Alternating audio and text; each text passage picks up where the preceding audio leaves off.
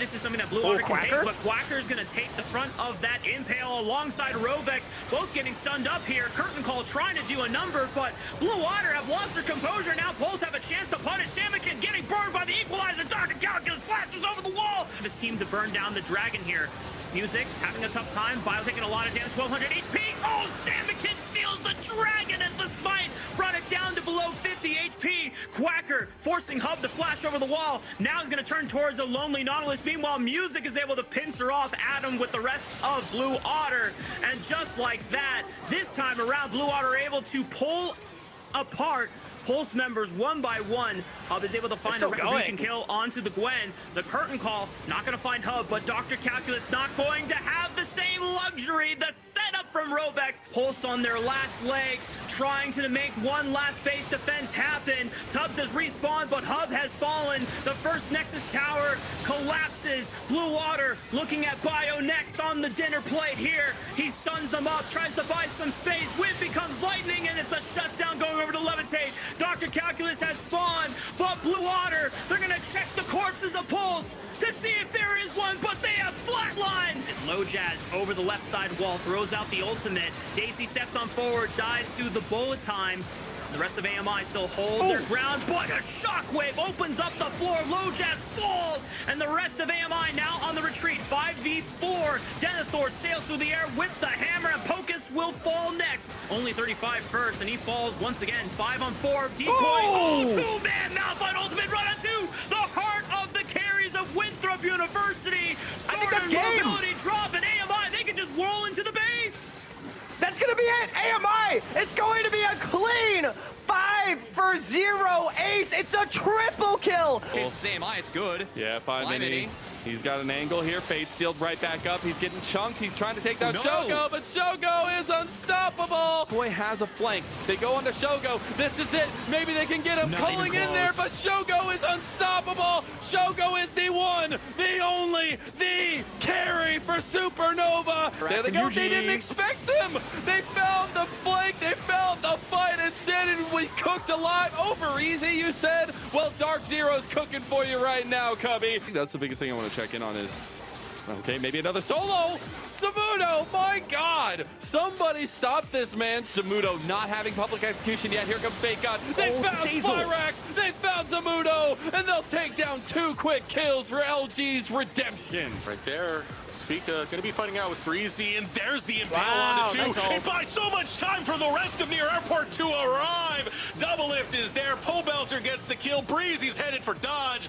Breezy, oh, hold on. Oh, here we go. Ray trying to get some chip damage in. The block's going to be found. Spica will survive, but Dardock's in a bad way. Looking for the wilting lullaby. 1-for-1 trade thus far. Pobelter on the back line looks for Crimson. Will blow him up in an instant. Now Breezy trying to be that front line tank. TF Blade goes back in with public execution. Finds nothing but his own demise. Mystic shots raining true, raining in, and Pobelter is fed to CCG. Will go golden one last time, and Array will claim that trophy. Double lift dives deep to try and make the 2v1. It's not enough.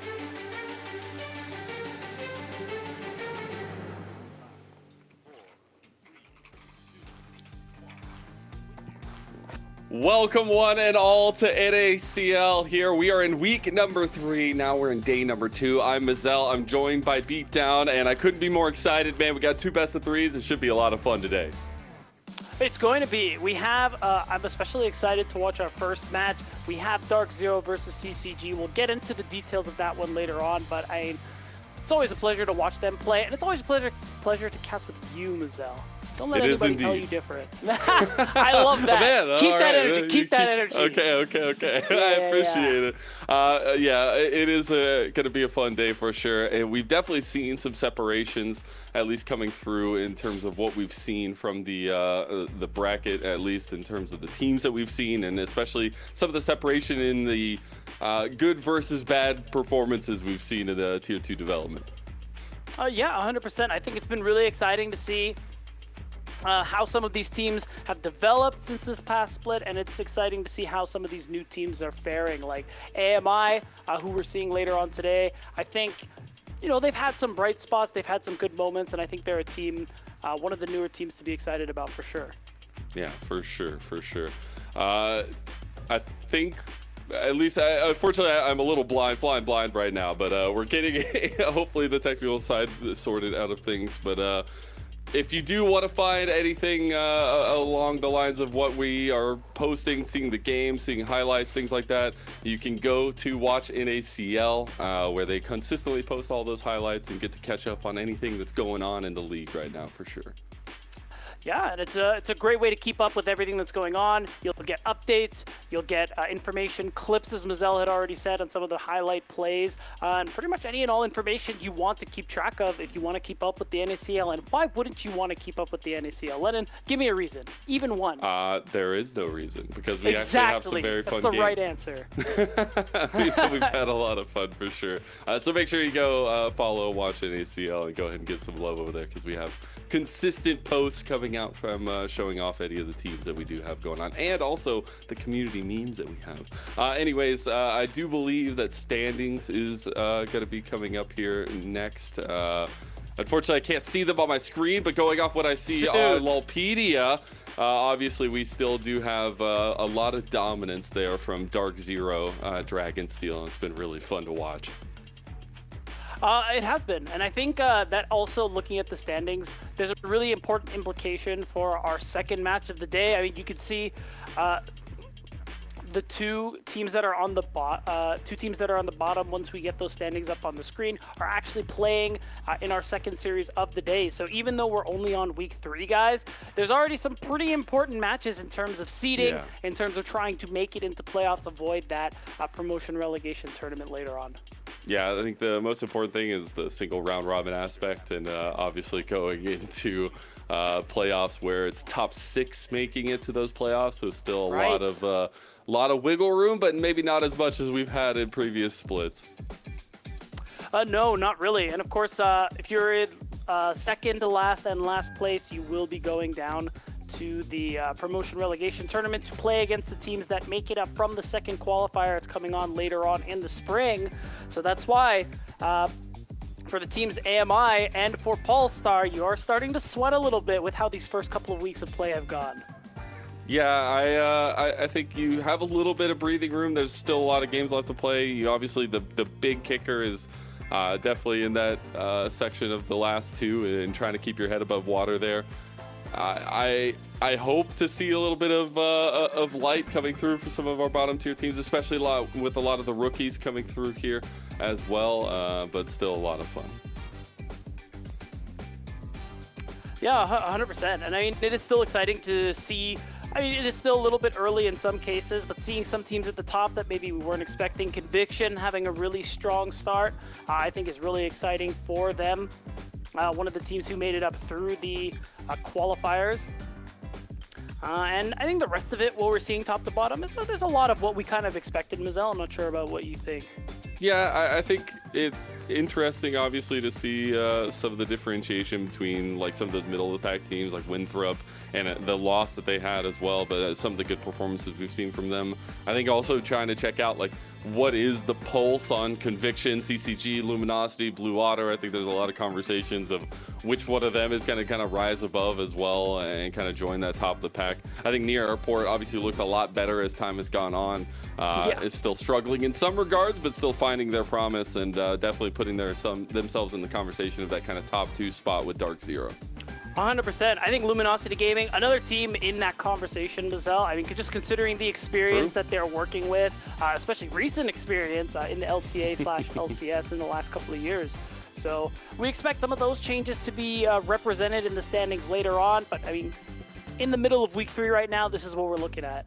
Yeah, exactly that. I love to see the little breakdown of the standings there, but we also have some games to get to today, and a lot of fun in that regard because we have a duality in the series. True. We have the perpetual dominance that Dark Zero Dragonsteel has fourth rod come through with in this first split of the NACL. We'll see if CCG can have anything to say in that regard. And then the battle of the rookies between Polestar and AMI. That one should be a lot of fun. A little bit wacky, but fun nonetheless. Yeah, and for our first series, like you said, Dark Zero Dragonsteel, very dominant team so far, even in matches where it seems even games where they have not so favorable drafts or more like even drafts and not so great positions, these players are just so individually skilled. They play so well together that they almost brute force with their mechanics a lot of these situations. And that's led to some of the wins they've gotten so far. And I mean, overall, I mean, these are our summer champs with the addition of Sajed, of course, with Scary Jerry moving up. So there's honestly a lot to be afraid of if you're every other team in this league. It's scary what they can do with the drafts, with the flexibility, but also the fact that they have just a hitman in the top lane in Zamoon, who has had some massive performances. This team, though, when we look at this roster, it has been a bit of a growth since that championship, and I think Dark Zero Dragonsteel still has a lot of growth to go, even though they're already looking so dominant. So that's why we beg the question to CCG, what can you do today in terms of the draft? What can you set yourself up for in terms of success to get them a good standing point on the Rift? Yeah, and I posed a similar question regarding CCG last week when Eric and I were covering their match against Near Airport. This is a team that, with some of the changes, have actually looked very competitive so far, even in their match against Near Airport. There was a world where I really did believe that they were going to get the win over those former LCS pros plus TF Blade. But they weren't quite able to get over the top. But I think matches like those are what the CCG roster have shown us to be able to prove that they can fight and go blow for blow with these teams on the top of the bracket. Obviously, some well-known names on this CCG team, but also some up-and-comers. Obviously, Crimson trying to make his run all the way to LTA himself. But I think the big standout, especially from their last series, was definitely Array, who has stepped in and had a massive influence on how this team wins. Yeah, I think another quick shout out to Aojun, who I think has had a pretty good rookie debut so far these last couple of weeks. But of course, a lot of the attention, as you mentioned, is in that bot lane. I think Array and Breezy overall are really good players we've always spoken highly of in this league. But also, I think they have an opportunity to be one of, if not the best bot lane in the league. I mean, so far, if we talk about laning phase with what we've seen so far, they've been winning a lot of these 2v2s. They've been getting these kills with or without jungle attention and finding a lot of these leads that CCG can't always turn into a win, but it's still impressive nonetheless. And that's the crucial part is, even though this is, in the long term, a spot for LTA at the end of summer, it's still developmental league, and we still have to see those kind of growth moments. And I think we have seen a lot of togetherness from the CCG roster, led by some of the veterancy on the team, obviously, but it's still going to be a heavy influence from Crimson and Aljun, the kind of new kids on the block, so to speak, if you will, and trying to find their influence on what makes this team tick. Yeah, 100%. And honestly, all of that to be said, they're facing off against Dark Zero. Again, you can make a very compelling argument that they are the best team in the league. A lot of people already believe it, myself included. So the fact is, those players have to step it up big time, and the opponents they have to step it up against are no joke. I will give Aojun props. I think he had some good moments and played overall well against the likes of Belter last week. But Spyrax is pretty damn good himself, so he's still going to have to work hard. He definitely, man, that was like a vintage Spyrax performance the last time around for Dark Zero. So yeah, we'll see what version we get today. But Spyrax is definitely out to make some reputation here in this first split of NACL in 2025. That being said, though, I think we've seen a lot of heart from this CCG team. I think even when you're looking on social media, like in their losses, it's still been something where they feel like it was close. They feel like they have a lot of opportunities, and absolutely, I'm just looking for that kind of step up, especially when you're up against a team like Dark Zero Dragonsteel. 100%. I mean, even the clips that we're looking at right now from this game, CCG were in a really strong position for a long time. They were cooking. It looked like there was an angle where they actually could win the game, but they had trouble closing things out. Doublelift even spoke of it in the interview in the post-match once NA took the victory. So it'll be exciting to see where this roster continues to grow towards, and it's going to be exciting to see how strong Dark Zero Dragonsteel can continue to be. I mean, this is a roster that's really fun to watch, not just the team play, top to bottom. The individual performances we've seen from these players in the last year or so has been something great to see. Yeah, I'm very curious because I feel this could be a temperature check for what obviously this is the only time we'll get this matchup until potentially getting into playoffs, so that is something else to keep in mind.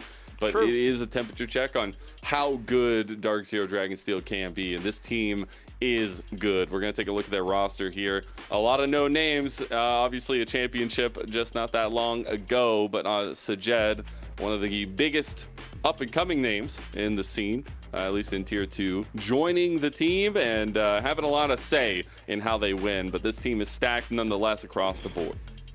The stack that doesn't even begin to describe it, especially when we look at Yuji in the jungle, the first and only back-to-back most valuable prospect here in the NACL, a player who not a single person who plays this league in the slightest expected to be here in NACL Split 1 2025. But you know what? In League of Legends, things happen, and Yuji finds himself here. And it's just a matter of time, in my opinion, before this guy moves up because, like, get him out of here. It was so funny. Clerky, whenever they were, I guess, deciding on the roster, he was just like, I can't believe you guys are going to let us just run this league with Yuji again. Thank you. Like, thank you guys for letting me keep on to this player who's just absolutely running things here. And it has been the fact that not only is he playing carry performances, he's also finding wins on the facilitation junglers, on unique picks for his own right. And it's just been, classic Yuji, buffed up by the fact that they have Super Saiyans in their solo lanes in Zamudo and Spyrax. Yeah, and I'm really glad you mentioned that too, because Spyrax and Yuji, when they were brought over to the roster, when they were competing as Maryville University, we already immediately had such high expectations, and it shows because those two players alone, they can play so many different styles, they can play so many different kinds of champions, and they've really opened up the possibilities in terms of how this roster can actually play the game, and that just continues to show here, even all the way into 2025.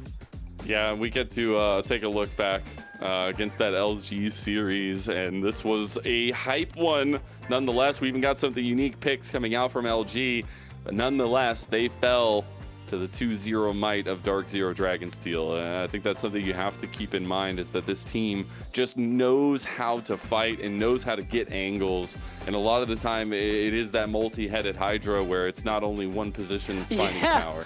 That's a great way. That's a great way to put it. You cut off one head and many other rear there. Well, heads. And we could talk about how great Dark Zero Dragonsteel is all day. We could talk about how amazing it is that, Brandon Sanderson has sponsored this roster. That's a me personal thing, but I still think it's amazing, and I'm glad that they got that partnership again.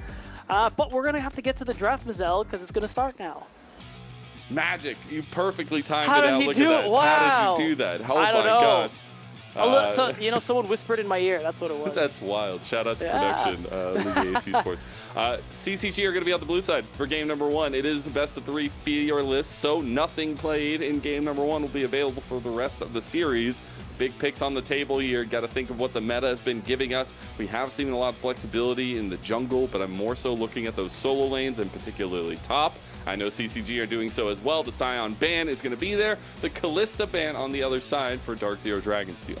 Yeah, and a quick thing worth noting too, we're still seeing Nefiri bans despite the nerfs that came through on this patch. She's still and good. Not just that, she was nerfed the second time in the mid-patch update alongside Yorick, who was banned 2 times since the there's a lot of nerf action going between Nefiri and Yorick, for good reasons, by the way. So I do think the power of Nefiri has gone down quite a bit. Still a very strong champion, but now very much beatable from what I've been reading.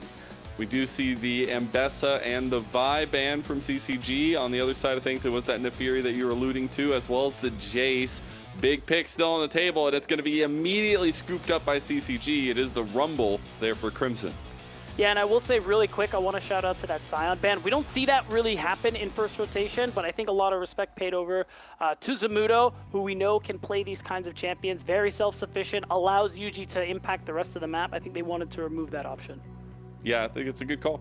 But the 1-2 punch there from Dark Zero Dragonsteel is going to be a Spyrax tried and true in the Rise, as well as the Lucian coming through for CCG.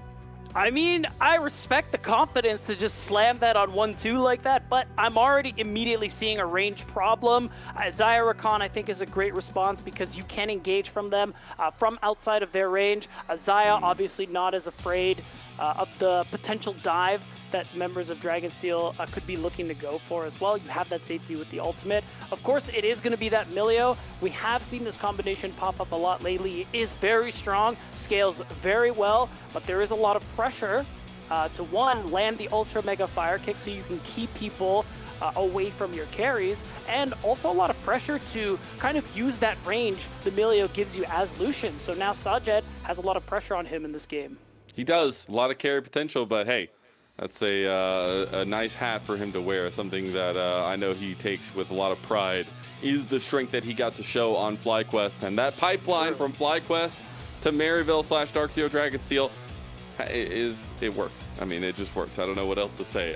We'll see if he can do so, if he can get that carry performance. I think against that Xayah Rakan can be a little bit difficult. But in the second phase, we get facilitation taken away by Dark Zero Dragonsteel as they take out the Maokai. It is going to be the Gwen ban already as well from CCG.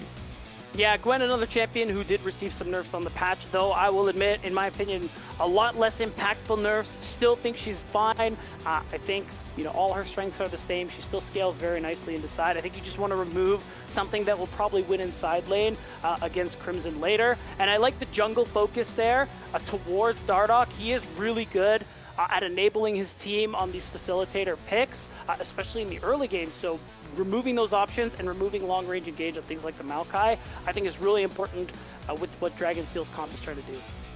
All right, well, it's going to be primary jungle focus, and that the next couple bans already, as the Skarner is going to be taken away, as well as the Xin. So really getting down in that jungle pool, a priority that we've seen so much of recently. See what exactly they want to go for, but that is the thing about Yuji, is it feels like he can play so many different avenues, so many different things. Yeah. I know Dardoch is a lot the same and takes a lot of confidence in how he can play the jungle matchup. So I think it's going to be super important to see what these two guys want to go with. Yeah, there's a couple of options. I was wondering if we were going to see the Poppy angle, but you know, there is a chance that the Pantheon is flexing and going towards the top lane, so we'll have to see what that happens. I think it's fine in either lane, and they want to kind of hold that possibility until that very last pick there. Gives Zamudo that little bit of extra information. See what exactly they want to go with here as a response. The Wukong was hovered on the side of Dark Zero Dragonsteel. It's locked in on the thing of CCG. It will also be the Talia to pair alongside it. So pretty lethal kind of solo lane combo with the Wukong. Yeah, I mean, the Talia makes it feel slightly a little more bad to play the Poppy, but I'm still really liking, because this comp Dragonsteel is working with is more of a sort of keep away from me composition. So I think between the Milio, having something like the Poppy with that steadfast presence would kind of be really nice. Is it? Okay. So it's going to be... mid. Rise top into the Rumble. Yep. Zamudo himself has played this in the past, and this is historically a really good matchup for the Rise. So I actually do like that pivot at the back end there for Dragonsteel. The Corki is nice too, because it does give them a little more range to work with. I think it pairs nicely with the Lucian Milio, because Milio can also offer Corki the Cozy Campfire, and they can both kind of go for these hit and run tactics that Milio allows you to do.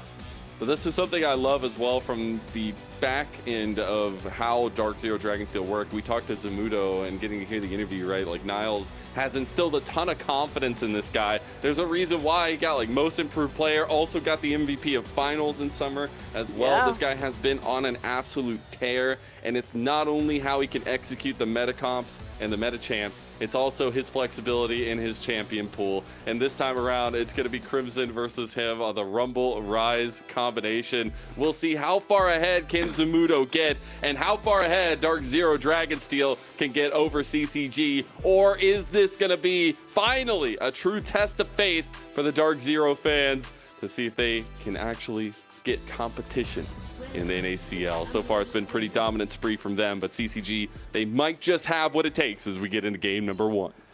Yeah, we'll have to see. I mean, looking at CCG's composition overall, we talked about Dardoch and being that good facilitator. Of course, he can play carries as well, but I think he facilitates really nicely for the CCG roster to top it all off. And on this comp, it's going to be a lot on him, Aojun, Breezy, to be able to make plays happen in this mid game. Because if I'm looking at Dark Zero Dragonsteel, it's scaling. They have ways to play the game early, especially with Pantheon. in He's the jungle. the bridge builder. Exactly. But Lucian Milio, Corki, Rise, these are just late game monstrosities, Mazel, and something that CCG is going to have to contend with if they don't put Dark Zero Dragonsteel down early. It is definitely something they have to kind of keep pace with, keep on top of. I do still go back to the conversation of that mid-jungle duo also being very strong between Dardoch and Aljun.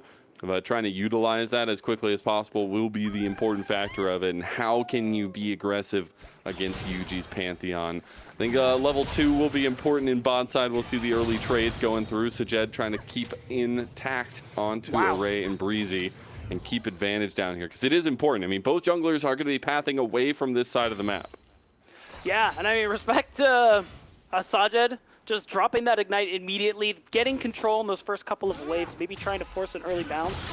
Seems to be what they're going for here, and already you're seeing the value of that Electrocute here. I think this matchup is another thing that's really exciting to me, just because Array and Breezy, players we know have been good for a long time. Even Zyko's been good for a little while, but Sajed being that bit of a newer player who's looked good since he joined the league last year is what I'm excited to see against a very experienced 2-2 player like Array. How is he going to perform? How are they both going to look?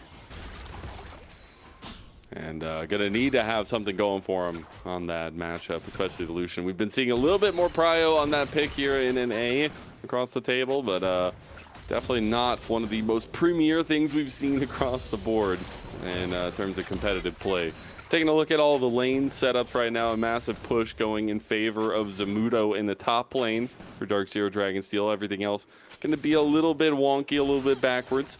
And it is going to be just a full, clear, no interaction so far from both junglers that we'll be getting to next.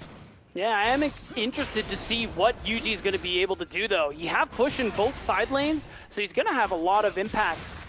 He can have a lot of impact, can put pressure on Dardoch if he really wants to. Dude, that KDA is just not fair, man. It's just not fair. 17.7 for UG is the reason why we talk so highly of this guy. He has been an absolute menace in the jungle for the last 2.5, 3 years, honestly, in ACL, across multiple different teams. And now here he is again. Definitely one of our hottest prospects we've seen in recent history for this Tier 2 developmental scene. Now, Dardoch will be pushed out of that Scuttle Crab take, and UG will end up winning that first little tussle. Spyrax was leaning his way as well with Aljun putting up pressure, but it will be Dardoch who's having to slink away to the bot side crab, but UG ain't gonna let him have it that easy, is he? Yeah, you have bot prio. You absolutely do not let this man breathe. Use it, and that's why I like the move from UG. Instead of recalling, instead of trading, I mean, Dardoch just has to respect the fact that, you know what, I don't have the prio for this. I'm just gonna back, I'm gonna spend what gold I have and call it a day. So he'll be back on the map a little faster, but UG is gonna have a nicer buy. And yeah, it's going to be tough. I feel like any time that a Pantheon's getting ahead in the jungle, you can just be so proactive. We've seen Pantheons be able to just kind of be everywhere at once. I think the Wukong can have a lot of skirmishing prowess there, especially in the like level 3 to 6 range. I want to see if Dardoch is willing to go for that, or if it's just going to be a farm central. We do have Dragon coming up in about 20 seconds, about 1 minute and 20 seconds for that grub spawn. And which side do you think is going to prioritize those dragons earlier, if at all? I mean, I'm not really seeing any preparation for a recall, because I'm wondering if it is going to be that grub focus. I don't think you care much about Dragon if you're Dragon's Dark Zero Dragonsteel's team composition. So I think that's why we're seeing UG path away. Maybe we'll see Sajed and Zyko go try and push this next wave and go for a lane swap. Or maybe they'll just leave it as it is, and maybe UG will just use this early power that he may have gotten for himself to go for a fight that way. He's playing pretty aggressive on that angle too. Is willing to see if they would go for a trade and get some damage back. Obviously, all summoner spells still available down there, but it does look like we might get that readaptation coming through. Array is going to start that back initially. Going to get the quick back with Breezy. It got stopped in the end. As we see in the mini-map, Spyrax and Aljun going at it in mid lane, both having level 6s available to them now. So a little bit more prowess there, but unfortunately for CCG, they weren't able to get that back play off on bot side. They'll have to stick in the 2v2. So maybe this grub situation could be a little bit more dicey for both sides.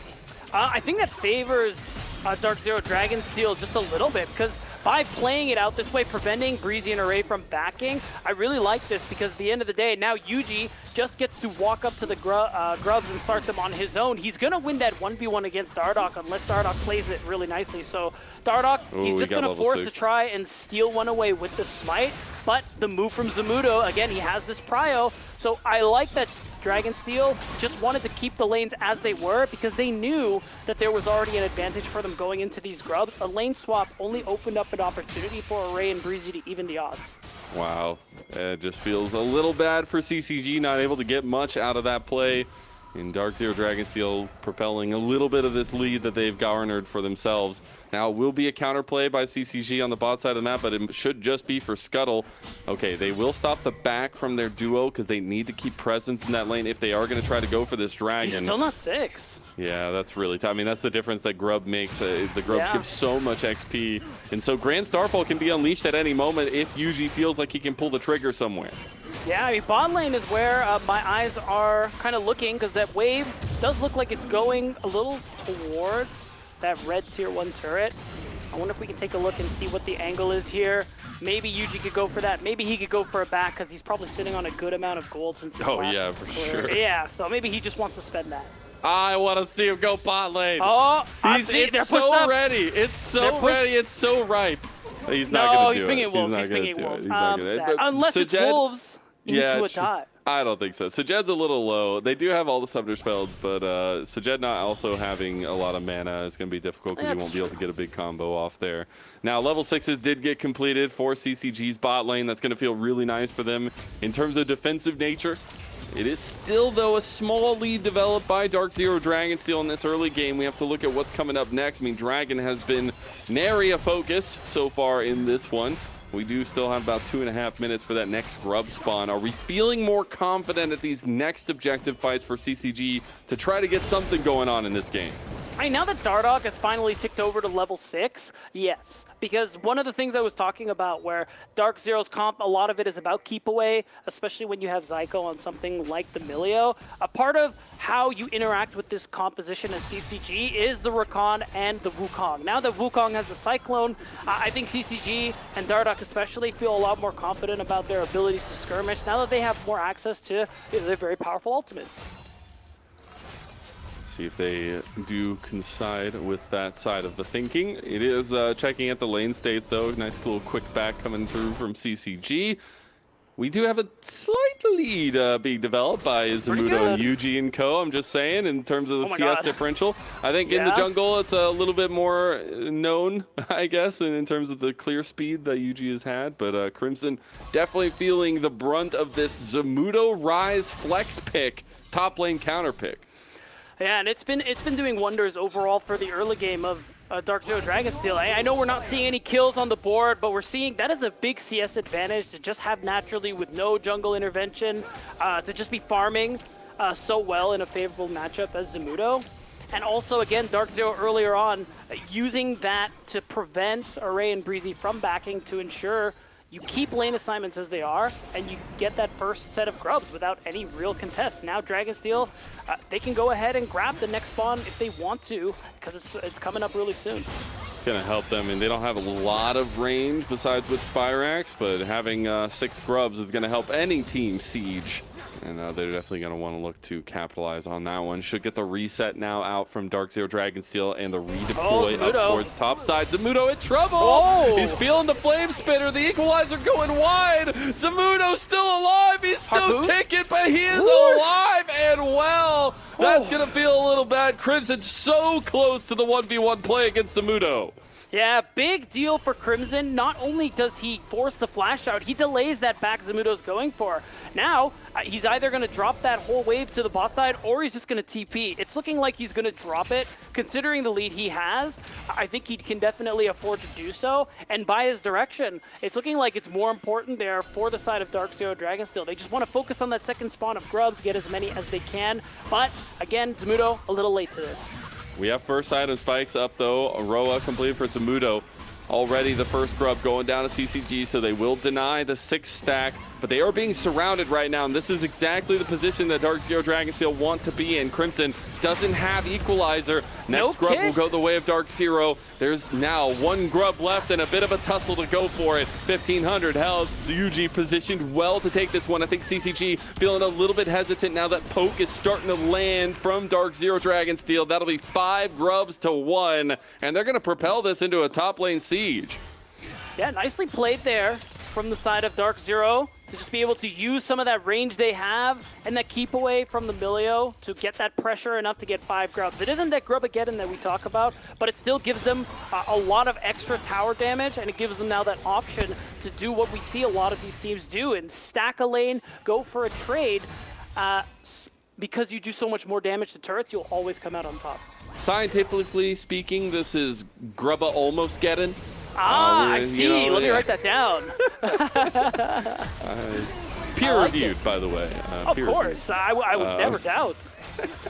We do see that top lane lead being developed into something for Dark Zero Dragonsteel. They are about 1,000 gold up early into this game, but if we go back to the expectations, it is Dark Zero Dragonsteel that should win this game, should take this series, and we were begging the question, what can be the possibilities for CCG? What can we see this team do? A team that has been a little bit rambunctious in terms of what we've seen from them. I mean, obviously the 2-0 start for against Supernova, but then almost edging out a victory over near Airport as well.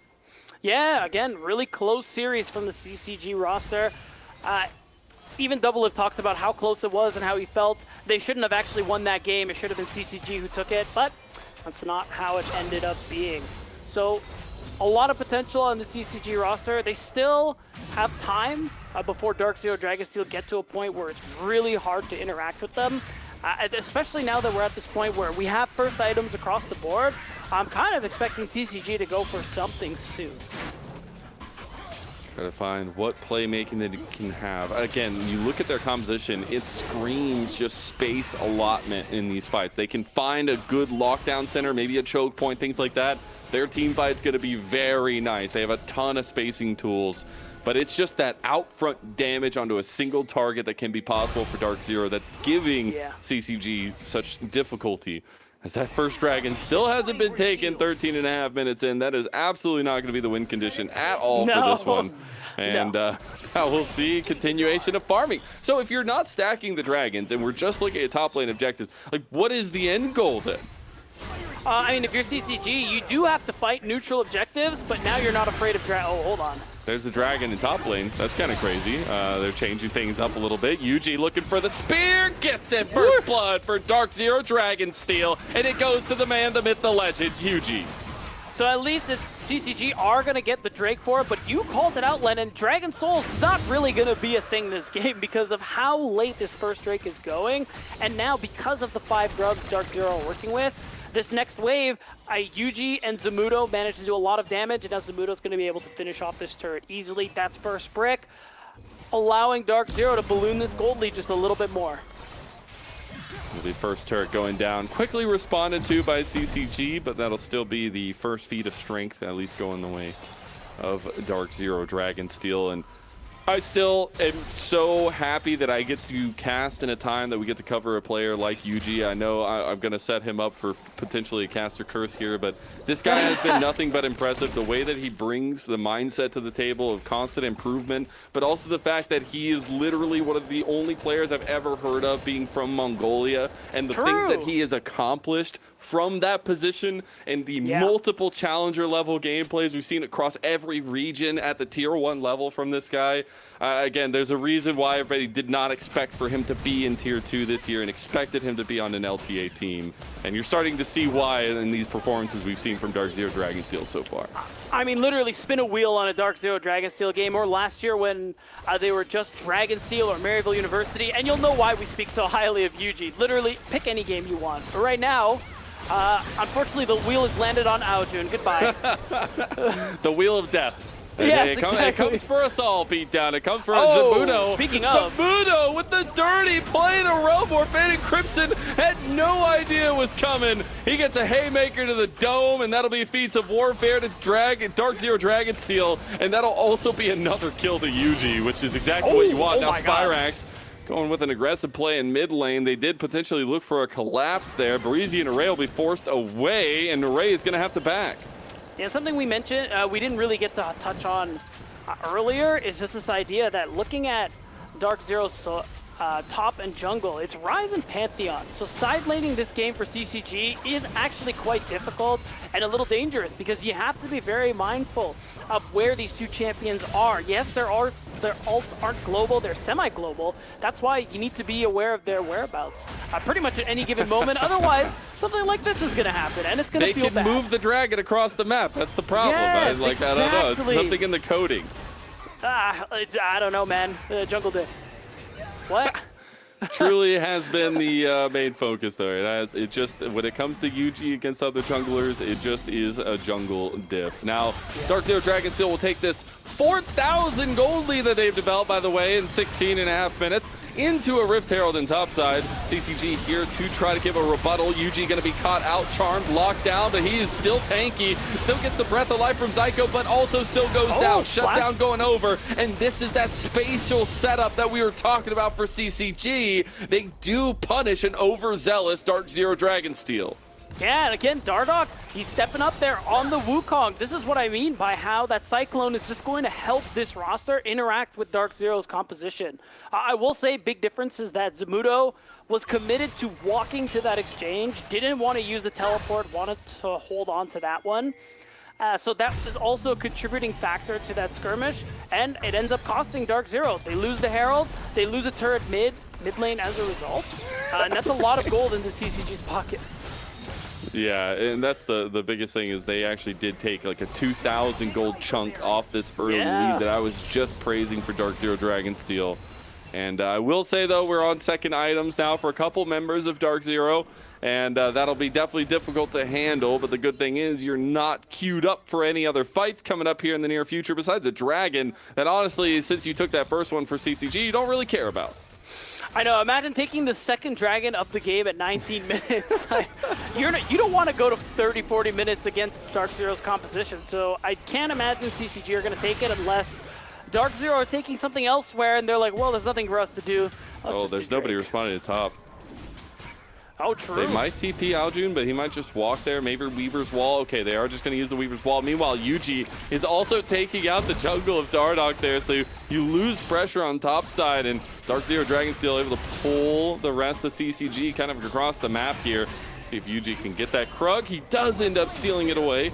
And the rest of Dark Zero Dragonsteel moving down towards this bot side and trying to take yet another turret for themselves.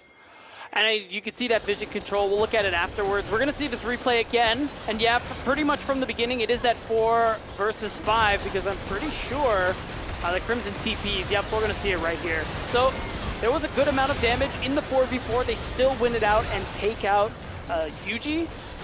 But afterwards, he flashes in, gets the Cyclone out. There is some damage from Crimson with the Equalizer. And that's what got them the Rift Herald that they're still holding on to. Indeed, and that's what I'm wondering where they're going to use next and how they're going to put pressure with it. Still the top lane turret to take. Oh, it's going to be popped immediately there. As Zamudo has come in, Dardoch is just going to go into the Rift Herald to save himself. He goes into the wall, into the knock-up onto Yuji. Yuji's in trouble, but Dardoch even more so. He gets taken down, double flashes. Look at that synchronicity. It's like we're watching water aerobics here, and Dark Zero Dragonsteel just started a team for it. They take down Breezy almost, as he's just a smidgen of help, but Aljun and Dardoch paid the ultimate price, and another lead of 4,000 developed by Dark Zero Dragonsteel. And look at that timing. Otacon has spawned. I can't imagine you're actually going to go for it this early, but Dark Zero Dragonsteel, they're in such a strong position. This is one of those moments, Mazel, where you can kind of do whatever you want as a team. Dark Zero are running the Rift. They've been just outplaying CCG all across the map, and we're going to see this fight again. Just imagine da-da-da-da-da. Just see the dancing someone coming edit that, through please. for That's Dark so funny. Zero Dragonsteel. The double flash from Yuji and Zamudo got me, man. That's just so good. I love stuff like that. It's so funny. It's like, kill this guy. Illegal. He's not allowed. Yeah, he can't be here. This is unacceptable. And you even get the flash out of Breezy too, which makes it a little harder for him to try and set up an engage later on. There is no quickness flash W combo available until the summoner spell comes up. Well, we do have another dragon started up, this time by Dark Zero Dragon Steel. Even up the dragon score, 21 minutes in. Let's go, baby. See if they can get to that ultimate price of the soul, as it will be a Hextech soul. Pretty actually valuable for both sides of things. But we are on second items here for everybody, at least in the majority, for both sides. Does that bring an uptick of pressure, an uptick of team fight ability for CCG here? It is definitely meaningful that Array and Aojun hit those second items. It just kind of depends on how they get to interact with these fights. The last couple fights we've seen, they haven't been able to do a whole lot. But if they're actually able to get the damage down, Array stacks feathers, gets a big recall, gets a lot of that CC damage down, then we can see some value come out of the item that he just purchased. But for the moment, it doesn't feel like these fights are going to allow that to happen, Zell. They're CCG in a really difficult position. And Zamuda's about to make 2 rods into a nice fancy hat here pretty soon. 3 items, yeah. Yeah, that's going to be very, very hard to deal with. Rise getting that scaling factor, but also the slow undercurrent of what has been some massive CS differentials developed by Dark Zero Dragon Steel, propelling what was that like 3.5, 4K lead into an extra 1,000 gold here, almost 5,000 up 22 minutes in. We're starting to see some of this CS differential run away, but maybe this is the play that CCG can find. Nice Weaver's Wall going to be flashed out by Zyko. Sajed in trouble now, but turning on to Otter. He was by himself, and Sajed ends up gutting him down. Spyrax was looking for a flank pincer maneuver, but don't end up pulling the trigger on that one. They could just go for the Atacon here. Gotta respect it. No fear from Sajed. He doesn't need to E over that wall. He knows his team is there. He knows he's safe. He's just going to start laying in damage, set up his team for this neutral objective. CCG, they don't want to let this one go. There will be a lot of experience they're giving away, but the thing is, Lennon, it's not up to them. Don't die for it. Breezy, he's gone. And Samudo just has a hit list, and Breezy's name was at the top of it there. Another objective going the way of Dark Zero Dragon Steel. Get the flowers. Yeah, no, it's not the flowers. Oh, it's the GA. voracious. Oh, Let's okay. go with the GA. Honestly, oh, God. That's terrifying.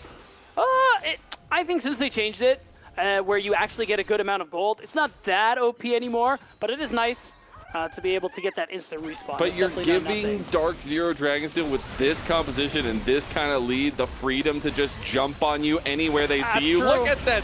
You're letting the dog off the leash, and Dark Zero are just looking hungry here. I mean, it's going to be a quick kill of the turret in top side. Tier 2 gold going their way. They got now over a 7,000 gold lead, and we're going to take a look at this opposite play by CCG.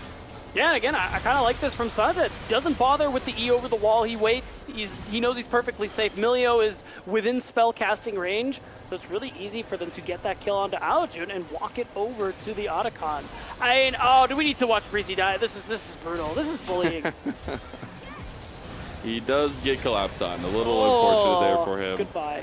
Insta-death by Zamudo and Spyrax combo. Meanwhile, we're looking at the picture-in-picture here. More pushing out of pressure by Dark Zero Dragon Steel into the enemy jungle. And I don't think that the Rift belongs to CCG anymore. Nope. Crimson, this wave doesn't belong to you either. And he learned his lesson there, but hold on. But they have the GA, so it'll be fine. Exactly. So he's back. And he has the ult. So he could be back even sooner than you think. And they have the Hex Gates. So realistically, he could be back fighting with them very, very shortly if he wanted to. Exactly. This dragon, disturbingly fast, Lennon. Don't underestimate it. Don't underestimate it. He is looking like he wants to set up for something there. We did end up getting that Rabadon's completed for Zamudo as well. So the guy will be pumping in the side lane. Still have these Atacon GAs going down right now, and should end up getting a little bit of setup here, at least here soon for them. I thought it was going to go down right then. It should be very soon.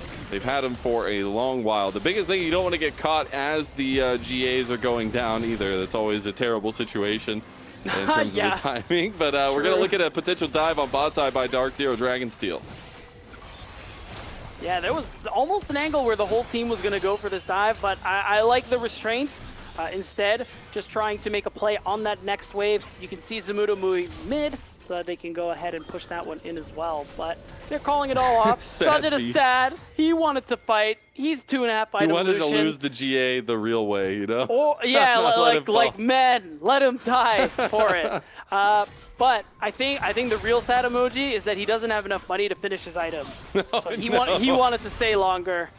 That's my guess. I think he'll have it soon. Taking stock of this performance, though, I mean, this is right up the alley that we were setting up for Dark Zero Dragonsteel. I mean, they are on their P's and Q's, and they are finding the execution we asked of them to kind of keep themselves above the rest of the pack here in NACL. This is the team to beat. This is the returning champions, and they might have a different ADC, but if you remember from Sajed's time on FlyQuest, he was one of the most dominant ADs we've seen in the league. So it's a match made in heaven, and apparently it's just working out. I think he's filling the shoes of Scary Jerry quite nicely on this roster. And he's been playing really well, just continuing off some of those great performances we saw from him in his first year in the NACL in 2024. Now, Dark Zero Dragonsteel overall, they just continue to be a force to be reckoned with. This game one, they've just dismantled CCG. CCG, what have they gotten so far? 1 kill, 1 dragon, and one grub. Woo, and 2 turrets. True, and 2 turrets. There you go. Something higher than 1. That's got to feel good. But otherwise, I think Dark Zero Dragonsteel have just been running over them at every level of this game, every stage. I love a little bit of the things that we glean off of the interviews we get with players, and especially when we were talking with Zamudo last time around. It was very curious to me because we all know Scary Jerry is a very vocal player in game, right? It's true. But we didn't realize how much it's going to impact that next iteration of this roster once he's gone. And Zamudo talked a little bit about it and saying Niall's kind of giving him a little bit more of that leadership role, of that shot calling role. But this team needs direction, and it does seem like they haven't skipped a beat in that regard. It seems like we're seeing a lot of cohesive decision making from Dark Zero Dragonsteel. You take these nameplates off. You take away the date, you take away like any information about which split, which season this is. I'd be like, yeah, this is them last split. Yeah, what do you mean? It's the same, exactly the same. I don't know what you're talking about. Yeah, they're just as good. Literally no fall off. Yeah, except I'm pretty sure Scary Jerry played at least 1 Lucian game last year. Oh. Okay, maybe another catch out. Maybe this is it. He doesn't have the Atacon GA this time. They're going all in on the Yuji. They get the quickness, they get the grand entrance, they get everything, and Alchud will take him down. A massive play from CCG and a chunk back into that deficit that they have developed. Yeah, nice setup. Do we have another play on our hands? Oh, he's out of there. Sorry, Crimson. Slows no count. Zamudo, apparently in no danger whatsoever. Dude, I mean, his rise is like on the level of Spyrax at this point. He's level 18.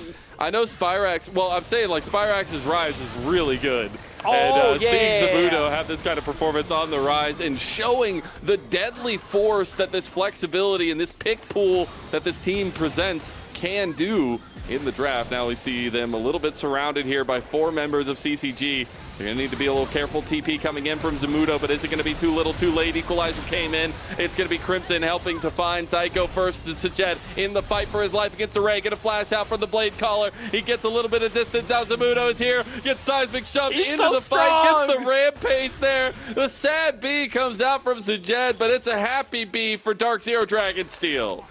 It sure is.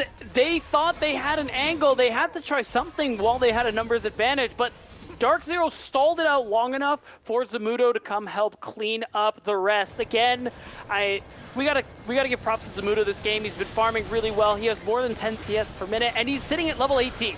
He's way ahead of everyone else in experience. And watch this fight that kind of shows up after. Dark Zero Dragonsteel, they stall it out. They're trying to kite as best they can until this Rise can show up. And even though they do go down, watch what he does after. He helps clean it up just fine. Yeah, a little bit of separation from the 2 carries there in that, and Psycho getting caught a little bit in the middle, but really good extension. Really good flash from Zamudo to make sure he can get into range there. Wasn't able to clean any more up, but you definitely know if he was a little bit further up, he could have there. We take a look back at the map state, though. Still about a 7,000 lead for Dark Zero Dragonsteel. We talked about the scaling in their composition. They're on 3 or 3.5 items for almost everybody. So they could force the hand and start up this Barret or go try to catch out Breezy, who is behind enemy lives right now. They made a movie about this, but I don't think it's going to go the same way. Saving Private Breezy is not going to work. And unstoppable goes Zamudo. And no recon means easy Baron take, and it's looking like CCG might just let that happen. Oh no, they want to try and do something. even with the numbers disadvantage, they know this Baron's the end.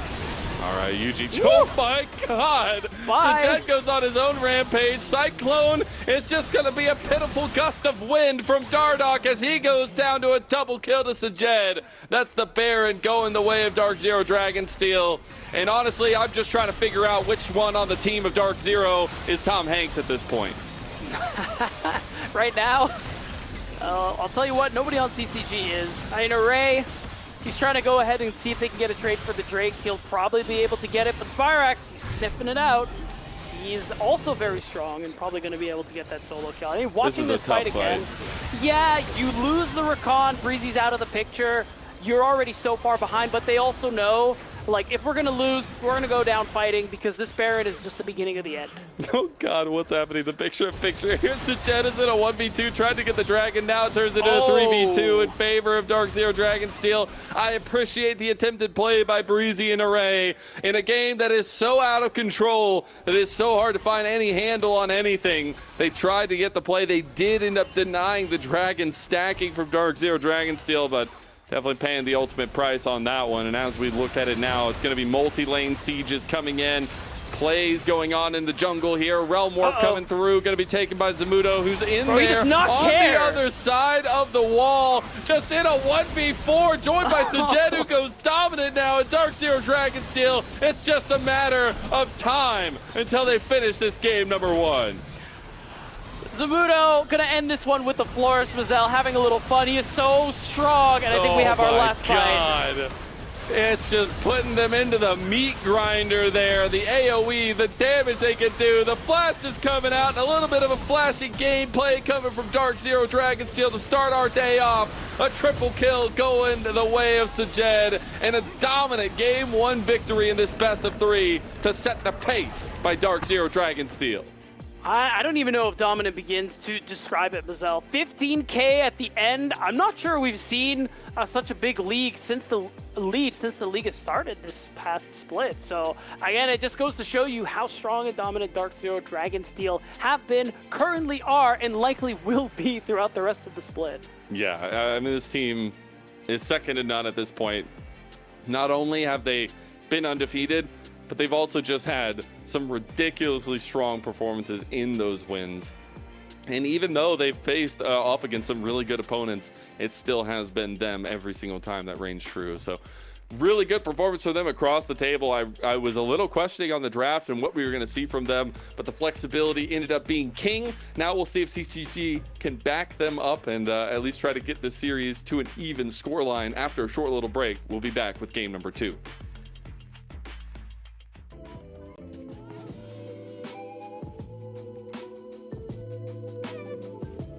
I would say, I guess, our team, I think we're all individually good in a way, and I would say they're better than the other players. And I would also do the champ pool. I think we have more champ pool than some of the other teams in the league. And I guess we're also in a college, and we're also like living all together at a place. So I think we are very close to each other in a way than, you know, just sitting online and talking to other people. We can actually like hang out and meet. I guess that would be it. Expectation-wise, I think you can expect us to be at least like top 2 and top 1. I think if we don't make it to finals, I think it would be, I guess, bad split for us.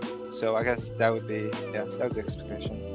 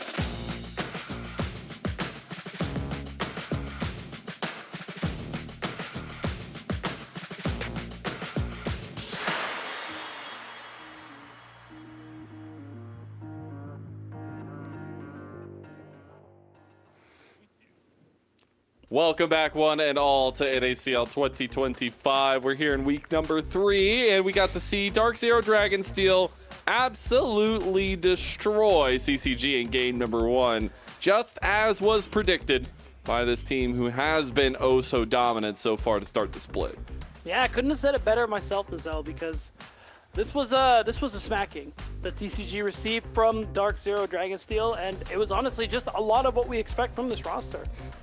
I like the draft that they started out with early on. I like how they played out the early game too. It feels like watching a team get smothered. Genuinely, it took so long for CCG to be able to get a successful play of their own, and those plays were so few and far between because of the fact that Dark Zero scaled, and they just team fought better. Yeah, it all started off with that early kill on top side by Yuji, getting that big grand starfall once he hit level 6, and then it was just kind of the snowball from there. There was a consistent lead in the top side and in jungle in terms of CS, and it fluctuated a couple times. I think Dark Zero were definitely playing a little bit overzealous at some points, getting caught out a little bit, specifically Yuji. A little bit. But you can do that when you have this style of composition and when you are Dark Zero Dragonsteel, and especially with the performances we saw to follow that up as well. So it was like a consistent lead for a while. It was like 4,000 something, then they bumped it up to 7,000, then it went over 10,000, and it was history from there. Yeah, we ended at 15K ahead, which I'll have to double check, but I'm pretty sure that hasn't God, happened yet Electrocute so far looks this fun, split. man. Dude, it's so interactable and playable, Nazelle, I promise. Like, I'm don't gonna have worry. to try this check. Thank you, Sajed. I'm glad the Lucian priority is coming back. This one was dicey, but they executed it very well on the back end. It was probably the closest fight CCG had towards the end of this one. And I think if you're gonna take away something from CCG's side of things, it's to be a little bit more proactive in terms of using that compositional strength. I don't know if you're gonna be able to match this Dark Zero team in a scaling 5-on-5 fight. Definitely not. I will say, Dardoch had his work cut out for him because he had 2 lanes that were pretty ungankable. I mean, you look bot side, Lucian Milio, I mean, if they press their buttons correctly, you're never touching them. You look at mid lane, Corki, same thing. The only real angle he could have had was top lane, but I think Zamudo played out the lane nicely enough that he was rarely in that much danger. And I think the game just got away from CCG before they even realized it. And they got to a point where even though they still had some scaling tools, and they were just out team fought tremendously by Dark Zero.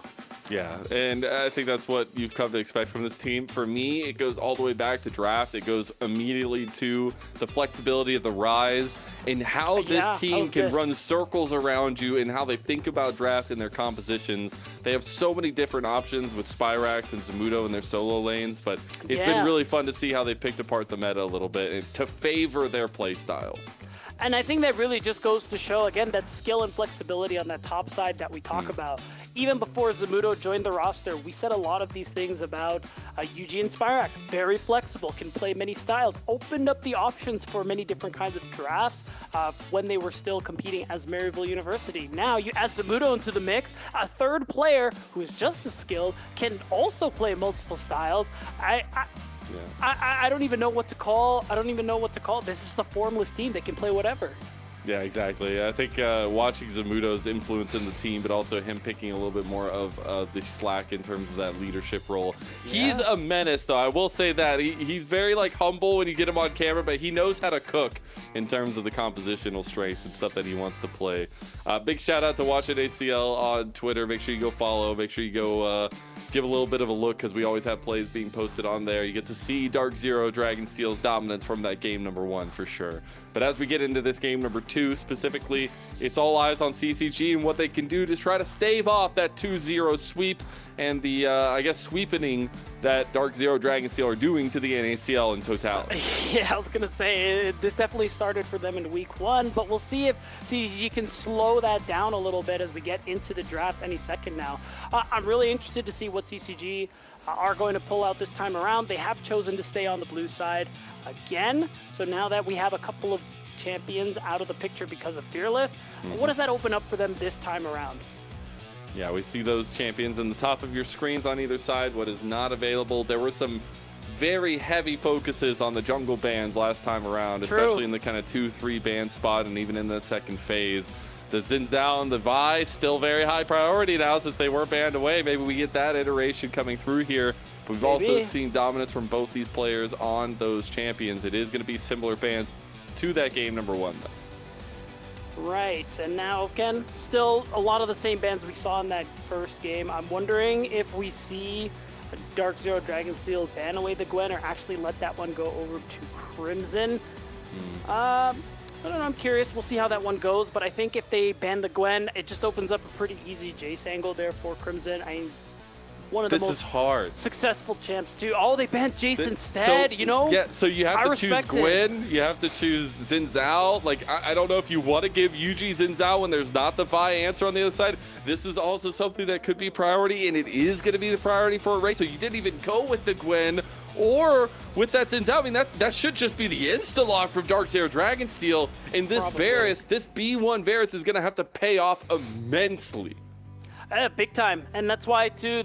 Like you said, the Gwen is going to be an immediate answer there. I'm sure both Yuji and Zamudo are capable of playing it, so they do maintain some of that flexibility we've seen in past drafts. And ooh, it's the MF. Okay. Yeah, I mean, this you was want to banned go. Away. You want to go lane dominant for lane dominant there, so you do have that option depending on that support matchup to be able to get yourself a favorable lane state. I'm expecting Dark Zero to basically push that support pick as far back as they can. So this is where I'm wondering if Yuji's cooking up some kind of answer into this Xin Zhao tech, but it is going to be the double spinning bros here with the Xin Zhao and the Jax. Insta-lock of the potential Yuji Poppy here. Yeah, I it's probably going to be Yuji, but again, it's another situation where kind of either side can play it. But I'm liking Poppy Jungle a little better in the situation, and honestly just in general these days. So I'm expecting that to go into Yuji's hands, and it's just great. You see two champs that immediately get owned by Poppy. He's like, all right, thanks, man. I don't even have to think about this. I am interested, though, the Jax into the Gwen, still looking to have some presence in the side lane there. Yeah. So something that they can take advantage of, definitely putting a little bit more resources in the Crimson basket here. It is going to be in the second phase, though, some particular bans. The Rel taking away some of that engage potential against Dark Zero Dragonsteel. It is also the Hwei ban by DZ to take away that mid lane flexibility, too. Yeah, I like it. I mean, Hwei Varus is a great combo. You don't want to let that one go through, especially having that double range poke is really hard to deal with. Yeah, not just Algin, Samikin as well. Many of our mids. Getting rid of Syndra makes sense too, because that would be a great way to create space from the kind of engaged Dragonsteel they're showing so far. So now Algin gets to dig a little bit deeper, especially since his very good Talia is out of the picture. The respect of the Azir band towards the Emperor of Shurima himself and Spyrax. The guy is absolutely insane on the pick, but he's also insane on this one. The Victor is going to be the lock-in, so sustained damage and a lot of scaling to match that MF so far. It's not fun. Play the Vygar. That's a funny champ. I never get to see it. Like, why would they tease us like that? Never. To what you said, though, Victor has popped up a lot, is very strong. Pretty safe lane, scale very nice. What more could you really ask for? Aurora. Okay. So they say you want to have a safe lane? No. A lot of mobility there between the mid-jungle duo right now and Dardoch and Algin. Yeah. A connection that's going to have to be there if they want to try to find some promise against Yuji and Spyrax on this setup here. I expect Yuji to be very active on the Poppy. We were even looking at some of the clips of Dark Zero Dragonsteel, and one of them was that Poppy performance where he went had 11 assists or something like that by the end of the game. It was actually insane. The final piece of the puzzle for CCG in their attempt to crack this Dark Zero Dragonsteel roster is the Nautilus. So they're going to have a lot of CC lockdown, a lot of target selection bias to them, and having a lot of strength in that regard. We'll see what Dark Zero's Dragonsteel's final pick will be themselves. Yeah, I mean, Alistar, Braum, I think are both pretty good in this context. That Zyko's just going to opt for the Alistar. I think he plays the champ really nicely. And considering there's a good amount of burst damage on the side of CCG, that unbreakable will, that damage reduction, I think is going to do him a lot more nicely so that he can get involved in these fights for the long haul. So how are we feel about the compositional changes coming through from CCG? Definitely a lot more leaning into that team fight aspect, that kind of 5-on-5 nature, and saying we want to try to take that style into Dark Zero Dragonsteel. It's bold, but do we feel like it's going to work? I'm trying to think. I think team fighting, I actually kind of like CCG chances a little more. Where I'm going to favor Dragonsteel is more in side lane, especially the Gwen. I think even though that Gwen-Jax matchup kind of back and forth, I think Gwen scales a little more and will be stronger. So in the 5v5, I think that's what CCG need to work. All right, we're getting into game 2 of the day. Will Dark Zero Dragonsteel make quick work of CCG, or will we get to go to 3 games between these two teams? It has been a dominant spree by DZ, and they look to continue that to go 3-0 to start the split. Now it is all eyes on these early games, this early path from Dardoch and Yuji, because I expect those to be the 2 pivotal points that we see action first and foremost for both teams. Yeah, and one thing I want to add to CCG, I do like their comp's ability to teamfight, especially with Array going for the on-hit forest, a lot of DPS available. But there is that potential for Yuji, use that Keeper's Verdict to change that numbers dynamic, to get his team an advantage, knock away Dardoch for a smite. Yuji has a lot of opportunity to have a big impact these fights. And we're also just going back to the tried and true nature of Dark Zero Dragonsteel and going with picks that they feel confident and comfortable with. Starting to become a little bit of a Yuji special here in the consistency we're seeing the Poppy from him. It's also, for me, about how Poppy navigates the early map a lot and how much influence you can have on this pick. I do expect there to be a little bit of difference. I also want to maybe talk about the elephant in the room in the fact that Zamudo just absolutely destroyed that last game, and not only in the 1v1, but afterwards. I think it's a little bit of a different take this time around on the Gwen versus Jax matchup, but I'm now looking at Crimson to say, you know, you have this Jax, you can find a lot of side lane pressure. Can you step up to Zamudo, who is starting to run away as probably the best top laner in the league? Yeah, and the question right now, too, with this is that I think Crimson, overall, once he gets some levels, is going to have an easier time in lane. So I'm hoping to see him use that advantage as well, especially he's running the grass while Zamudo is running the Conqueror.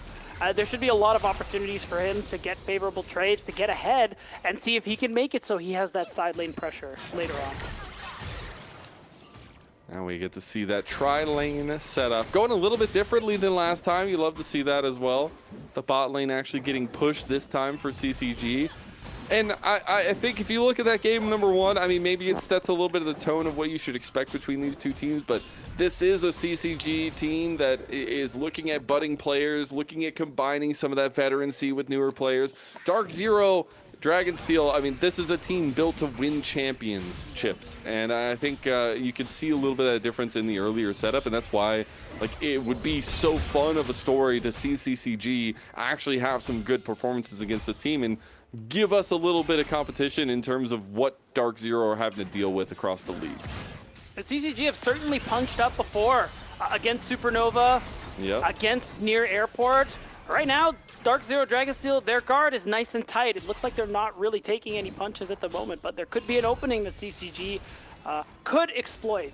And that is kind of the hope for this game, Lennon. I'm with you. We are going to see the culmination of the pass up towards top side by both junglers. See if we get any early action there. Breezy was maybe looking for an angle on a Sajet, but that doesn't actually go for that dredge line focus. Last time, Yuji won the Scuttle Crab kerfuffle. This time, let's see if Dardoch can win it. He's going to wait in the bush, does end up getting a little bit of preemptive damage. He gets the Scuttle. Dardoch winning this one now. You're going to beg and wish that you didn't give over the Xin Zhao. Going to use that phase rush combo to get himself out. Zamudo going to go all in on Crimson, but Yuji dies the first blood to Dardoch. And that's the jungle diff. You want to see if CCG is going to have a chance. Yeah, nice play there from Dardoch to sit in the bush, wait and see if Yuji uses some of his spells. The fact that he used the Poppy E, you just know 100% Dardoch's going to feel good about winning that fight. So Yuji doesn't use the flash because he knows it's over. I like that restraint, but now there is that bit of an advantage here. Dardoch, who's been such a big facilitator and playmaker for the CCG roster, he's got first blood. I'm looking back at the draft. I hate to be like a harper on it, but you had the opportunity for, as Dark Zero Dragonsteel, to take the Gwen Xin Zhao 1-2, and they did not. They went for the misfortune. See if it ends up paying out for them, or if Dardoch's going to be very happy that they let that one through.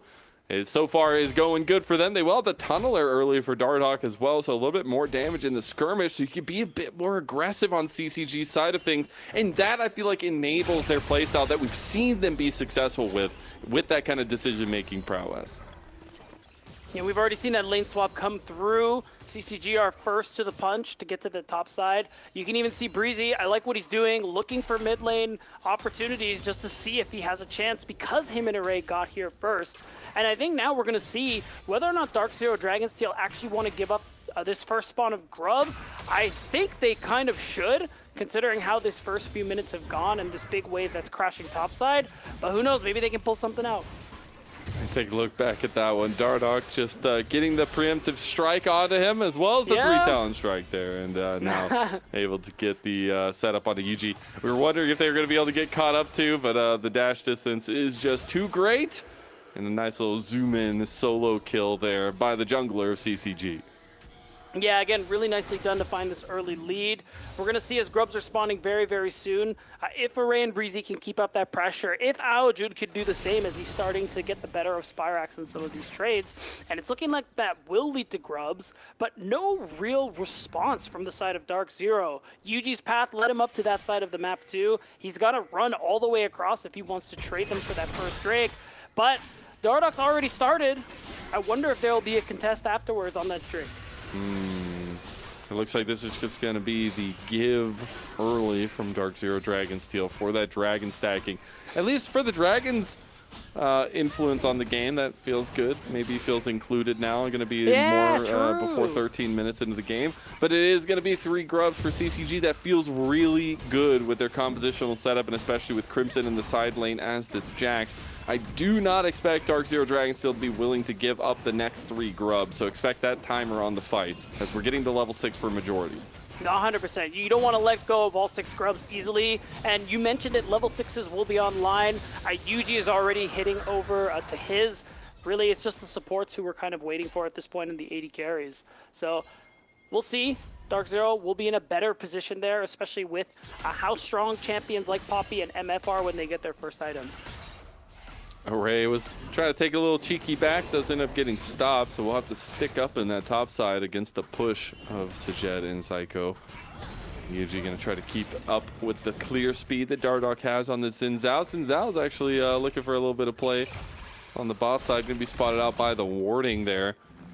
And I think this map state is definitely leaning in the favor of CCG. You love to see this difference in performance. I mean, they are keeping their heads above water very much so more comparatively to that last game we saw.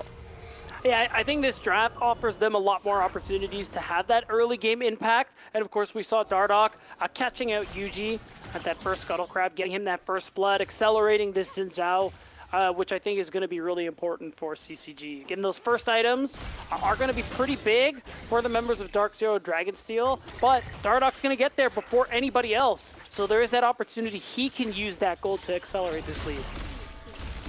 Gonna try to get it before the next objectives come up. Should be able to make it to that point. We'll see. We'll keep track of it as well. Probably. But that'll be an important factor. Now in the 2v2 and bot side, level 6 has got hit. The piercing arrow gonna go into Sajed, but Array did get half his health chunked there by the bullet time. Will be nice trades, but also meaning that these ultimates will be down for just a little bit longer. No summoner spells had been burned down there, so good reservation in that regard.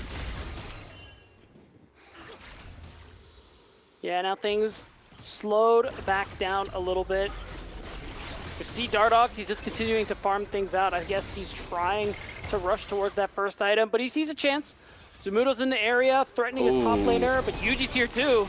Grandmaster's challenge there as well. Crimson gonna flash out of the needlework. The 4th one isn't gonna be enough to take it down. Yuji feeling a lot more confident in this fight against Dardoch now that he's gotten a little bit for himself. Spyrax with the roam, and the combo comes up clutch yet again. Yuji and Spyrax are a duo made of stardust, it feels like. Just the dreams that you'd have between these two. It is so nice to see them execute.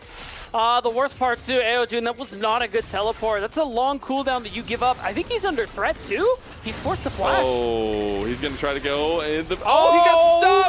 The steadfast presence, and you stand correct in front of Yuji. Another kill goes the way of Spyrax. That'll be a 2 for early. And I am putting the same face up, Zyko. It is looking like a Dark Zero diff again. Oh, Aojun, tough scenes for one of our new rookies in the mid lane here at NACL. First, he uses the teleport, not ideal circumstances, and Yuji and Spyrax do a great job catching him out. So now, this Aurora is set in a bit of a difficult position. He's already down a couple waves of CS. Spyrax is 2-0, and he's already stacking that Rod of Ages. Yeah.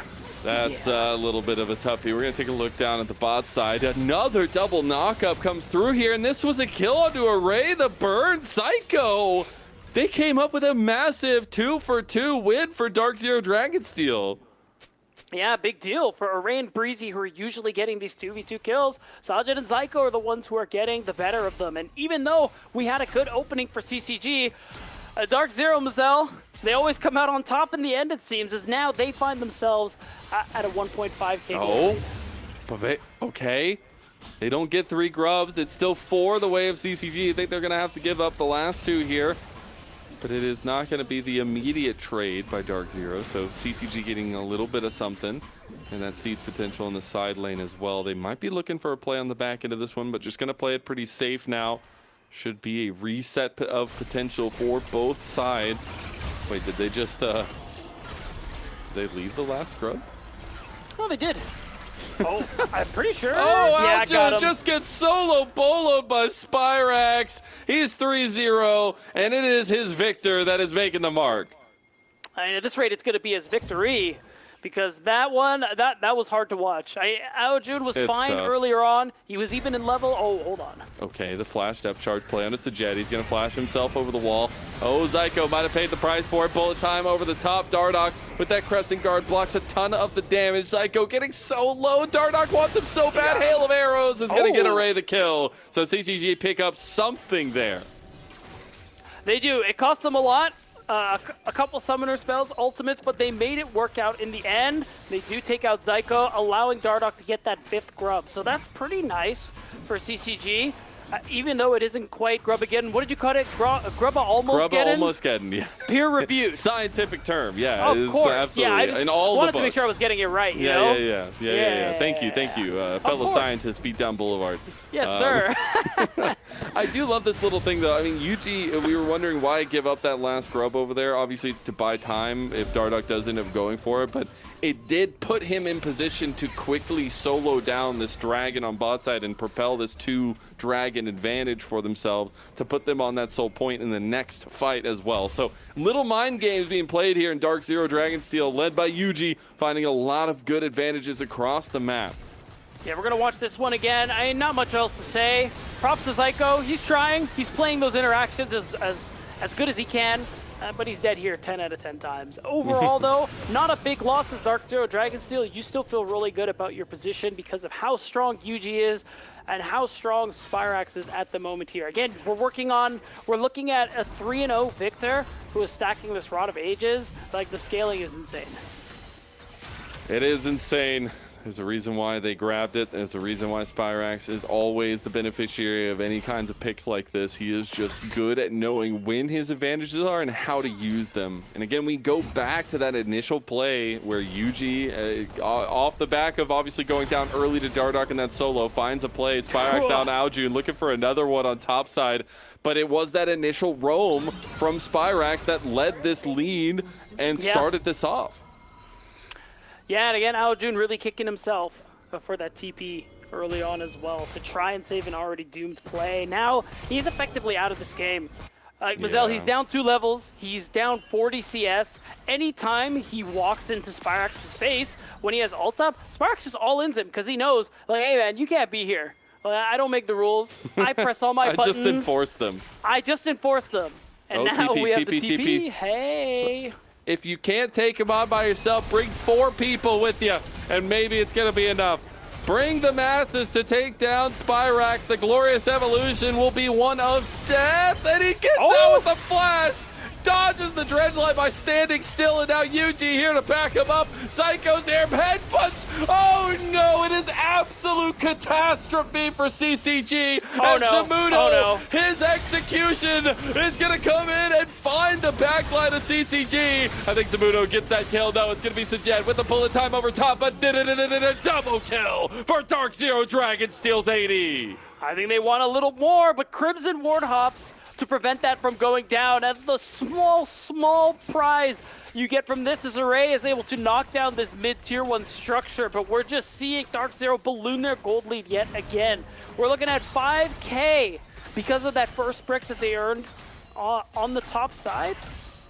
And we're just seeing an astronomical advantage here for Dark Zero. They tried so hard, man. The fact that he saved this flash until the last second. Yeah. I think he's really just deciding, like, I don't know if I can live yet. Oh, I can. All right, flash. And the turret's already going, so Breezy just gets annihilated. Yeah, that is mental shattering right there.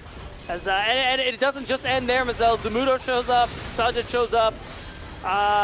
It's just pandemonium on Summoner's Rift. And you can see it now when we go back to live. 5K gold lead yet again. Dragon in a minute 30. Dark Zero are halfway to a soul already, much sooner than what we saw in game 1. And Dark Zero are well on course for a 2-0. Oh, Aljun. You gotta At least get he back. knows. You gotta get out. He's gonna go on to a ward. Oh, maybe no! he likes the queue. No. Oh, he's gonna maybe get out. Oh, he didn't get hit by the steadfast presence that time. Go, Bunny, go. Aljun, you young buddy, you gotta get out of there. Oh no, can't get the channel on the Hextech portal, and he goes down. Sajed goes on a killing spree for it. Now Zamudo in a 2v1 on top side, using the needlework to heal up, and also gets out, almost takes down Crimson. Whoosh. Zamudo's been doing work this series, Ledin. Soaking up dives, soaking up ganks, and he's just farming really nicely. But on the other side, I wonder if we'll get a repeat of that interaction, because I'm pretty sure Zyko messed up spell rotation just a little bit. Okay, we're going to see. Doesn't matter. Maybe not. It doesn't, but like it was kind of funny just watching Alistar randomly headbutt nothing, you know? That is always... there it is. There it is. Let's go. Nothing gets by me, man. Good flash. Good flash. Yes, it was a zoning flash. Zoning flash. The best kind. Oh, Aljun, I don't even know if you can step. Okay, he's going to get CC'd, but he got the wave clear, and that's the important part in that regard. It is still going to be Breezy. Completely dude, it is a volleyball court, and unfortunately, CCG have found themselves as the ball. So Jed will go on a rampage now, 4-0, and this is the beginning of the end for CCG in this series. We thought maybe there was a chance they could put up a tussle against Dark Zero Dragonsteel, especially with the performance they had against Near Airport. But unfortunately, Dark Zero Dragonsteel have just made themselves the king of this league. They're just a team apart from everybody else here at the NACL right now. And the only top team I think they haven't faced at the moment is Near Airport. So that's going to be an exciting one. Week 5, baby. Week 5. Exactly, week 5. It's a banger. It will be exciting. But for the moment, I think we can pretty confidently say Dark Zero are just the best team. It's not only do they win, Mazel, they win clean most of the time. Most of the time. Array finds himself in no man's land, and he will just end up falling down. Things are getting a little bit off the rails here for CCG, and Dark Zero Dragonsteel just looking to finish this one out cleanly. 7,000 gold up now on Soul Point as well. They had just taken that dragon on bot side. Another turret bites the dust.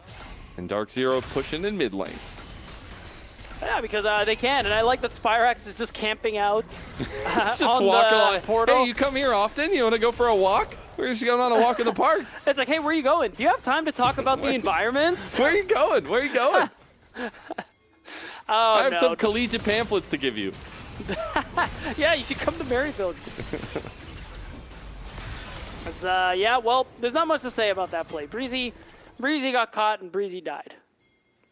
And Aojun got caught and Aojun died. Very astute scientist. Thank you. We're really getting the mileage out of it. Dude, it's not just that. We got to keep it simple for the people. You know, not everybody are scientists like us, Mazel. Breezy gonna hit a hook onto Zyko. Didn't really find anything off the back end. There wasn't too much follow-up because the team was just now coming through the portals.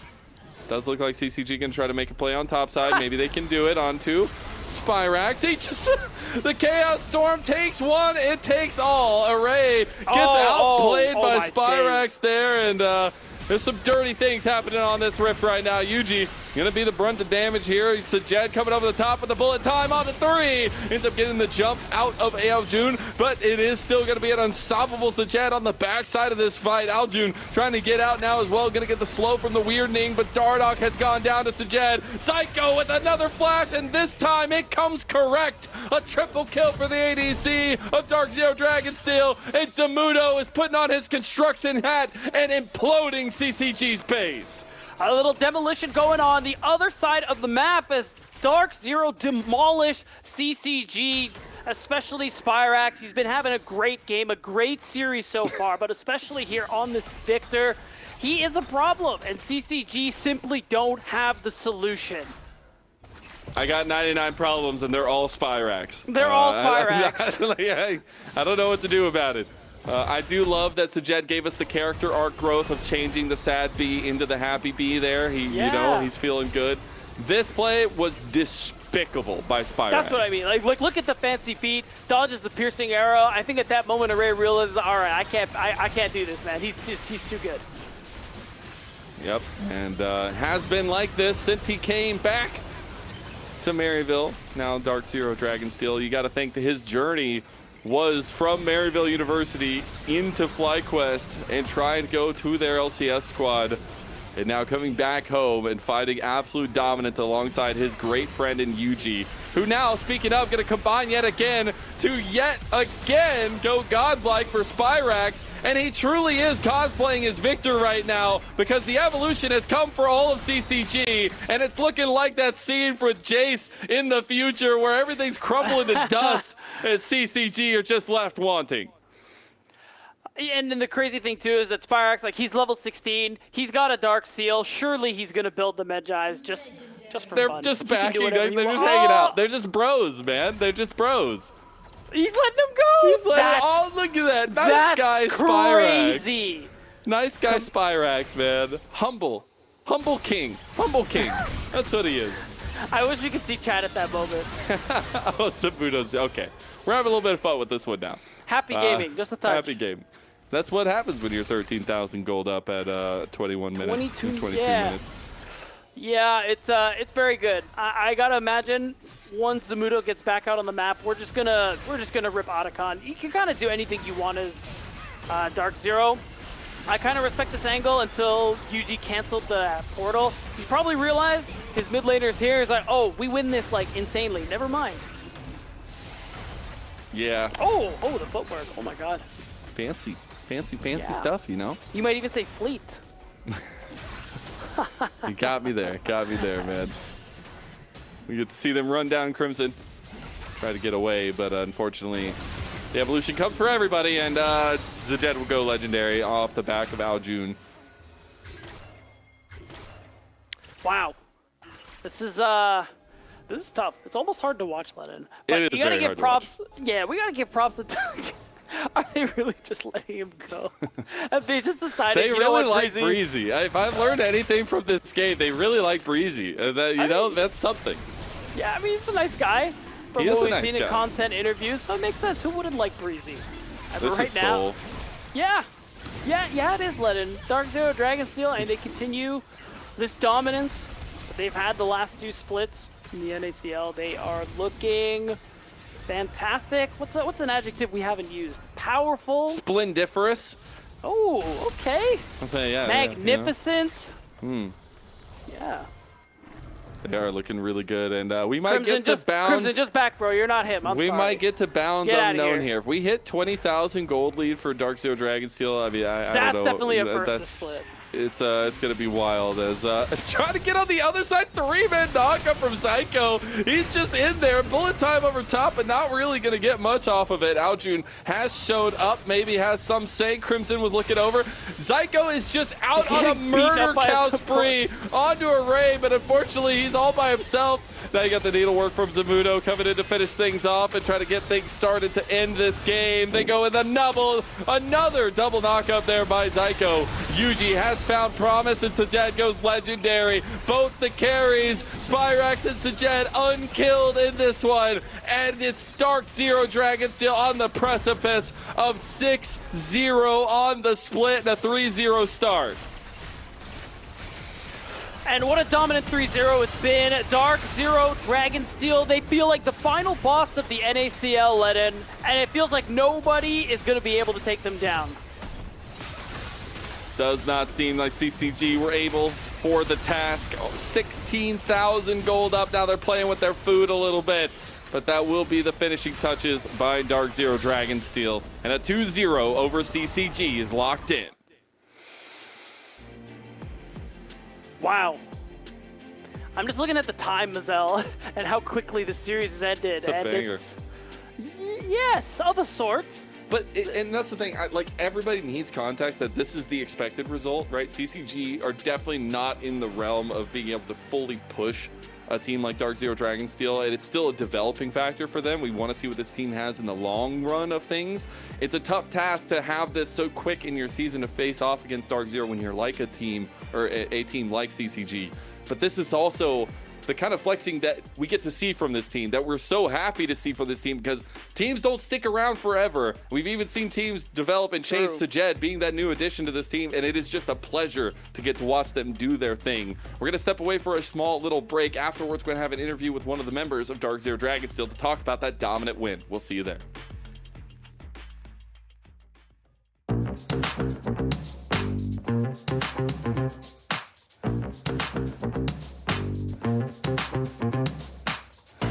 I can do my Discord picture, like you know, like I got one more in me, you know, like I can do that.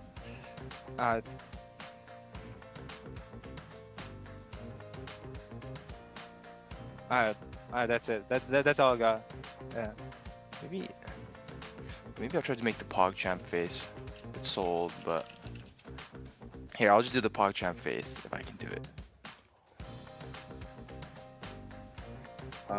Favorite internet meme? I don't know. Let's make a heart, maybe. That's fine. Oh, you know the meme that it's like wood, but just a period, where it's just like wood, and it's meaning like some things. I think that meme's pretty funny. Usually it's like a guy like being held back by a bunch of people, and he's just like wood. So I don't know how to recreate that, but I use that meme a lot.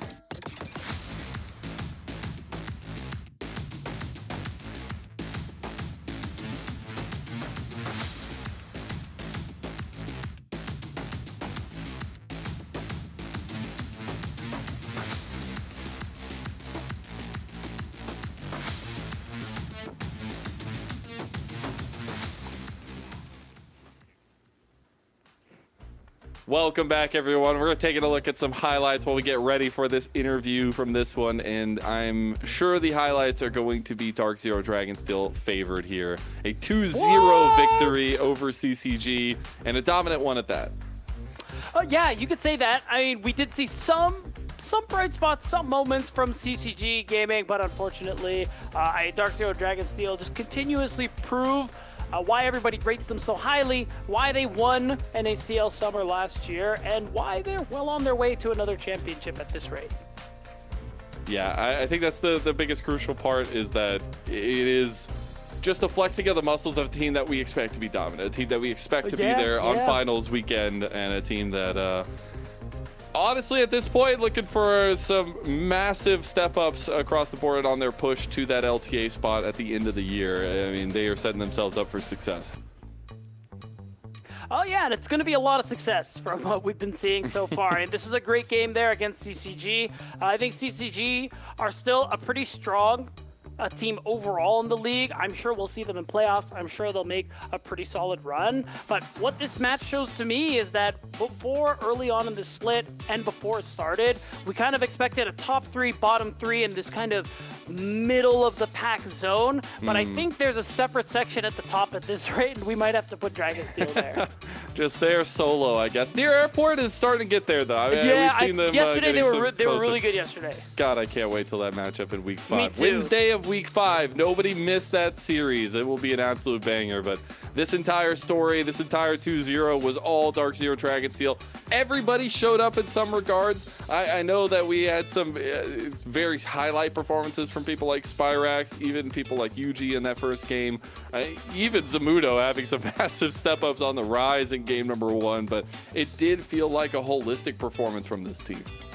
Yeah, I think everybody was performing really well top to bottom, so I agree with you wholeheartedly, and it's going to be exciting when we get to talk to Sajid about that one in just a minute or so, as we see the Nexus explode for that last time. Honestly, you know what? Now I know I'm going to ask about the fact that they kept leaving Breezy live. I want to ask about that. I'm curious. I want to hear what Cubs were like. Yeah, that was just funny. I don't know. Hey, I mean, when you're that far ahead, I think you're having a little bit of fun with the game at that point. I know, that was one of the most dominant leads I've seen in a long time in League of Legends. It was over 15,000, right? Like, that's, it was pretty big. It's wild. But it is a statement win from Dark Zero Dragonsteel. We do have Sajed up and ready to go, so we're going to bring on the man himself, and I'm so excited for this one, because not only is he the newest member to Dark Zero Dragonsteel, it's also his birthday! Yes! And my man gets to celebrate it with an easy dub. What are you thankful for on this birthday, my friend? Honestly, I'm just thankful to be in this like environment that's, you know, really fosters growth on like, not just in the game, but as a human. And I'm really thankful for my family and my close friends, because it's my first time leaving home, and I'm kind of like a big family person, so I kind of like really relied on them to support me, I guess. Nice. I wanted to ask you too more on that. Now you're over at Maryville University. What's it been like with that transition? Because you said it's your first time leaving home. And what's it been like working with this org? I mean, you know, a lot of people speak highly of them. A lot of players do. But what's your experience been? Yeah, my experience has just been mainly positive. I can't really think of a lot of negatives to talk about. It's just, you know, the expectations are very high. So people kind of push themselves a lot more than I think would be like an online team. And since, you know, you kind of see your teammates every day coming into the lab, you know, I think like again, people are just gonna work harder. And I mentioned it before, it's not just about like how you know, grow as a player. I think there's a lot of focus on like growing as a human being. Yeah, I like that you talk about that though a little bit, and I guess more so, what has been this kind of relationship that you've developed with Psycho as well in the bot lane? Because I know before, obviously, Scary Jerry was there. I think they had a pretty tight cohesion, but you stepping in, it feels like you guys haven't skipped a beat. What has it been like working together, and what has been like the growing point between you two that you've found interesting? Yeah, I think we work together like pretty decently. Obviously, I wouldn't say we're as close as him and Jerry, because I think they played for a while, but I think you're bound to just get close to the person you sit next to every day, you lane with him every day. It's just bound to happen. And I think the longer the season goes, the closer we'll get as like teammates and friends. Helps when he's a pretty good guy too. Makes it a little easier. Yeah. Can you talk about your growth as a player and some of your goals this split? And for people who were watching last year, can you kind of remind people what your goal was, how you feel about achieving it, and what are you trying to achieve right now? Yeah, last year I joined FlyQuest kind of really randomly, and my big goal was kind of just to compete in NACL.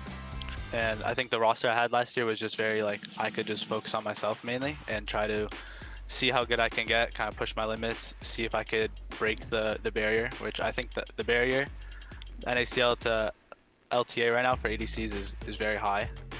I mean, you can look like the ADC pool in NACL is very stacked in my opinion.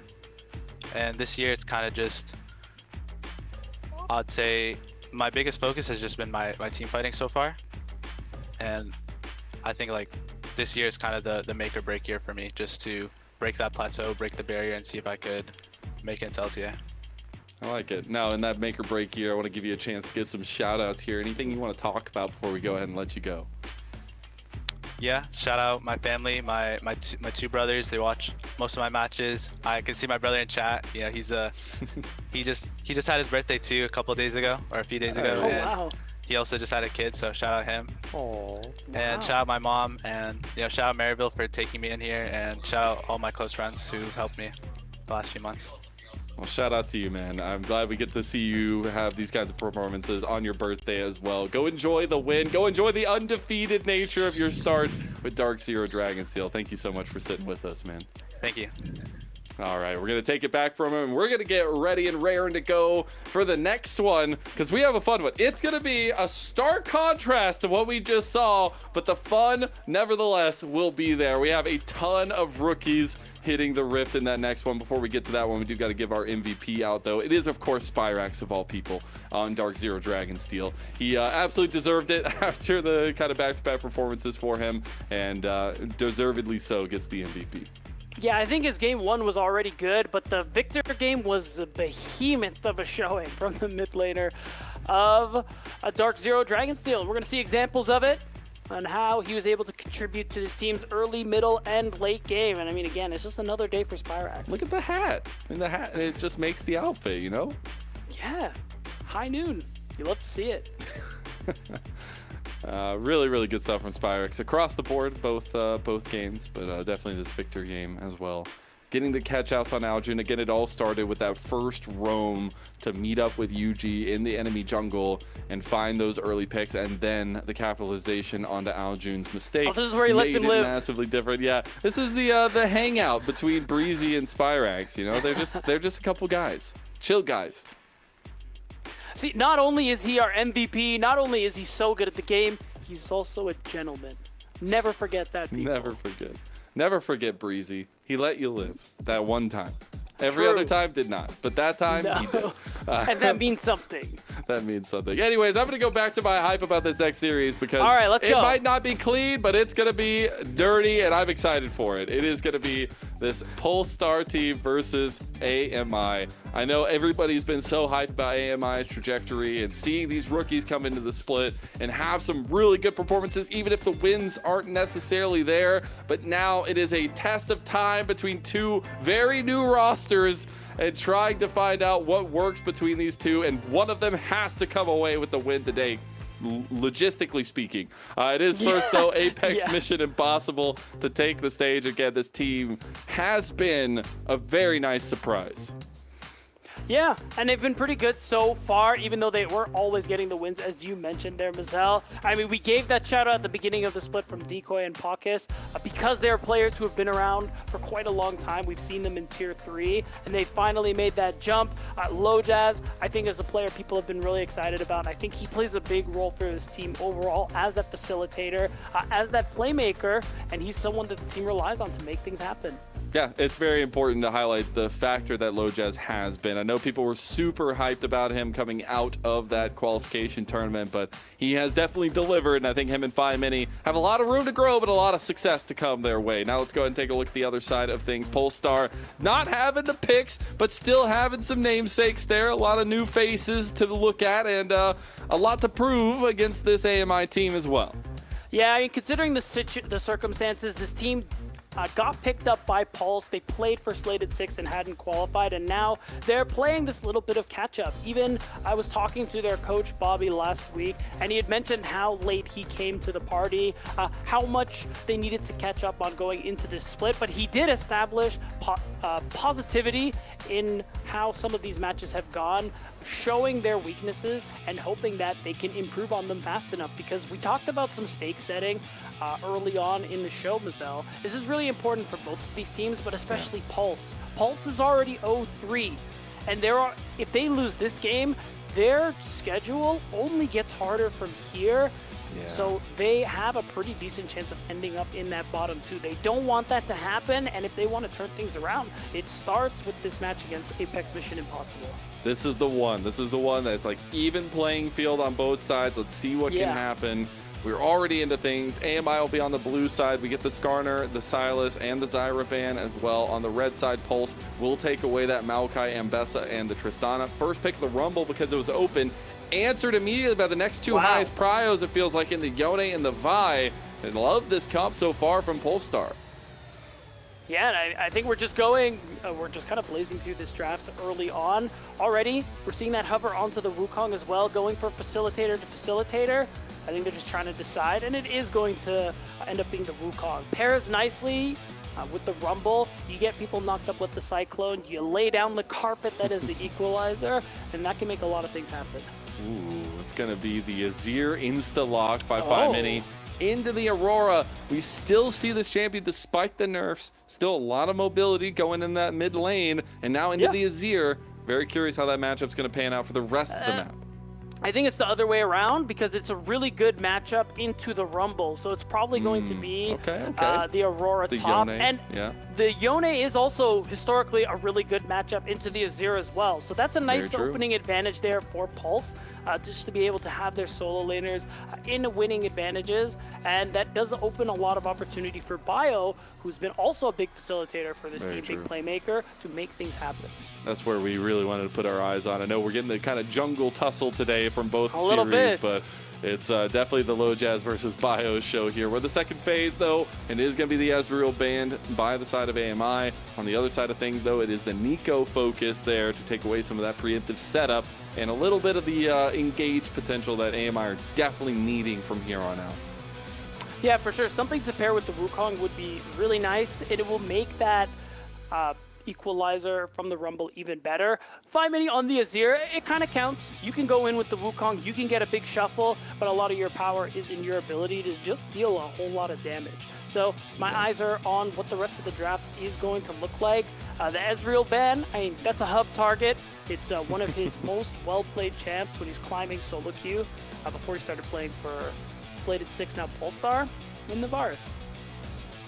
And I can appreciate that, and just making sure that that bot lane may just go your way for Baz and Pocus, but trying to lead into that I think is huge. I think it has been a little bit of a moment for AMI to get that focus in bot lane and find wins off the back of it, even if obviously those wins have come few and far between. I look to that Winthrop series, especially when I think Baz was having a great performance there. It is going to be the Corki final for the Polestar side of things. They'll have that counter pick available to them. But looking at a little bit of safety here with the Lovers duo for AMI and the Xayah and the Rakan. Yeah, and I think when you're going for that blind support and Xayah is still up and available, you might as well go for that really strong lane combo. Because right now, you have a lot of late advantages all, on the rest of the map for Pulse. So now, there is an opportunity. I wonder if we're going to see kind of a range support pick to try and answer the Rakan, or maybe they just want to commit to this all-in style they already have with the rest of the rest of their draft and just pick and engage like Nautilus. Yeah, there you go. There you go. There's the lock-in. So a lot of CC chaining and a lot of carry potential coming through from Adam on this Yone. I think you draft this outright, you get this Vi combination, you have to make it work there. Yeah, and I think they have chances to make that happen, Mazel. Again, Bio, Dr. Calculus are kind of the more bigger playmakers for this team. Comes with their experience playing together, and they are playing these champions where they are playmakers. They can do a lot of damage, or they can lock down a key member. And I think that's why another reason you see the Xayah on the other side. You need to dodge out on some of this CC and ensure that Baz can keep laying down damage. Well, we're getting into game one of our second series of the day. A little bit of difference, but that's what you love to see. It is going to be two of our newest teams in terms of players coming into the league at NACL here this year. It is Apex Mission Impossible versus Polestar. We'll see what we get from these teams. Again, you look back to AMI's journey. Yes, they did end up falling to Supernova, but they had just come off that victory over Winthrop. A shocking performance for them. And they also had a really close contest in their week 1 matchup. For Polestar, been a little bit more one-sided. They are coming off their first map win, at least in their last series, so trying to build off of that. Right, and that's the big thing here, because again, it's so important for Pulse to keep showing these kinds of little improvements we've been seeing, even though they haven't reflected in actual match wins, because this team kind of started behind the 8 ball based on what I heard from talking with the coach, and they are playing that little bit of catch up. But we have seen growth. So can they grow fast enough to secure wins against a team like AMI? Can they grow fast enough so that they can actually maintain their spot in the league, not have to go down to that promotion relegation tournament, maybe even make a run for playoffs? It's not good right now for Pulse, but we saw Blue Otter in a similar situation last summer, and they managed to pull it out, so it's not impossible. As you said, going 0-4 to start definitely makes things pretty more hard. difficult. Yeah, but you want to try to keep any semblance of hope moving forward and try to build any kind of positive performance from all this time you get against these teams in NACL. So we look at the jungle setup here, at least, as we take a look at the tri-lanes. It will be the opposite side starts for both junglers. So leaning into some potentially different focuses for the two of them, but still the matchup I want to see play out is this jungle setup. Yeah, and I'm curious too, I mean, both of these junglers are pathing towards lanes where they do have that push, just to make it easier, in my opinion, to secure that first Scuttle Crab. So I can't imagine we're going to see very much action yet, unless one of these junglers wants to do something a little spicy. I'd like a little spice, a little fun. I'm looking for chaos in this series. I think it could be a lot of fun. We're going to take a look at these two junglers yet again, though, as definitely a lot of focus from these two. It's going to be Bio focusing on this mid lane here first and foremost, though, as we're going to take a look at this engage on a 5-mini. 5-mini going to be in some trouble now as well. The Q3 maybe enough. Gets the knockup, but they didn't commit. And 5-mini will end up getting out with a smidgen of health left. Wow, they didn't believe, which feels a little bad, but you still get the flash out. You still force the recall and TP. So that is a win in my opinion, and a really nice gank in transition from Bio as he moves towards his top side. See if Adam can keep a little push going here, as the TP did end up getting used. Come back to lane by 5-mini. Have some good poking pressure, but the wave will end up crashing here. A little bit of a stabilization effort coming through, and a potential entrance into the game by Pulse there. Will end up not getting much. The summoner spells revisited, no doubt. Some push coming in from AMI's bot lane between Pocus and Baz. Low Jazz will be down here as well to get the Scuttle Crab. Yeah, I mean, I like this. Hub and sub this bot lane. You're playing Corki. You're about scaling. You're not about fighting early on, especially against Zyrakon. So just chill. Let the wave come to you. And hope you don't get dove. I don't think Low Jazz can actually make a decent dive angle setup on that bottom side, because Baz and Pocus can't set up the wave. So he's just going to recall and go about his day. Honestly, it's a chill day. I said they were chill guys, you know, they're a chill day. Yeah. They are going to try to look for another gank on the 5-mini. Again, not having the flash is big. He does still have the shifting sands to get out. No, he did just use it, and now he's in a little bit of trouble. Adam looking for an angle here as Bio going the long way. Flash coming out. Here comes the CC chain 5-mini. He's going to go down, and first blood goes to Polestar. I really like that extra look there from Bio, punishing the fact that 5-mini used the flash early on, and now he already used teleport, so he has to walk his way back. Adam can teleport back to this lane that's pushing to him as well, so this sets up Adam to get a pretty solid lead in this already favorable matchup.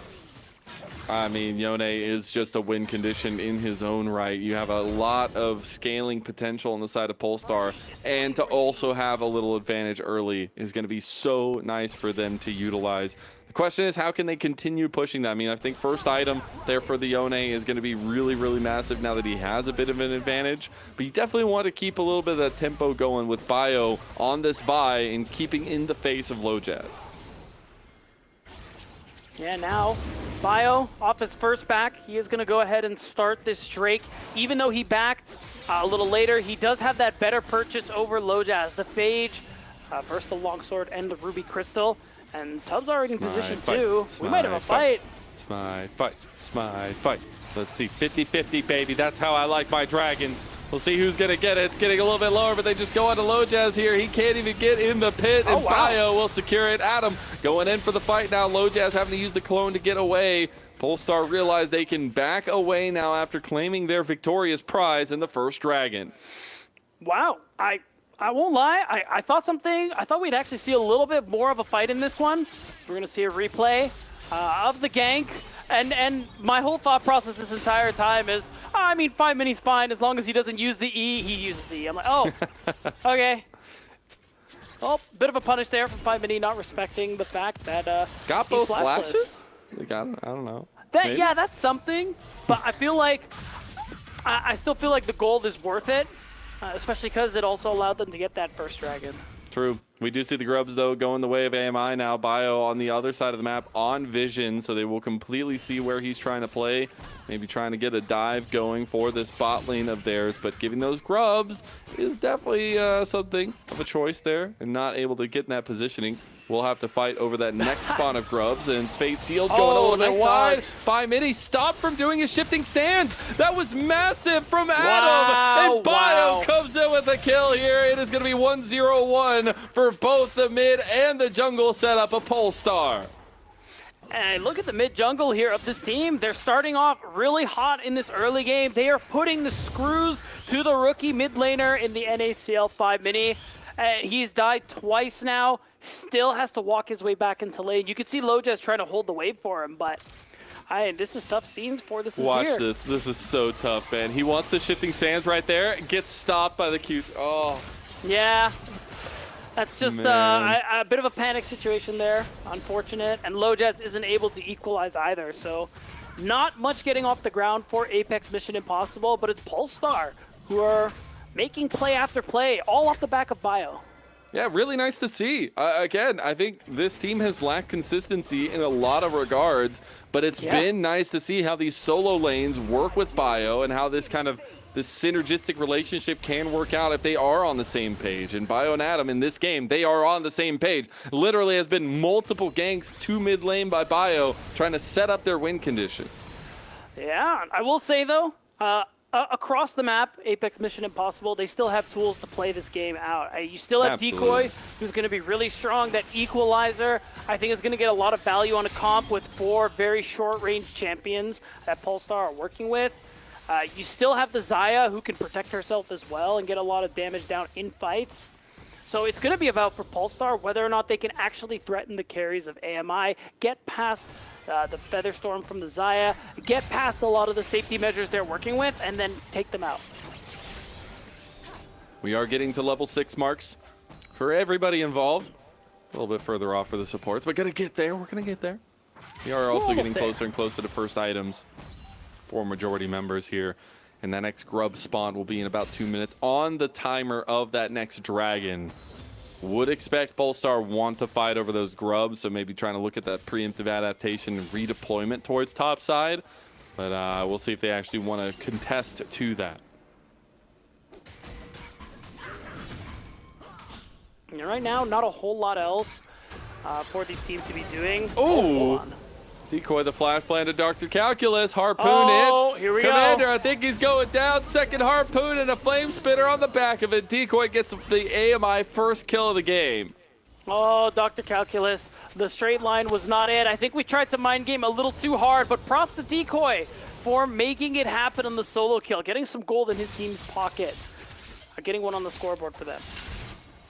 The Rumble first pick definitely needs to find some promise. There's a reason why this is banned away so often how Still pretty damaging good. it can be. And Dr. Calculus just not doing enough calculus there. No, unfortunately not. And it just set up Decoy for what looked like a pretty easy solo kill. Cost his flash, but I think you're definitely happy about how that turned out. And it's a great setup too, because now Dr. Calculus, he came back. He has to recall already after using the teleport. Oh, I think. Oh no. That's so brutal because I think he teleported but didn't actually successfully purchase. And he Maybe has to buy miscalculated because the it's Rod of passive Ages. Yeah. And you have to get that second. The other thing is Decoy also has TP advantage now over Dr. Calculus. This is tough. Really good decision from Decoy to just walk back to lane now. AMI have the preemptive position for this fight. Bio just walks into 3. Is able to get away, gets Cyclone out of low jazz. Hub trying to walk over on the other side. Baz gonna try to solo him down. Hub? And Hub is gonna get out with the Valkyrie, but a quick in-depth engage from low jazz gets that kill back. He's a little low after taking 2 turret shots, and now Bio might look for that big vault breaker in. Pocus trying to get the dodge out with that quickness, gets the grand entrance, gets the dodge out of the Fate Sealed, out of the Dredge Line, and here come the Wolves. Here come Decoy as they get the TP from him. It will be Polestar backing off, so the TP advantage didn't lend much but a dragon to AMI. Yeah, and because of all that commitment to this bottom side from Pulse, they know they aren't going to lose the grubs in exchange because nobody can actually go and do them. Instead, we're seeing a teleport. I don't think a real contest for this dragon is going to happen. I think we're just going to watch them do it menacingly.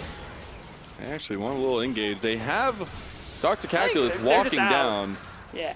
It's going to be a long walk, though. Doesn't end up making it. It's going to have to walk all the way back to top lane. That feels really bad. I need to just look away from the mini-map. Right? I know. Because there's some tough things happening there on the walking sprees. Bio does end up getting solo down here, but it's the turn back on the Hub. Yeah, it was a nice engage. It cost Bio his flash, even though they traded it for an ult. And you can see they did a good job there, just trying to deny the damage from Hub. I will say, a little late on the flash there. Didn't need to take as much damage as he did, and he ends up dying for it in the process. Bright side, at least Pulse get to contest the second spawn of grubs after how everything played out. Yeah, we said they don't want to give this side of things. They don't want to give 6 grubs over to AMI. Yeah. So we'll just be the 3 grubs going down. I don't think Adam got the memo. We'll be locked up. Ended up using the Soul Unbound to get some fancy feet there. His own right. Adam having himself a day. All right, Adam, respect. I see you. And because of that commitment that turned into nothing, look what happens here. Decoy, he's forced off the wave. Nice use of the equalizer to prevent turret damage and allow him to farm up a little bit. But Bio's still going to be able to take away a little bit of jungle farm on top of everything else. And they're still going to be able to knock down some turret plates. It's going to be a decent amount of gold going the way of Polestar. Bio gonna get immediately engaged on. This is an item difference for Low Jazz. He realizes what the Trinity Force can offer him. You saw how much damage that 1-2 piece combo did to Bio. Bio will have to retreat all the way out. Maybe even end up losing some of his jungle off the back end. Oh, he stuck around. Oh, buddy. Oh, he gets the bad news around the corner, and Tubbs does end up stopping his back, but it is too little too late, and Pocus comes up with a big magic trick and a nice evening there by AMI now, who now take the lead over Polestar and are looking at the top lane dive. Baz is in trouble down there, ends up getting out alive as well. Tubbs going to be safe under turret here. Yeah, I like that extra bit of time Low Jazz spends on that top side. Punishes Bio for getting a little bit too greedy there. And so even though Bio gets the item, hold on. Oh, okay. Oh, nope, he's fine. He's fine. Everything's fine. I'm Never also just, I just got completely stunned by the fact that I'm watching Baz step up to Adam and almost kill him. Look at that health bar before Adam backs. He literally almost killed him, didn't get the flash out, but the Xayah is actually having some consistency in the side lane against Adam and the Yone. Yeah, that's got to feel good. A lot of 80 carries everywhere, I think, are feeling really good about that situation. But now, we're going to see this one again. Bio was a little greedy on his on his side, I should say. And he even uses the ult in the process, which feels bad because it accomplishes nothing. Yeah, the fact that he couldn't see them because of that little triangle on the end of it, couldn't see them until they're literally all the way around the corner. Definitely feels a little bad in that case, but still going to be a very even game state going 14.5 minutes in, and that's why I wanted to temper the expectations of what we can see in this second series on the day, because it will be a wild ride all the way through, and both teams desperate to get this win on the board. Very important, especially for Polestar, who have this is their 4th match. They're already 0-3. They need to get a little more going in this game. They're going to want to be able to make it happen. The one thing is nice for them, we've talked about scaling a little bit. Aurora, Yone are pretty nice in that late game, but Corki especially is really strong. So as long as Hub can keep farming and scaling up and Pulse can make space for him, he does have that opportunity to be able to do a lot of damage, help get this team a game win. And we're seeing some of the differences. I mean, we got first items coming up, and more importantly, the Blade of the Rune King completed there for Adam. Should see an uptick in aggression on the Yone, but it really is that 3-item spike there. And when we check in at that kind of scaling condition, the 3-item checkpoint for both these teams, they do both have avenues in these late games to have some masterclass moments. And I think it's going to be about who hits those item spikes first, but then who utilizes them. Top lane, we have a teleport, we have a fight. We go, yes. There we go, Adam. Good for a Fate Sealed, maybe on the low Jazz? Nah. Not gonna go for it. So they do force a decoy out, though decoy does have the teleport. I think what Pulse want to do is rush down this Rift Herald. I think they want to just take it and get out. But it's tough because they're giving up space on this next Drake. I think they can't afford to let AMI go for Drake stacking. Lucky for them. Yeah. AMI actually want to fight for this Herald. Well, it doesn't look like they're going to have much of a fight. Baz will end up getting the turret in the side lane, so that'll be first turret going to AMI for that part of the feats of strength. And they will end up claiming the feats of strength because of that, because they also got the feats of warfare there. So about 1,000 gold lead now for AMI. They did lose the Rift Herald, though, and that'll be a play that Polestar can gain a lot of gold back from. AMI going to try to take the tempo here and take this Dragon to get themselves to 2. Yeah, so it's looking like Dragon Soul is on the docket for Apex Mission Impossible. We'll find out if that Dragon Soul is actually worth it for them to get. But either way, they're halfway towards getting that one. Let's see what it is. Man, that's the 3rd Hextech Soul. How can you see? It doesn't even show up on my screen. Oh, do you see the gates? I see it on the top right.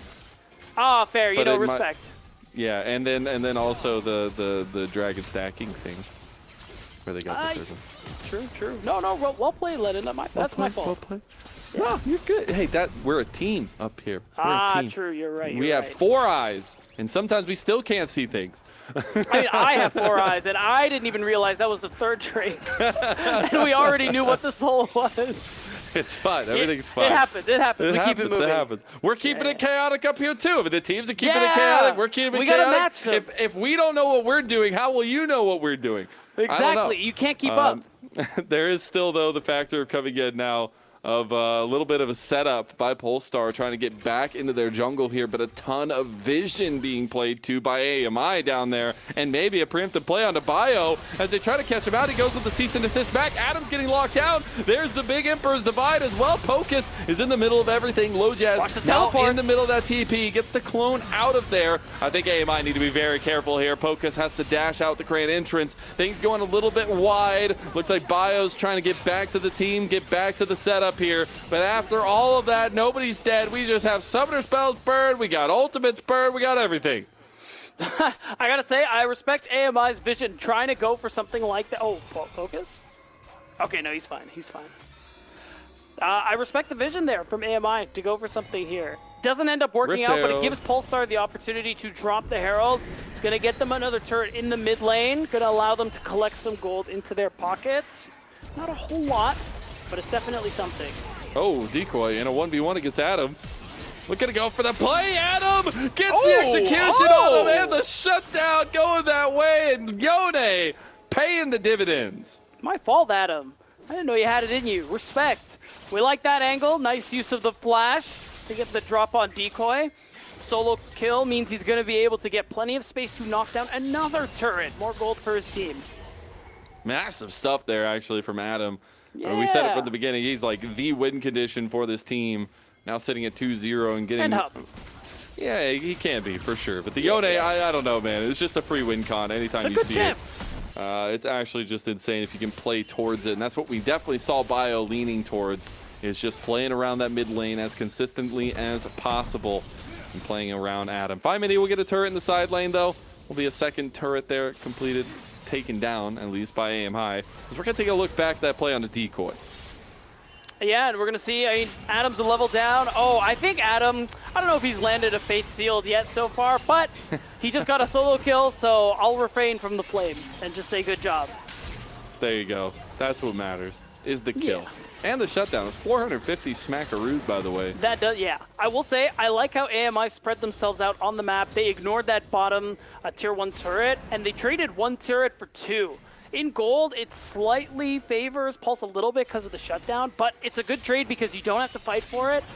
And the fact is, you just open up the map that much more for yourself, making it easier to put down deep vision. Well, if you see on the top side of the map, they've already been doing a great job of doing this game. Yeah, they can see the redeploys coming out early. Polestar trying to go for a play on the Pocus. He's going to have to burn the flash out. So wondering if he was going to have to burn that one there. Really good pick out by Polestar. And they are consistently controlling the map. I mean, the lead has been going back and forth, but when Polestar are confident and they're pushing themselves out on the map, they've been very direct and very strong. Yeah, and right now, too, it's worth noting Hub has hit that second item. Adam is very close as well. So this Corky Rockets, they are going to be doing a lot of damage, and Hub is going to be a big source of DPS for his team to work with. So if he can avoid things like the Equalizer, the quickness coming through from Pocus and Lojaz's Cyclone, he's going to be able to get a lot of damage out, and I think he's someone to be watching for in these team fights now that he's come online.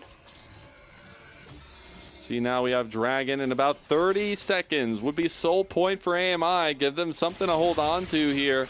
It definitely has felt Polestar favored as we go. It is the Scuttle Crab taken by AMI, so maybe Polestar feeling like they can't necessarily walk in here, trying to get a little bit of mid lane prio preemptively before that. Ward on the back end of this fight is going to fall, but they will have push from bot lane to try to work into this one. Yeah, they will. Right now, they're just trying to clear up vision, give themselves that little pocket of darkness, and hopes to start up some sort of play. This is AMI's soul point, so Pulse don't want to let this one go. Just going to go ahead and aggro the Drake and wait things out. But right now, Dr. Calculus, he's under pressure. They didn't actually end up getting they just give it. Mere 1 turret. They get it now for free, and they still have time to answer the Drake.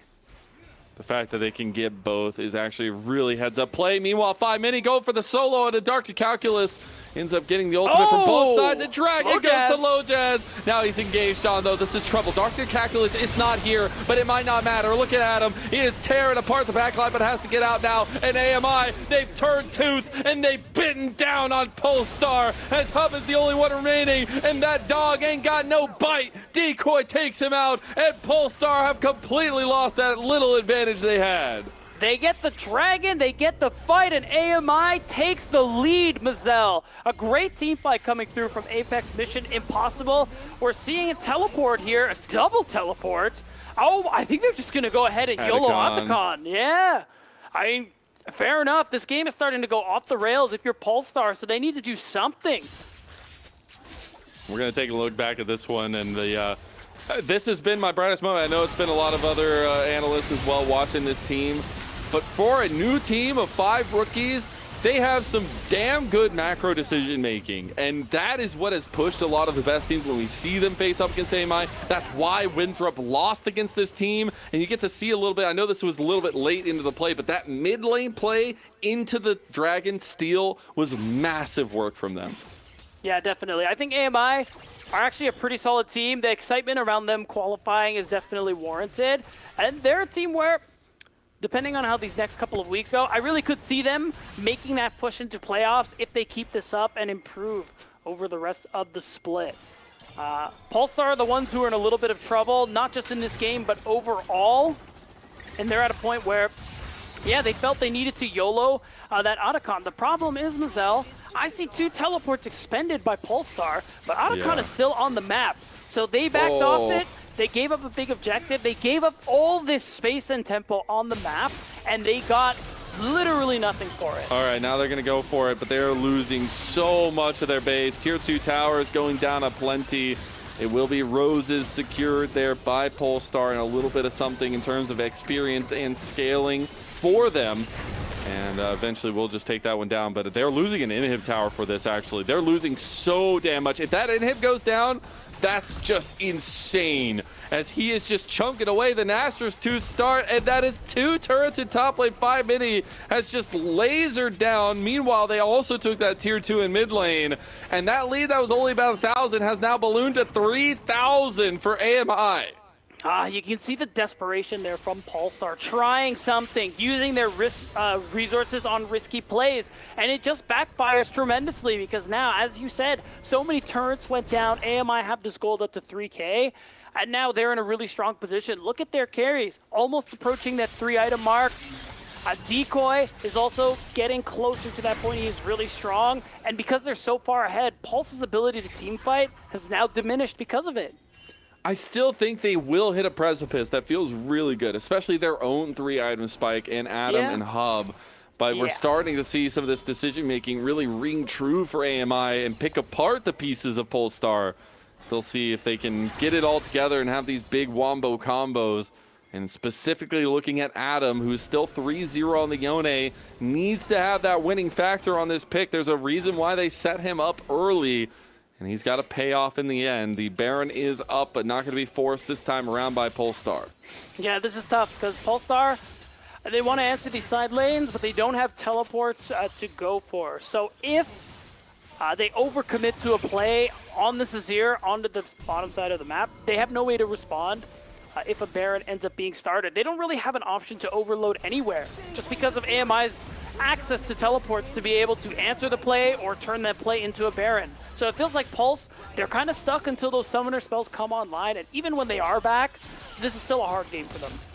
It is indeed, but coming off the back of obviously a heartbreaking loss in their last series, but still finding that first win, finding a dub on a map, I mean, that feels really, really good for them. Yeah. And now trying to lead that into another rookie squad. Obviously, a lot of new blood and new names between these two rosters, and that's why I was so excited to see what we get from the two sides. But we're getting a quintessential AMI setup here where they kind of know their win condition. They're playing very well towards it. Polestar starting to get a little bit of a readaptation in how they can win. Go for the meatball setup ahead of this Soul Dragon fight for AMI. I mean, at this point, they got to look for something. They have a little bit of vision down, but now they're walking into the likes of Rumble, Wukong, Rakan. It feels so bad. I mean, we just saw 3 different people try to step up there by Polestar, but none of them feeling confident to actually get an engaged. Tubbs tries to go for a dredge line. They're just fighting over this vision here, but now 5 Mini will be able to get some damage onto Dr. Calculus. Decoy going to try to push out this mid lane as Polestar move and descend into the Dragon Pit. 5 Mini has already started up that Dragon. Polestar starting to worry a little bit about this entrance for themselves, but they do push Apex Mission Impossible off the main point here and get themselves an even sitting fight. Yeah, right now Decoy, he's still in the mid lane, he's coming in It's from going behind. down. Oh, they got it! It's taken by Polestar, so they will deny it, but afterwards the fight is definitely going the way of AMI. See Adam trying to get his own right into this fight, but that Flame Spitter hurts, and that's going to be more kills going the way of AMI. A double there for Baz on the Saya. And a 3-for-0 on the Dragon fight. Even if they ended up losing it, they still have all they need to go ahead and start the Baron Mazel. And I think this is the beginning of the end in game 1 because now a very powerful buff is about to fall into AMI's hands. Man, this AMI team is just too fun to watch. Getting to see them tussle with some of the best in their earlier series, but then also have some really clean decision-making. Now Dr. Calculus trying to insert his own math equation, but it equals maybe a sub-zero of 0. As now it is going to be the Baron taken by them, but Pocus getting low. Hub just commits his life and will be murdered on spot. A 7,000 gold lead by Apex Mission Impossible. Yeah, and a big fight win turned into a big Baron here for AMI, and they have pretty much everything they need to close this out. Remember, several minutes ago, they've already broken into the base of Polestar. So all they need is one good fight, and they have an angle to close out this game. We're going to see this replay again. This is tough. Yeah, not a whole lot really to say. You got to give props to Hub for taking it out in the end, but watch the angle of focus and watch Decoy on the Rumble. No one's really keeping an eye on him from behind. He lays down the carpet. The rest of his team goes in. Cyclone not getting as much value as maybe he wanted, but definitely setting up for the rest of the fight. The fact that Polestar got split onto two ends of that fight is the difference maker in that setup. And then now we go back to live and Tubbs is dead. Oh, bye, Tubbs. Okay, by Mini hitting 3 items is that difference maker now for AMI. They don't get the push onto the turret, but another wave is coming. Baron buff is still up for a while here. And AMI now pushing that lead over 8,000. Look at the finishing touches on this game number 1. It felt so close for so long, Beatdown. What happened? Good map play and good team fights from AMI happened. They got to try something, Mazel. They're going to try it right here. Cease and desist coming in. Adam trying to go for a fade seal. Gets 3, but gets immediately obliterated by the wall of 5 Mini. And this is domination off the outright in this best of 3. It was blue side victory for AMI and an over 10,000 lead to try to finish this one off. Oh, not only trying, Mazel, they're going to succeed as AMI take one step closer to getting their second match win here in the NACL. Wow, 30 minutes in, a series I thought was going to be chaotic, but AMI, they just buckled up themselves. They found a moment in the middle of that game, and then they blew it the hell open. I mean, that was absolutely one of the most clean kind of lead builds I've seen, especially from a team with 5 rookies going against some new players as well.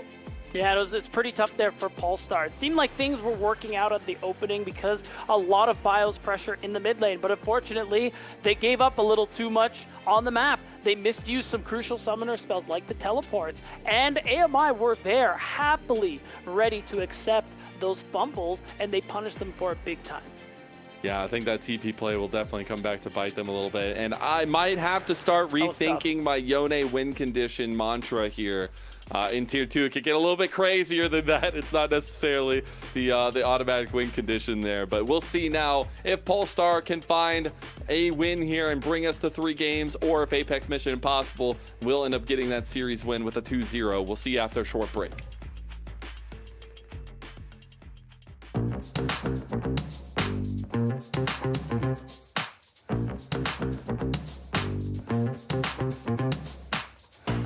I believe my favorite season was season 10, because that's the first season I hit Challenger, and that's where I decided I wanted to go pro in the LoL history. I gotta say my twin brother, General Sniper. I think he's up there for sure. He's the best and the best looking and the best player, in my opinion. Good question. I'm not sure I have a favorite season. I really like the release of the new map. But like 2 seasons ago, when they remade the walls and all, like I thought that was really, really nice, and I wish they'd do that more in the future. Like I think they're planning to, but I think that was really refreshing to have the map change like that. I really, really enjoyed it. It's hard for me not to pick the ones where I had the most success as a player, so I would probably say season 8 and 9. That was like peak League of Legends for me, but it could even go, as far back as like season 2. Pretty much any season where I think like 80 carries are really fun, that's gonna be my favorite. So season 8 and 9, I think it was a pretty fun time to play to carry. Oh, it was the Damon versus EDG finals. I don't know which season it was, World's final, and I think I liked the season a lot. Because I think it was season 10, season 9. I don't even know, but you could play different styles of champs on jungle. You could play the carry champs and tank junglers. For the most fun, it was for sure like season 8 or 9, because during that time there were a couple builds and champs that I really liked. For example, like Manamune Kaisa with the old Nashor's Tooth and Rageblade was so good and so broken. I also liked playing a lot of Kassadin and Vladimir, because those champs, when you get to the certain points back then, it was like you can't lose, So like there was a period in my time in season 9 where I was like a Vlad Kassadin 2-trick, just playing the mid lane and just trying to win every game through late game.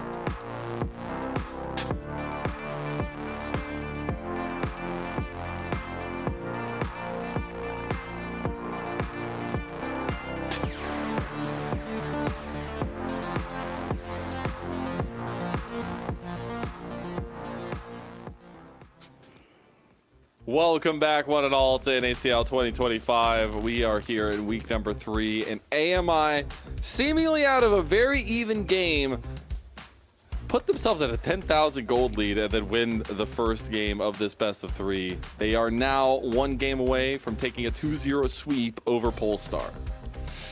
Yeah, it was kind of all right early for Polestar because there was a lot of that attention in the mid lane, a lot of punishment over to 5mini to get themselves some early gold, and things were mostly even, mostly fine for Polestar until they weren't. Then it was an incredibly fast decline into that 10k gold lead you just mentioned.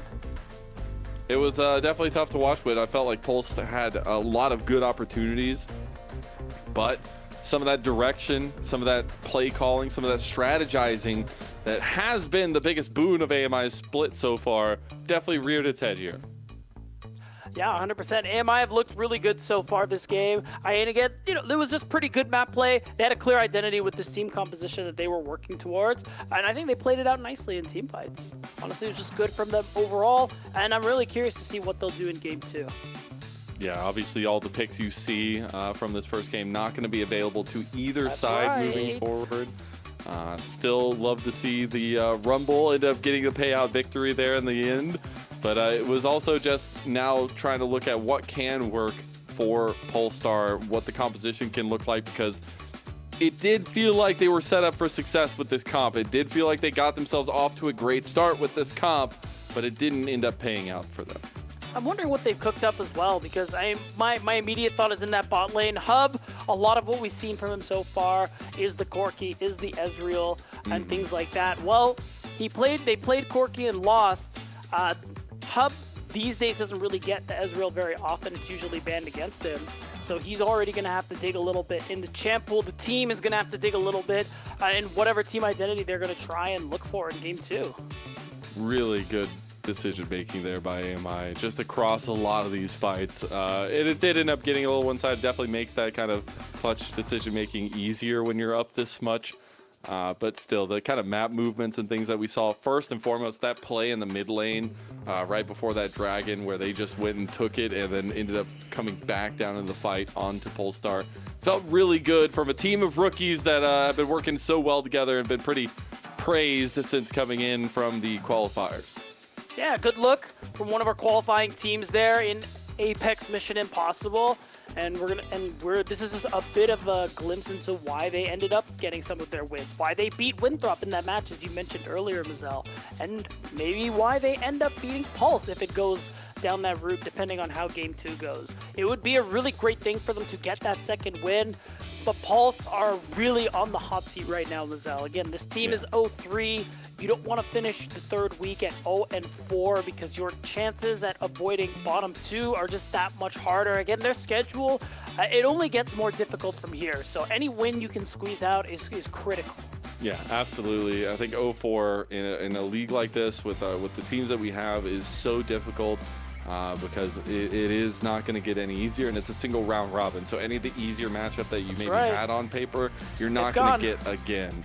And again, top 6 get to playoffs. So it's still something of a moment of pride for Polestar. Also just trying to make this roster work. Obviously, there's a lot of circumstances this roster was faced under coming into it. So trying to figure out what works for them is the biggest thing. And obviously, it's a tier 2 developmental space. So got to give a little breathing room to the new players to find their feet in NACL. And that's what I love about this matchup. And it's obviously the only time we'll get it. But it is literally just new players across the board.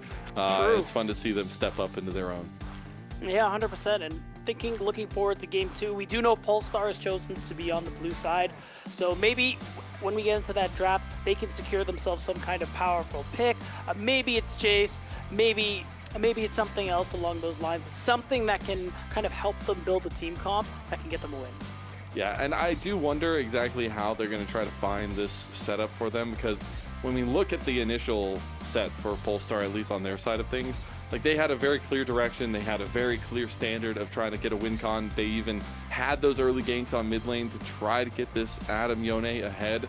Do they try to go for another very big setup around mid jungle? Do they try to focus around somewhere else? Do they try to get a little bit more presence for Hub in the bot lane as well? I think there's a couple options they can go for sure. 100%. It seems like the strategy for the most part is in the mid lane or on the top side of the map, but I am curious to see what they'll do on the other side of the map.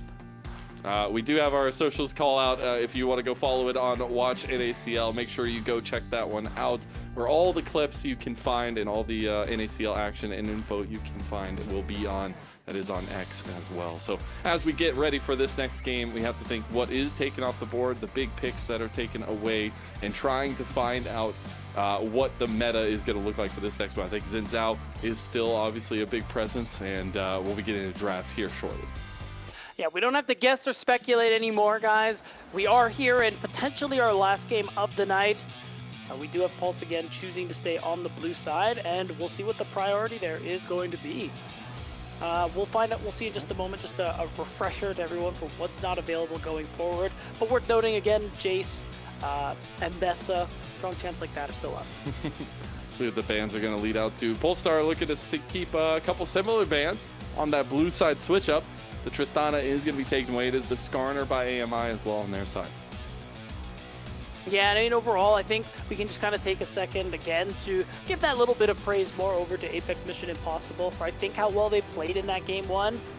Again, with this composition where things were a little slow for them early on. They weren't the ones making a lot of the moves, but it was the map play that got them such a tremendous advantage without really getting many kills at that point in time. They got that 4,000 gold just off turret takes, just off of Polestar giving them too much space.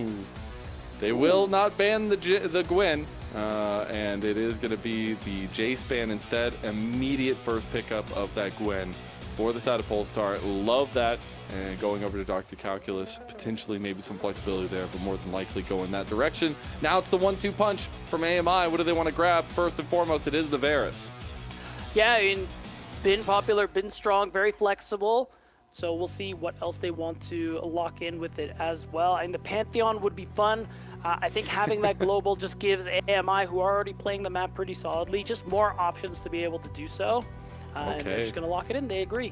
I was wondering if they'd go for the Sejuani. I know that's been something Lojaz has definitely highlighted. He's proficient at, but also something of a comfort for him so far in this split.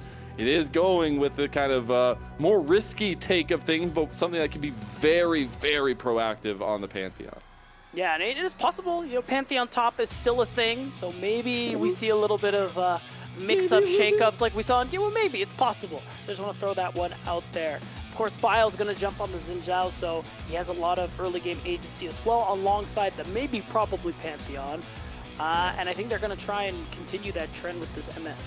I really like Xin Zhao right now. You could just get so much aggression out of this champion with the amount of skirmish that he has early, and especially trying to match that Pantheon in those paths, but also in those fights, and be very crucial. And I love that we get that jungle focus between these two guys going to the second game with this matchup we have. It will be the Ezreal for Hub, so they do end up getting that one. They're going to have a little bit more sustained damage there, but also scaling factors coming through from them. Yeah, a little range, a little poke. That's why you see them ban the Hui away, not interested in playing it themselves. And it's something that I think would have gone well in Adam's hands, paired with the Ezreal and set up for a poke comp. Indeed, as we get the Braum ban from the side of Polestar. So taking away some big combos that could come down with the Jax. But maybe still more that engaged focus for them in that second phase of bans. I do wonder if we're going to get, okay, it is going to be the Ahri ban. I was going to wonder if we get another solo lane ban focus there. And they really want to take away Adam's comfort. Yeah, and it's interesting too that they just want to remove some of those mid lane picks that pair well with the Xin, just because of, I think, how much these two have synced up in that last game and previous games. I'm wondering if they are going to try and ban something like the Leona, or maybe look to get it for themselves on the side of Polestar. I'm trying to think of what supports are still up and available. Alistar is still up, so I think maybe that's the one they want to get rid of. They do indeed, as it's a big pick in the meta right now. A lot of beefiness, pun intended, as we go into it. It's still counter pick is going to be available for AMI. Obviously not right now. They'll get a pick. It'll go over to Polestar, but Polestar have a lot of rounding out of their composition that I want to see for them, and it's going to be a scaling factor inserted here for Mini in the Victor. Yeah, I mean, fair enough. I think with what mid lanes are up, with what they banned away, I think Victor is honestly just going to be completely fine. It's going to scale up. We saw what Spyrax was able to do with it in that last game, so I think Mini is trying to do his own version. Yeah, we'll see if he can live up to the Spirax shoes. It will be the Talia, though, for Polestar. So at least finding some of that cohesion between mid-jungle, but also a lot of movement and mobility out of that mid lane. Yeah, so that's kind of there is a little bit of an opportunity to match Pantheon if you want to. You can also make similar semi-global map plays with that Weaver's Wall. So you do have those options. You do have good playmaking with this mid-jungle duo. It's no Vi Talia, but it's still definitely something you can set up with for really big seismic shoves, big damage, and you still have poke. Got the Leona final walk in there for Tubbs. So some long distance engage and lockdown, but it is an all-in situation for Tubbs in that case. We'll see what that rebuttal is going to be from AMI. Anything that can distract away from the dive setup, anything that can kind of bring this team together in those engages is going to be massive. The Renata does a little bit of both of that. Yeah, I kind of like the Renata angle just because Polestar, they want to move into you. Renata loves that. It's going to be a good matchup for you in the bot lane as well. But just this idea that you can put that bailout on somebody like the Varus, who's probably going on hit this game, or one of your other big carry champions like the Jackson, things like that. So I think AMI give themselves this opportunity to kind of go forward or backwards. But I think what they really are preferring this game is for Polestar to move into them. And I think they'll play that one just fine.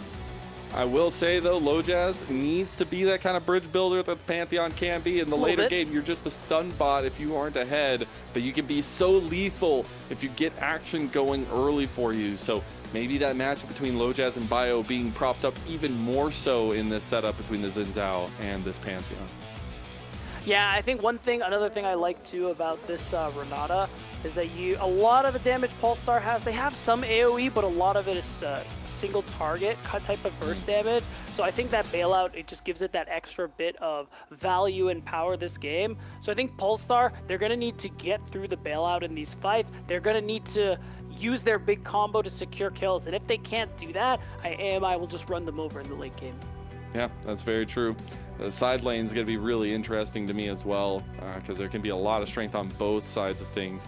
But getting it teed off, it has to start around where that early objectives are going as well. I think last time around we did end up seeing a little bit more prevalence of that dragon setup for both teams, but I think from blue side, Polestar definitely have a little bit more onus to be the director in how they want to set up the objective tempo. I think so too, just because when you have a champion like the Leona versus the Renata, it does make it a little more dangerous for Pocus to set up vision. He has to be very mindful of timers where he's actually allowed to be able to move in, maybe move with his jungler Lojaz just to help make space for him, to ensure they keep up that vision dominance we saw in that game one. So I will agree with you there. Especially with some of the early power Polestar are working with, especially at level 6. They do have these opportunities to get to objectives first and get set up. And you remember last game, it was so dead even for so long. It was back and forth, like 500 gold leads on both sides. Polestar ended up coming with a 1,000 gold lead at one point. But then you look just a couple minutes, you close your eyes, and it developed into an over 10,000 lead for AMI. This is a team that has been lethal in their macro. It's been one of the brightest points to this team's game that we've seen so far this split. It is a do or die in this series situation for the side of Polestar. Can they get us to 3 games on the day? Would love to see it, as Apex Mission Impossible takes on Polestar. Game number 2 of this second best of 3 of the day. And that reminder how important this matchup is for both teams, but especially Polestar, who are still itching to get their first win here in NACL Split 1. Schedule doesn't get easier from here. Every win counts. So it starts off here in this game 2 where they're already down. Coming off a first, at least, game win in a series. In their last series, but still looking for that series win. And you know it matters a lot, even if these are all new players, even if we have kind of developing stories for everybody in this series itself. You want to start seeing some of those growth moments, because going 4 games or at least 4 series into the split, that's a big chunk of the games that we have here. So we'll see now into the early setup for both junglers. It will be same side starts this time. So it looks like we're going to get a party in top side or mid. Yeah, part of it's definitely going to depend, too, on who's going to be able to get some of that early push. I imagine Adam, the first 3 levels, is going to be able to have that. So I'm wondering how he's going to manage his mana and whether or not he can move to help Bio if there is that skirmish over the crab. I think the crab scuttle fights have been really, really interesting because they haven't led to too much in the long run of things, but it is the first ganks that have led to so much. And that'll be important to kind of keep an eye on. Maybe we get some unique setups from both of them to get the early advantages here. But in terms of laning setup, how do you like this from both sides? Who are you kind of favoring in that push around either side of the objectives? I mean, right now, bot side, it's definitely going to be for Baz and Pockets. I mean, that's just how it goes with double range bot lanes. And we've seen before, too, that Jax, in those early levels, excuse me, is really nice into that Gwen. So Lojaz kind of has his pick of the litter in terms of Scuttle Crabs. As long as his laners are able to move and help him, he should have a good chance. The only real thorn in that side is, I mean, mid lane. You can see this Talia is going to have that push for that Scuttle Crab. So there is that opportunity for the push to come through. And for this Talia to kind of mess with Lojaz's early game plans. A little bit quicker on the clear speed is Lojaz. Trying to get that influence a little bit earlier, though. Push coming in heavily for his top side on Decoy's side of things. So this matchup will be very pertinent to the actual win conditions to both sides. I think both of them are going to have a massive influence as time goes on, not only for Pulse and Dr. Calculus to have incredible team fights on the Gwen that we know is usually locked away, but when it's let through can be ridiculous. And Decoy trying to get side lane pressure with those big pincer maneuvers with the counter strikes.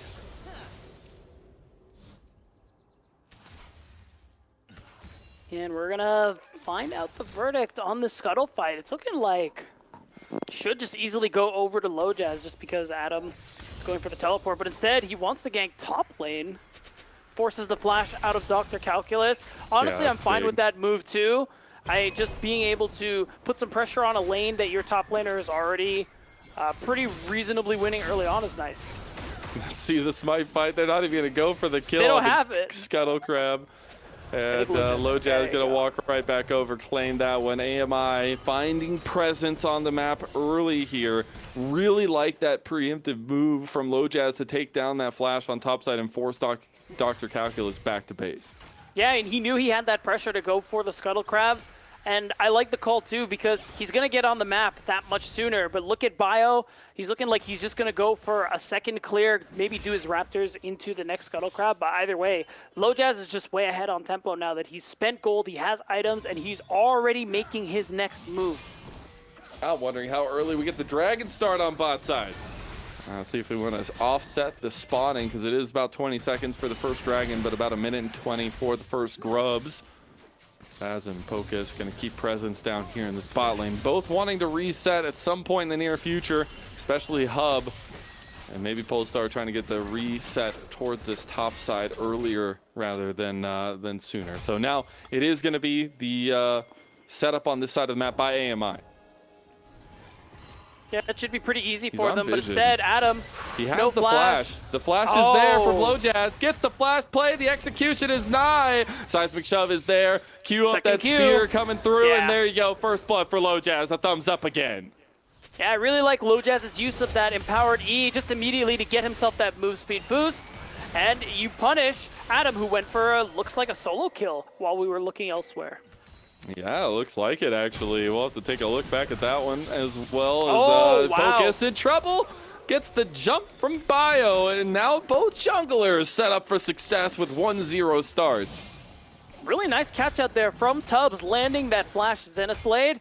And instead of Dragon, Lojaz, he's got somewhere else he wants to be. I said the activity from the Pantheon is super important. Dr. Calculus doesn't have flash, doesn't have any way out. Maybe gets Decoy. Spear there. Lojaz gets another thumbs up from the man and a 2-0 start for him. Talk about grace under pressure as we're going to see this one again. Just get another look at how he just doesn't miss these cues. It's really unfortunate for anyone in his way. And such a cool skin there. Great angle we took on that one. Dragon is being taken by Bio. So Polestar going to start that one up and secure the first Dragon. Meanwhile, the first 3 Grubs will go the way of AMI. So we're changing the story a little bit comparatively to that game number 1. Though I do feel like AMI have a little bit more lofty standards in this one with the tempo they want to play with, already almost up 1,000 gold. Yeah, it feels really good, especially for Low Jazz. He's going to be able to back. He must be sitting on a lot. Oh, the sidestep from the seismic shove, and Adam is just taken down. Low Jazz goes on a killing spree. 6 minutes and 50 seconds in. I'm not going to say that your hype is unwarranted, Mazel. All I'm going to say is, Low Jazz, you didn't have to do that. That kill was locked down. Let someone else have some of the love, Dude, man. This you know is what his I'm saying? show, bro. This is All his. right, my bad. Has he not been the brightest man? Like, we've lacked consistency from 5 Mini, even though he had a lot of praise there. But I think the most consistent member, the most lethal member, has been this guy, Low Jazz. And I know people were so excited to watch his run through the qualifiers. But now, even off these performances against some of the top-tier junglers here in the league. That is true. That is true. It just puts a bit of a target on his back because if all this gold is on him, if he gets caught out by members of Polestar before a fight starts or if he dies early, that's all of AMI's power. So there is that extra bit of incentive for Polestar to be like, all right, this Pantheon, you step out of line just a little bit. Boom. Got him.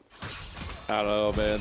The bridge builder Pantheon skin needs to come out here, and Low Jazz is going to be doing it because we said at the beginning the draft set up for them. They have a lot of scaling. They have a lot of strength as time goes on in the game. But the person that needs to have a lead to even be in that conversation as time goes on is Low Jazz on the Pantheon. And to get this start, to have all this gold, to be almost on your first item here on the precipice, it feels very good. Polestar realized they need to strike in the mid lane. They need to try to find something here. Low Jazz going to be there. The flash play from Bio. Instant crescent guard. 5 Mini stepping out, gets Zenith Blade, and the lockdown is too heavy, and Bio gets that kill back. Now Pocus is here to support onto Low Jazz, but he has no cooldowns, and that's the problem. The burst has to be there for the Pantheon. Really good counterplay from Bio and Pulse.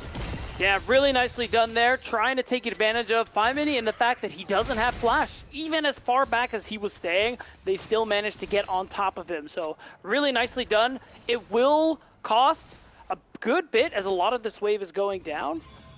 But it seems like they did lane swap to ensure that Hub would still be farming. Still, that transition, it did cause him to lose out a little bit. You can see Baz is farming a little better at this point in the game. And I think it will be important to ensure that Hub on this Ezreal is getting gold for Polestar. Take a look back at it. This is why you draft a comp like this. I mean, this is why you draft a comp like that. You have so much CC to throw down, it just doesn't matter. Yeah, and it was really nicely done. 5 Mini dodged a lot, but at the end of the day, there was just too much for him to have to try and avoid, and Pocus joined too late, wasn't able to offer the bailout program.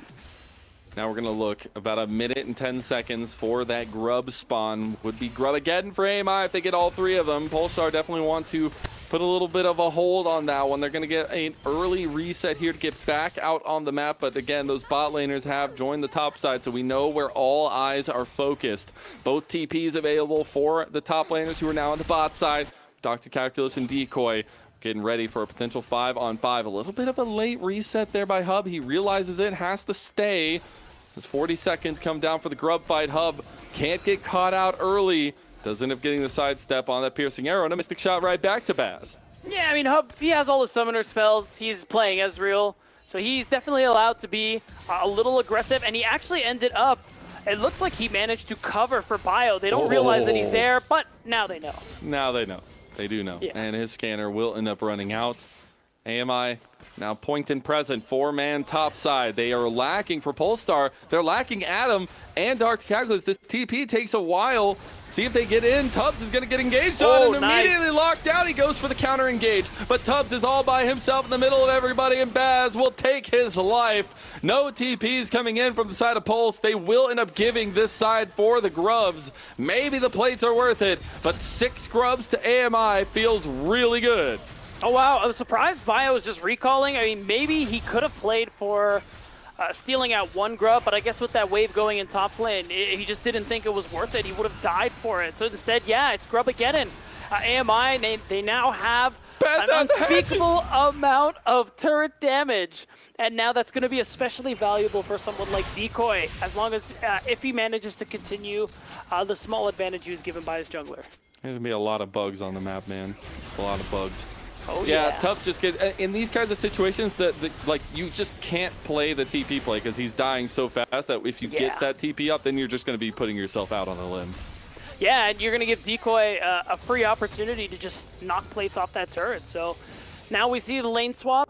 Everyone's going back to their regular assignments, and it gives Apex Mission Impossible this opportunity to set up for another Drake because Polestar, they're a little slow to it. Hub is still walking from base. And he's not quite at that full item, whereas if you look at Faz, Blade of the Ruin King is ready and accounted for. That's a massive spike, obviously, with this on-hit Varus, like you'd called from draft. Those item spikes are very important, and the Blade of the Ruin King is one that feels really, really good. Low Jazz also on the Sundered Sky. Gonna have a lot more sustainability in these fights.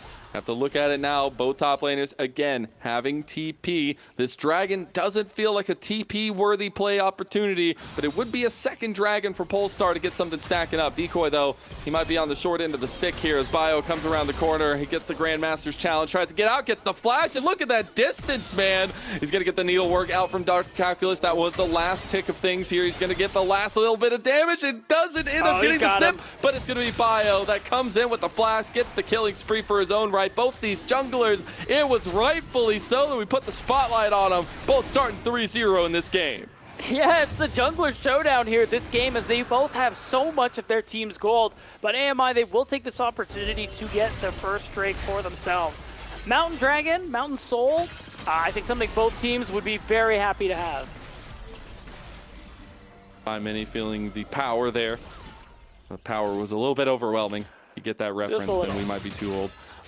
Then now you also have to look at the item setups coming through for Polestar on that side of things. Definitely opting into the scaling category for them, as we're actually going to take a look at the replay here before we talk about that. Yeah, it's pretty simple. Decoy was doing fine until Bio showed up, and all of a sudden he was like, oh, I gotta go. I don't like this. And props to Dr. Calculus holding that last proc of the needlework just to ensure that he's going to be able to at least get some damage down. And it set up Bio for that flash play. Flash burned, but maybe worth it. We'll see. The jury's still out. We traded it for Decoy's flash, you know? so worth. Now as we take a look in stock of the map, there's still about a almost 1,000 gold lead there for AMI, but it's definitely dwindling a little bit for them. They did get feats of strength for themselves. We'll be getting closer and closer to that spawn of the Herald coming up very shortly. Still a lot of standing gold on the map if they are to get that Herald, as both mid lanes still up, both bot lanes still up, both top lanes still up. There ain't no tower down in sight. And maybe trying to transition up to that objective take, at least for AMI, who are in the advantage of things right now. And something we've seen teams do a lot is that when you have 5 or 6 grubs, you can just all in on a side lane and knock down, just attack the turret to get first brick. Because you have all these grubs and do all this extra damage to structures, it is going to guarantee you first brick, even in a trade situation. So I'm wondering if we're going to see AMI go for something like that, or maybe they're just going to rely on Decoy when he gets his opportunities to crash waves and get touches on the turret. A little bit of lane swap-a-rooney coming through. Baz was answering that bot side, but we did already get the change from Polestar, so Baz will come to mid lane and try to get this push going through for them. Varus on hit, starting to pump a little bit. We did get the Trinity Force for Hub. We'll have a little bit of strength behind those Mystic shots, but it truly is that second, mostly third item as well for the Ezreal. Yeah. It's really going to turn him on. For sure. So really right now, we're just kind of at the stalemate where teams are more focused on farming and, oh, hold on. Decoy's in a little bit of trouble. First needlework goes him wide, second needlework goes a little bit wide, but the third one does end up hitting, and here comes the chunker as he's holding it to get another slowdown here, and he might end up just cutting Decoy out from his life. Decoy trying to get a counter strike back, but Dr. Calculus is just going to snip his life away, and that will be another big side lane pick. Whoa. Adam gets out with the flash, but Low Jazz answers with his own. He doesn't have the damage though, but 5 Mini just does. Chaos Storm to boot. One more take. No! Adam gets the counter kill on a 5 Mini, and the push away on the Pocus. He's out of there, baby. Big oopsie on the bot lane, and Adam is happy to collect 6 scrubs, but somehow AMI loses that first brick. The play bot side from Pulse, the fumble bot side from AMI has now put Polestar in the lead. Wow. Series of unfortunate events for AMI, but a series of fortunate events for Polestar as we see that replay. Yeah, really, this play is pretty straightforward. What matters to me is on the other side of the map, Lennon, that, you know, we make mistakes sometimes. That's all I'm going to say. A little bit. I will say, respect to Adam, really nice seismic shove, just putting it on top of himself once he saw the spear. I think that was also a big contributor to saving his life. Oh, that last spear being like inches from his face, and I know that one's gonna hurt. AMI losing a lot of confidence in this one, but this is exactly what I expected and wanted from this series. I want to see Polestar give us a series. I want to see this go to 3 because I expected nothing but chaos in this one from two teams who are still trying to find their footing in NACL. As new teams and new players to the scene here. It is going to be another Dragon coming up in 40 seconds. Would be the second for either side of things. Polestar definitely feeling in the driver's seat now, especially with their compositional strength as they move forward. Yeah, Pulse now using their turn to clear out some of this vision and set up a bit of their own, just as a hope that they can get this first look on the Drake. It is spawning pretty shortly. It is going to be the second for either one of these teams. So it's just about trying to stack towards that Mountain Soul. Lojaz in a lot of trouble now. That's where all your gold is. He's going to heal up a little bit, but he's still getting chunked and just getting one more auto. Gets the bail, but instantly dies. It will be the shutdown on both sides of things, but Adam is the one that got the gold on that one. Meanwhile, you got the push coming in from Dr. Calculus, who is officially winning that side lane push. Almost outright kills Decoy. And Polestar, they might just look for it. This back is zealous from Decoy. We'll get the TP back as well, but Dr. Calculus is going to take about half that tower down. Yeah, really nicely played, and Gwen is starting to come online. This is how it goes. AMI trying to see if they can trade elsewhere. They're going to try and use their grub power to get some damage. Oh, nice handshake. Really good handshake from Pocus. Gets some good damage onto Tubbs. True Shot Bros will come back. We're going to take a look back at that initial fight here as it was a little bit chaotic as I wanted, as I expected. And you're going to see it. I got to say, props to Polestar. Really good chain CC onto Lojaz. He was barely able to interact for most of that fight. And you see he just gets obliterated after the bailout comes through. Adam having a ton of damage now. 2 items are completed. We get Hub on 2 items now, waiting for that transformation of the Miramana. Decoy. I don't know if he's feeling super confident in this one. I mean, I gotta say, Dark Calculus is almost on 2 items, has some pieces there, but Decoy taking the fight into him. Needlework is there, Grand Starfall. Is it gonna be enough? Lojaz has to be the difference maker. Dr. Calculus will be taking down the shutdown. Goes to Decoy as well. Rift Herald play in the mid lane, though. You have Tubbs trying to get the charge, gets the turret as well, and that'll be 3 turrets to none in favor of Polestar now with that 2,000 gold lead. Yeah, AMI will get their first turret. Now the Decoy has some alone time with this top tier 1, but that space that they took on top side, Lojaz teleporting up there, does mean that it's going to be an easy Drake setup there for Bio on that bottom side. I think Decoy, with his jungler nearby, maybe he wants to take another wave, but no, he's just going to back. A little bit of all over the place from both teams, but it will be another Dragon secured by Pulse. Oh, should be their second Dragon, at least. I believe it didn't get marked on the top there. Solar Flare going to go in onto Pocus. Doesn't really have a way out. Here comes the Weaver's Wall. Going to knock Baz over on the other side. At least doesn't even get the knock up there. Polestar going to look to take some more of the jungle of AMI. And this is feeling really good for Polestar comparatively to that last game. Decoy is almost dead. Needlework is not up just yet. But Bio wanted the angle. Now just going to go for the Krugs. Decoy's like, surely this time I am free, but because they wasted so much of Decoy's time on the back, they know he doesn't have teleport. They're just going to go ahead and start the Otacon, and there's no response. AMI not in position, only just now? Maybe they don't even know. They're going to come around the corner. Yeah, pings are coming down, not even on the Otacon. It will go over, and the flowers will bloom. Or the side of Polestar, it looks like they're just going to leave Bio to get it all himself, so he'll be the flower picker for now. AMI going to look for a counterplay with getting some of these standing gold, some of this standing gold that is in the turret of mid and bot. So that is a nice response from AMI. I will say the Blood Roses coming through are pretty huge. They got Dr. Calculus a level. They got Adam to level 15, who's really strong right now on this Taliyah. So Polestar even though they lost 2 turrets in the process, I still think they're feeling pretty strong. Decoy just walks out of the bush, counter-striking, and immediately strikes the fear in Polestar as Lojaz has come down. Bio gonna try to pop the Crescent Guard, but Mini is also here. Bio sacrifices his life to Decoy. He's getting a little bit of a buff up for this side lane fight that we're gonna see become a massive linchpin for both these teams. Yeah, really nice pick up there from Apex Mission Impossible. It is gonna cost them some jungle camps as Hub.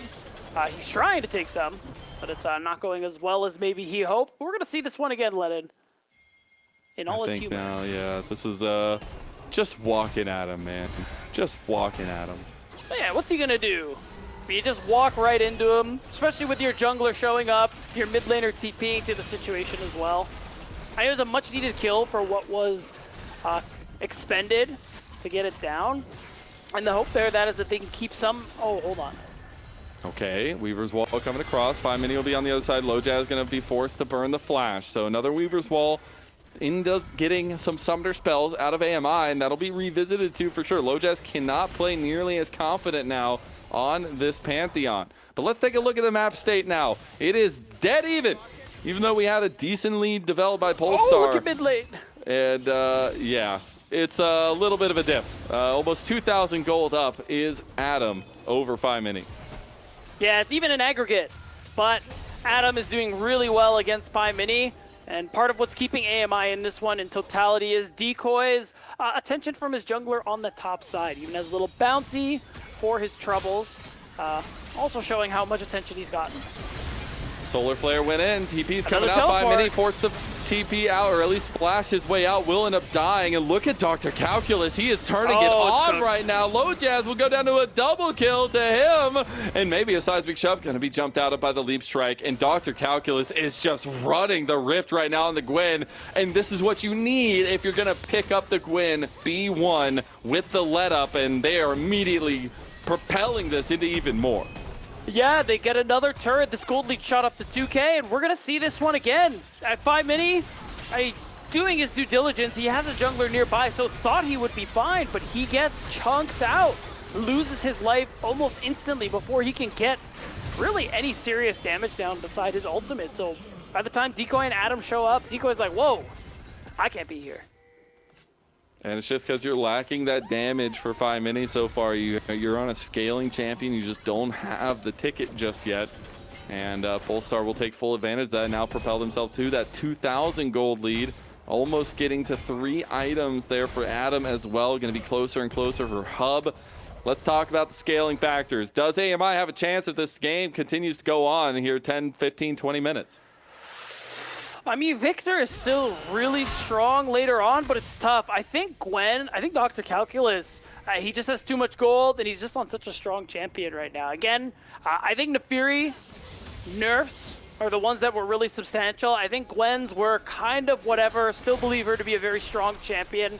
At the moment, still scales like crazy. And once that 3rd item comes through, unless there's a focus on taking Dr. Calculus out, I think Polestar are actually in a really good position if they keep this up. I want 3 games. I want more of this chaos, so we'll see if Pulse can put the finishing touches on this one. Still 2,000 gold lead is nothing to be safe about. Dragon is up on the table. This would be sole point for Pulse. Gives them a lot of decision-making power on the Rift. Is the Baron threatened potentially by AMI? You can see Polestar immediately moving over. They are keeping Adam down at the Dragon, though, and potentially taking that one here by himself. AMI going to be forced to make a play. They have to do something, or they're just going to lose that objective for nothing. Yeah, right now, AMI, they're going to be forced to answer mid lane. I think Dragon is just not on the cards for them, to be honest. They got the first one, so it's not the soul from Polestar, but every Mountain Drake that goes makes them tankier, makes this Gwen, who's already hard to kill, tankier, but they do want this commitment. Okay, they get Dr. Calculus solo here, but he is Gwen. He'll go immune, and Lojaz losing all of his health here. Needlework did come through. Hub now looking for an angle. Look at Bio. Everybody's collapsing. Pocus is going to go down as well, even through the hostile takeover. It is just looking like a Polestar game here in game number 2. AMI just slipping up at every turn, but exactly what we think from these kinds of setups with all these new players. And Polestar are going to find another pick. Dr. Calculus goes on a killing spree and is 4-2 on this Gwen. Not even just a pick, Mazel. This is Polestar's chance to go and get the Baron. I'm not really even sure what they're waiting for right now. I guess they want another kill, and they've gotten it. Yep, Low Jazz just completely greedy and got out there. Hub will take him down and get his first kill of the game. Everybody's getting a part of the puzzle here. And it will just be that Baron start by Pulse. Baron start, Baron take, and Pulse looking like they're going to take their first win here in this series because this is just an astronomical lead. And the fact is they've gotten 3K up, but not just that. Dr. Calculus, he's such a difficult champion to deal with. Even in that situation, he was able to live long enough for his team to show up for help. And now, it's looking like Decoy is the one who's in trouble. I mean, actually, this is super greedy, now that I'm thinking about it. He must have known they were on this. He stopped. Oh, okay. Goodness. He's going to try to flash out. He just burned everything to probably still die. All 5 members are up here, and he is gone. They have the Baron push. They have a minion wave. They could look at the inhibs here. AMI trying to answer, but there has been no answer from them so far. About a 5,000 gold lead developed, and this Baron power play for Pulse has been legendary. Yeah, and I like what Adam's doing too. Backs TPs to the mid lane to shove another wave in, just so they can start threatening this Tier 3 mid and top at the same time. Should be able to find an engagement. Oh, okay, hey. Tubbs is over the wall, maybe going a little ham. Has the backup of the rest of the team right behind him as they all join him. And big shove coming through from Adam. And Dr. Calculus is there to slam home the rest of this fight. Oh my God, he goes down. His shutdown goes over to 5 Mini.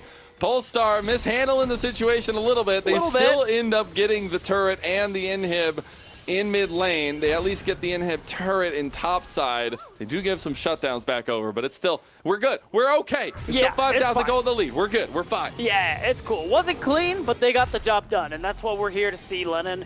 Polestar, they find another advantage. I mean, props to Tubbs. This Leona champion can live for a very long time. And finally, bought enough time for Adam to get a big flick. I think they just weren't paying attention to him. So it's really nicely done there from the Talia. End up getting the lockdown there, and nicely done to clean that one up.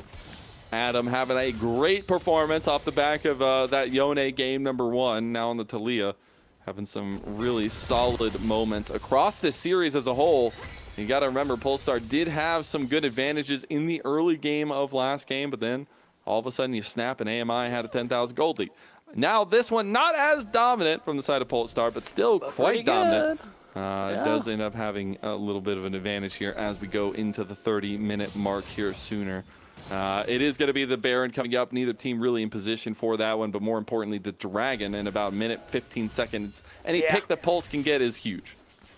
Yeah, and I will say now, Dr. Calculus has reached the point of no return. This guy is unstoppable. He finished the death cap. He's 3 items on Gwen.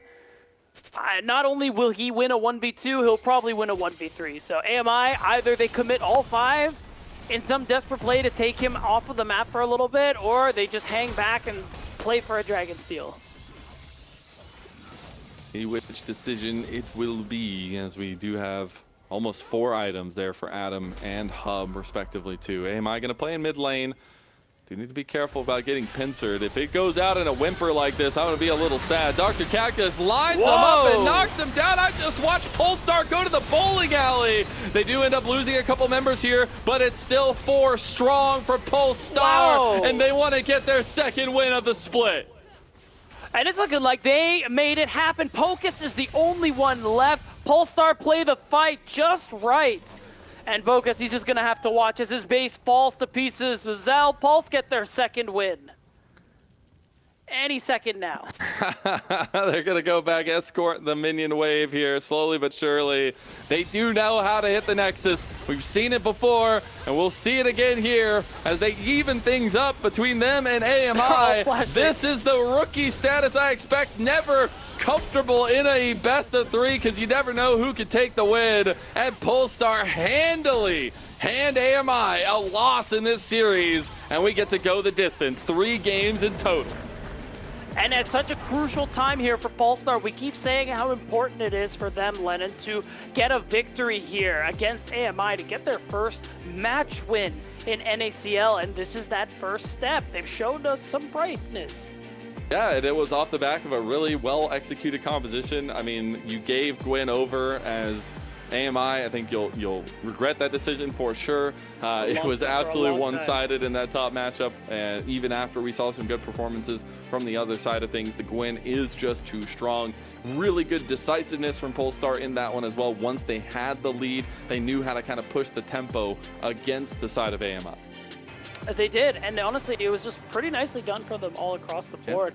Yeah. AMI were in a position where they had to commit so much to deal with Dr. Calculus. I respect putting those resources into top lane because you know how strong Gwen is going to be later, but they sacrificed a lot elsewhere on the map to be able to make that one happen, and it cost them. We get to go to 3, baby. I'm excited. Chaos is the name of the game here in this series. We'll see the culmination of it. AMI here potentially losing out to Polestar after this.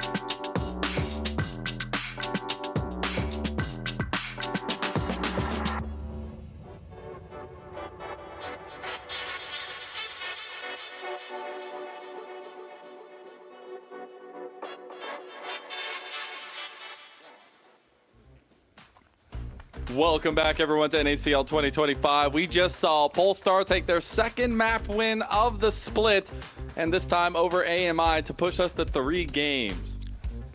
And a much-needed win at that, because again, cannot stress how important this win is for Polestar. So being able to take this Gwen for Dr. Calculus to be able to help this team pilot that one into a win is very crucial. And now I'm excited to see what this third game is going to show us, Mazel, because now, I mean, Gwen's out of the picture, Neferi's that constant ban. I wonder what else we're going to see from these teams to find out who's actually going to secure this match win. Yeah, exactly that. I think it's going to be a little bit difficult to determine until we get to that last Nexus popping, because both these teams have a lot of growing to do in this league, but it's important to pick up wins where you can. We got to set the stakes again. Polestar, if they lose this one, would go down to 0-4 on the split, and you never want to start that way, especially in a single round robin.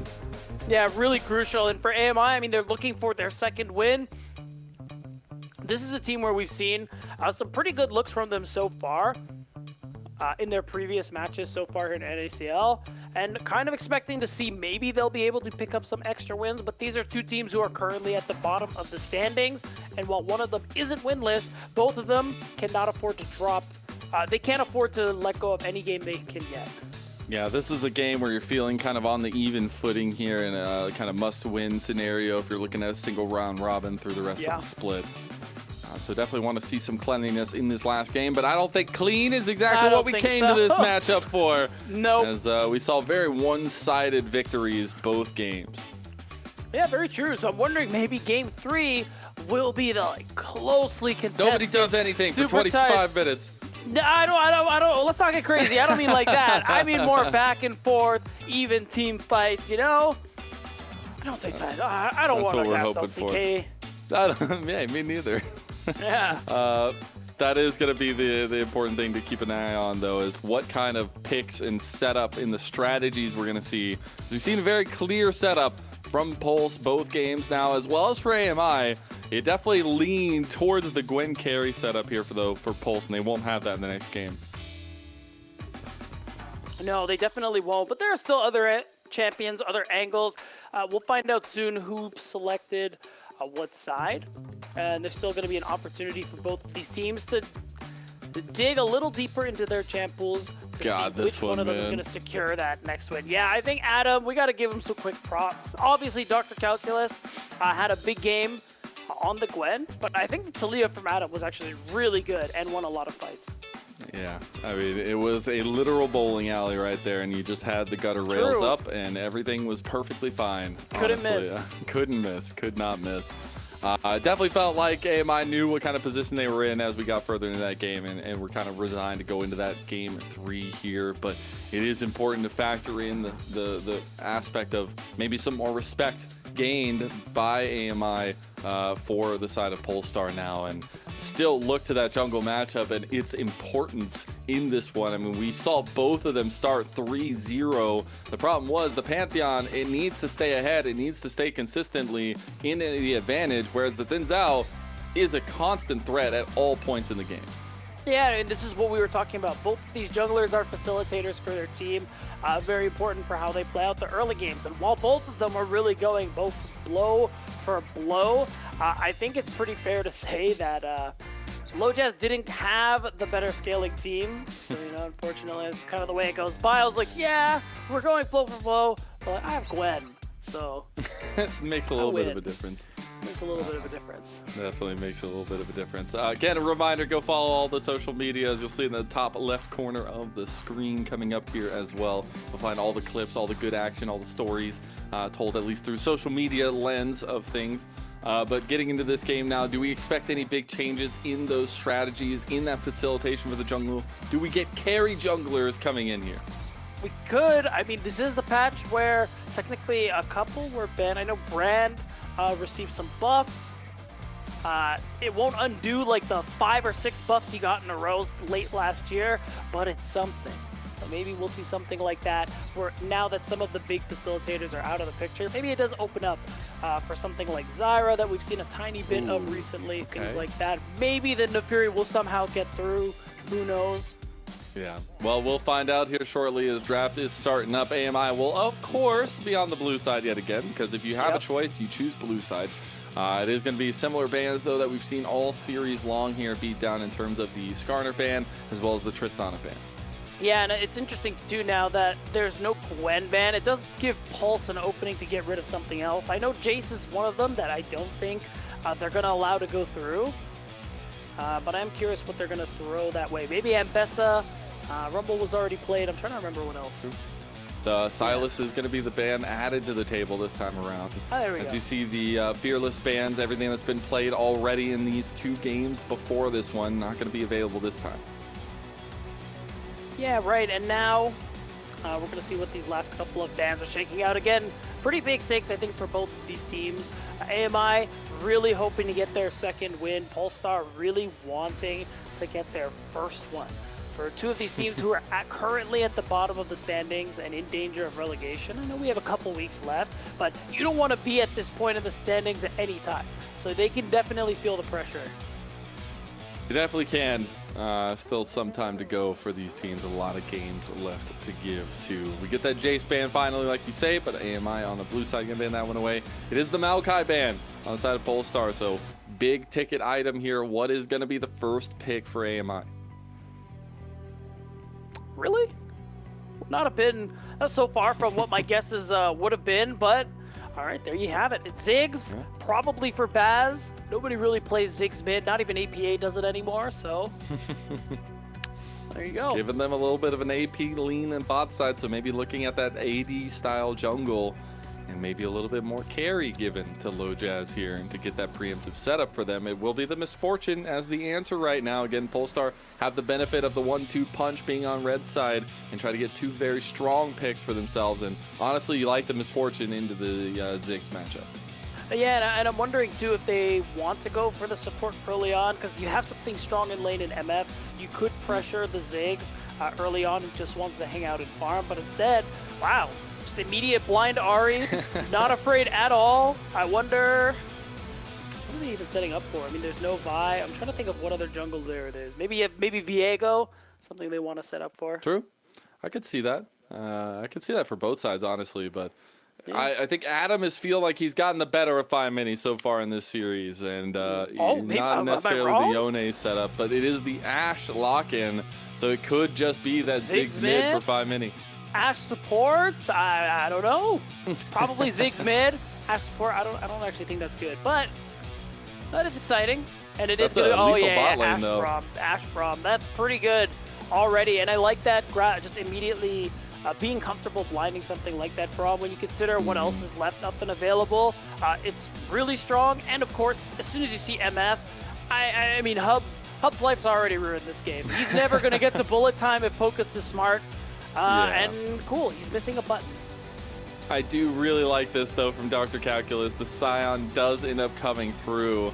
A lot of strength in that top lane, and now we see a bit of a split focus going to the second phase, potentially, from Pulse, as they will ban away the Poppy, and they're looking now to see if they can take away some more of those engaged potentials from the side of AMI. I kind of get the idea. Like, Scion is in a good spot right now, especially with what's Fearless banned and just banned. Like, you're going to be pretty safe and self-sufficient, but my concern is just immediately, like, you can ban away something like the Viego. I'm trying to think of what else Bio could potentially go for. I mean, I think Viego's probably the best option. It's worth noting the Fury has made it to the second rotation of bans. It's open. It is open. I will say it's definitely beatable now. More so than it was before, but still strong. Still very strong, and honestly, I wouldn't put it by either of these 2 guys to go ahead and take that one out. It is that final Renekton ban, so it's heavy focus onto that Scion matchup, and then the Fury will be banned there because Polestar had the second, or at least the first pick in the second phase.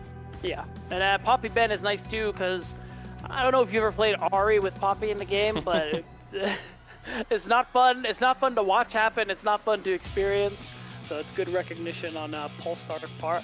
Polestar. What do they save the counter pick here for? Is it jungle? The probably. Jungle? Yeah, because you already know what bot lane is going to be. Oh, interesting. Okay, so I was worried on the damage front, and because So you do have this double range bot lane. You are under threat because Ash Braum is kind of lethal, but you do offer a lot of range. You do offer a lot of scaling with the Senna, and I think that's what they're playing towards. And they have to get a carry for Bio in this situation, right? Like, you're getting a Senna, you get a little bit more strength there. I mean, they do lack front line, though. Yeah, that's what I mean. I think they actually need a facilitator for Bio because of the Senna. It does open up Bio to be able to just pick something tanky, and not have to worry about his team running out of steam later on into the game. I'm just trying to think of what's left. I mean, J4 is a great shout from Low Jazz. If he locks that one in, he's kind of there it is. Yeah, that's good. So it's the Gnar J4 lock-in there for AMI. Really like these solo lane setups right now between this team. It is going to be the insta-lock Lee Sin on the other side of things, though, for Bio. He said they wanted a little bit of a carry performance. Well, Bio is picking up the gauntlet. Yeah, and that's interesting. It's funny. During the last draft, I kind of thought to myself, man, when was the last time I saw Lee Sin? Genuinely, I was thinking about it, because I said kick in a sentence. I don't remember what it was about, but it made me think of him. But there you go. There's your early facilitator. You can skirmish really nicely paired with the Ahri, and I actually think you'll have an easier time skirmishing compared to the Ziggs and J4. Ziggs wants to farm, he wants to stay at range, and he wants to just, you know, like he's playing basketball. Just long range shots to clear out the wave to put people down. Yeah, true. That's perfect. It all works out.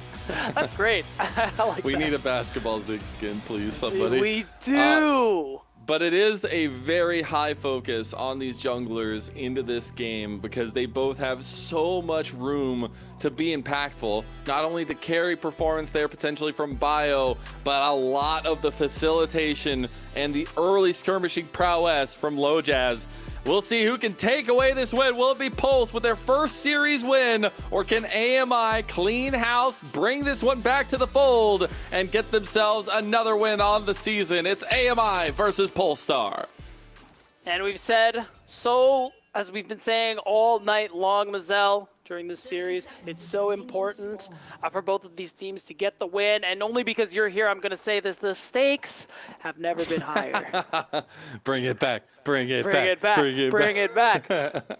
If you know, you know. And if you're a knower, then you're a truther. And I love you. If you do, respect the ball knowledge. Yeah, absolutely. Absolutely. I do want to take a look, though, at how these lanes set up early, because I think that's been a big difference in both the games so far is kind of that priority through lane. AMI going to use this level 1 strength that the Ash Braum provide to get a little presence early on bot side. Yeah, I like that one. And speaking of that strength, they have strength in the early lane as well. So I'm pretty interested in how this bot lane is going to go. I mean, you do have double range. Usually, in theory, that is quite good. But if Pocus lands a Winter's Bite, I think Hub and Tubbs will be in a little bit of danger. I'm trying to work out what I think in terms of who is going to do better later. And I'm leaning more towards Polestar just because you have Tubbs on the Senna. As long as he's able to keep up, collect souls in a fairly punctual manner, I think he will be the big damage threat in the late stage of the game. And that's what we're talking about. Caster Cursed, he gets his flash out early. Concussive Blows does do work at level 1. Yeah. And this Ash Braum combo is as tried and true as bot lane combos can get. It's going to be a little bit of presence from this bot lane in their priority of lane. 5 Mini's trying to struggle for his own prio there as well. Both junglers going to be pathing down towards this bot side. Yeah, and I'm really curious, too, to see the jungler interaction, just because we haven't seen very much Lee Sin in quite a while, but it does open that opportunity if Bio pilots it well to take down somebody like 5 Mini, like Baz, who are on these lower mobility champions. Yeah, you do have the Satchel as Ziggs, but still, there's that opportunity when that's not around. Bio can get behind you, get a nice kick, and set his team up for the alley-oop. Both these two guys been so darn impactful. Even if Polestar haven't found that series win, they did find a little bit more consistent performances in their last series, even able to take one map in that best of 3. AMI, we still laud them for how much map control they've seemingly got from a team of rookies, and a lot of their direction and macro play has been really fun to watch. I think it all comes to a culmination here. Again, you talked about it so much, but it's something important to iterate is this needs to be a win on paper in a single round robin for both these teams as season goes on. Yeah, so important too. for both of them, especially Polestar, who are currently 0-3 in the standings. Need their first win so badly. They only have 9 matches to play, so start going 0-4 to end this week for them. That would be heartbreaking, but we'll see. Polestar, they have a lot of tools to play out this early, mid, and late game, but so do AMI. Eyes on Lojaz, especially Flash on the just got J4. burned on bot side. Yeah, he's looking. Baz just had to flash out. It's a massive flash down now. Baz could be potentially re-targeted as 5mini getting the plant out of him. Blind pick, Ari gets punished. 5mini with a massive play. Little rookie on rookie violence there with the solo kill. Very nicely done there from 5mini. After we were talking about Adam owning that mid lane matchup last game, 5mini with the flexible zigs. Coming in clutch here to get that first blood for AMI. Pocus stepping up a little bit too far there. Still pretty tanky as the Braum. Hub gonna focus in on the Baz though. Need to be a little careful as Bio was walking down. A little bit slow on the trigger pull, but he could look for a little bit of a deep dive. Just cancel the back. Just cancel the back. If he cancels the back, that would be a pretty big deal, but I guess he doesn't even want to do that. Instead, it's just about covering so his bot lane can get a wave in and get a good recall off. Let's take a look back at that replay in the 1v1. 5mini, fancy moves there. Honestly, I really like the satchel charge into the basically zero range Q. Really nicely done. Bye-bye, Ari. See ya. She's waving by, didn't you see? Yeah. And then going to sleep. Sleep, right? Just sleep, of course. Yep, yes. sleep. Sleep and then going to visit a farm. Yeah. Upstate for sure. The The thing now, though, you got to think about what does that lead actually mean. It is a steady like 500 to 1,000 gold lead for AMI, but we have the objectives coming up. Dragon already on the table, but it's seemingly more so the grubs that everybody wants to focus on. Yeah, and you can see it. Because Baz and Pocus were forced out the way they were, Hub and Tubbs got a favorable recall into this rotation. Honestly, I'm just expecting them to have an easier time on the side of Pulse or AMI, excuse me, to be able to secure this. Hub is just in there, man. He gets the flash out immediately, but maybe they pull the trigger on the Lojaz pass up. He gets out with a little flash. Wow. Pocus comes up clutch on the Braum, and now it's all things going the way of AMI. That was so damn close beat down, but off the back of that, that's going to be a massive lead for AMI. Yeah, despite that despite Polestar having that bot rotation come up first, and the fact is, 5mini keeps Adam out of that engage, and Lojaz and the rest of AMI find a critical team fight win. They get themselves some gold in the form of kills, and of course, they're also going to secure this first round of grubs, because I'm pretty sure Bio... They both have smite. Oh, yeah. I want to go back and see. Okay, they just let it go. They left it go. All right, Bio will end up securing that one. So it's 2 for 1. Neither side going to get too much out of it. Thought AMI could clean that one up a little bit more so, but Bio now going to take that tempo and push it into the enemy jungle and take away the blue. I will say, AMI, though they only get 2 out of the 3 grubs, this fight right here went so wonderfully for them. And there it is. The fact is, 5mini, he can just impact these fights from further away than Adam can with that ultimate there. We're just getting word that J4 was at 25 HP. He just barely survived. Wow. Clutch moment from Lojaz in a game that has a lot of spotlight on him. Decoy trying to get out of a 1v3 dive, does do so. Tubbs just died to a turret, by the way. Could be worse. And, it's fine. And now, Decoy. Is he feeling it? Is he feeling it? Back in it. There's the Megadar, the wall up. And here comes the concussive blows. Decoy, go ahead and initiate your GOAT status, because that's an easy 2-piece cleanup. Oh, that's what I like to see. Pocus is in the area, and he's like, oh, yeah, let me cook. And that's AMI winning on both sides of the map, Mazel, because not only do they secure those kills, Lojaz, he's securing another neutral objective all across the map. AMI putting out a redemption performance in this game number 3. They just seem to be blue side kings at this point.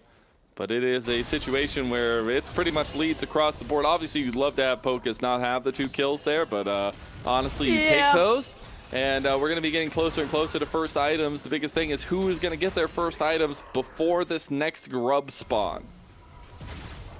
Yeah, I mean, the way things have been going, it's likely going to be the members of AMI, and we're just going to watch this one again. Let's just take a moment. Mazel, enjoy that Flash RLT. It was a good time. It was a good time. Good time for all except for Polestar there. Yeah, true. But really good heads-up play from Decoy.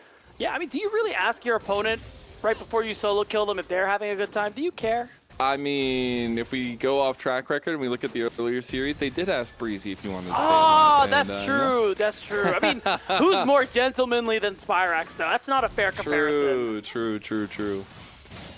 Polestar looking for any kind of promise, any kind of setup here. Again, we talked so much in the draft about some of their scaling conditions, but Bio on the Lee Sin needs to have a steady advantage. And so far, he's down in CS, down in the lead against his counterpart in Lojaz. How does he get back in?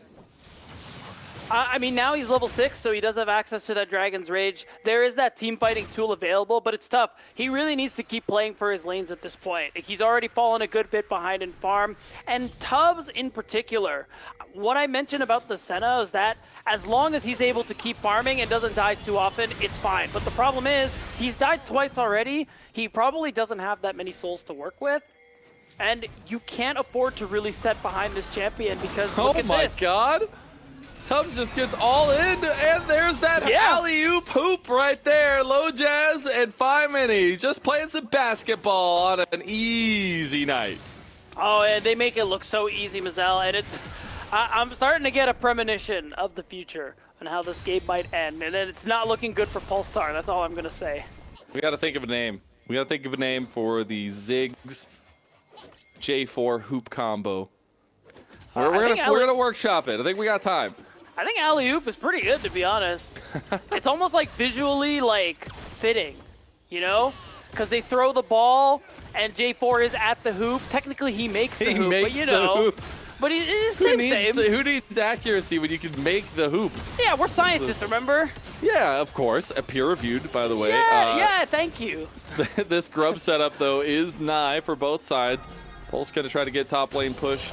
Try to get into this one. They're going to be first and foremost onto the grub. Some of the tankiness maybe start to come through for Pulse as they do take one of the grubs. Lojaz.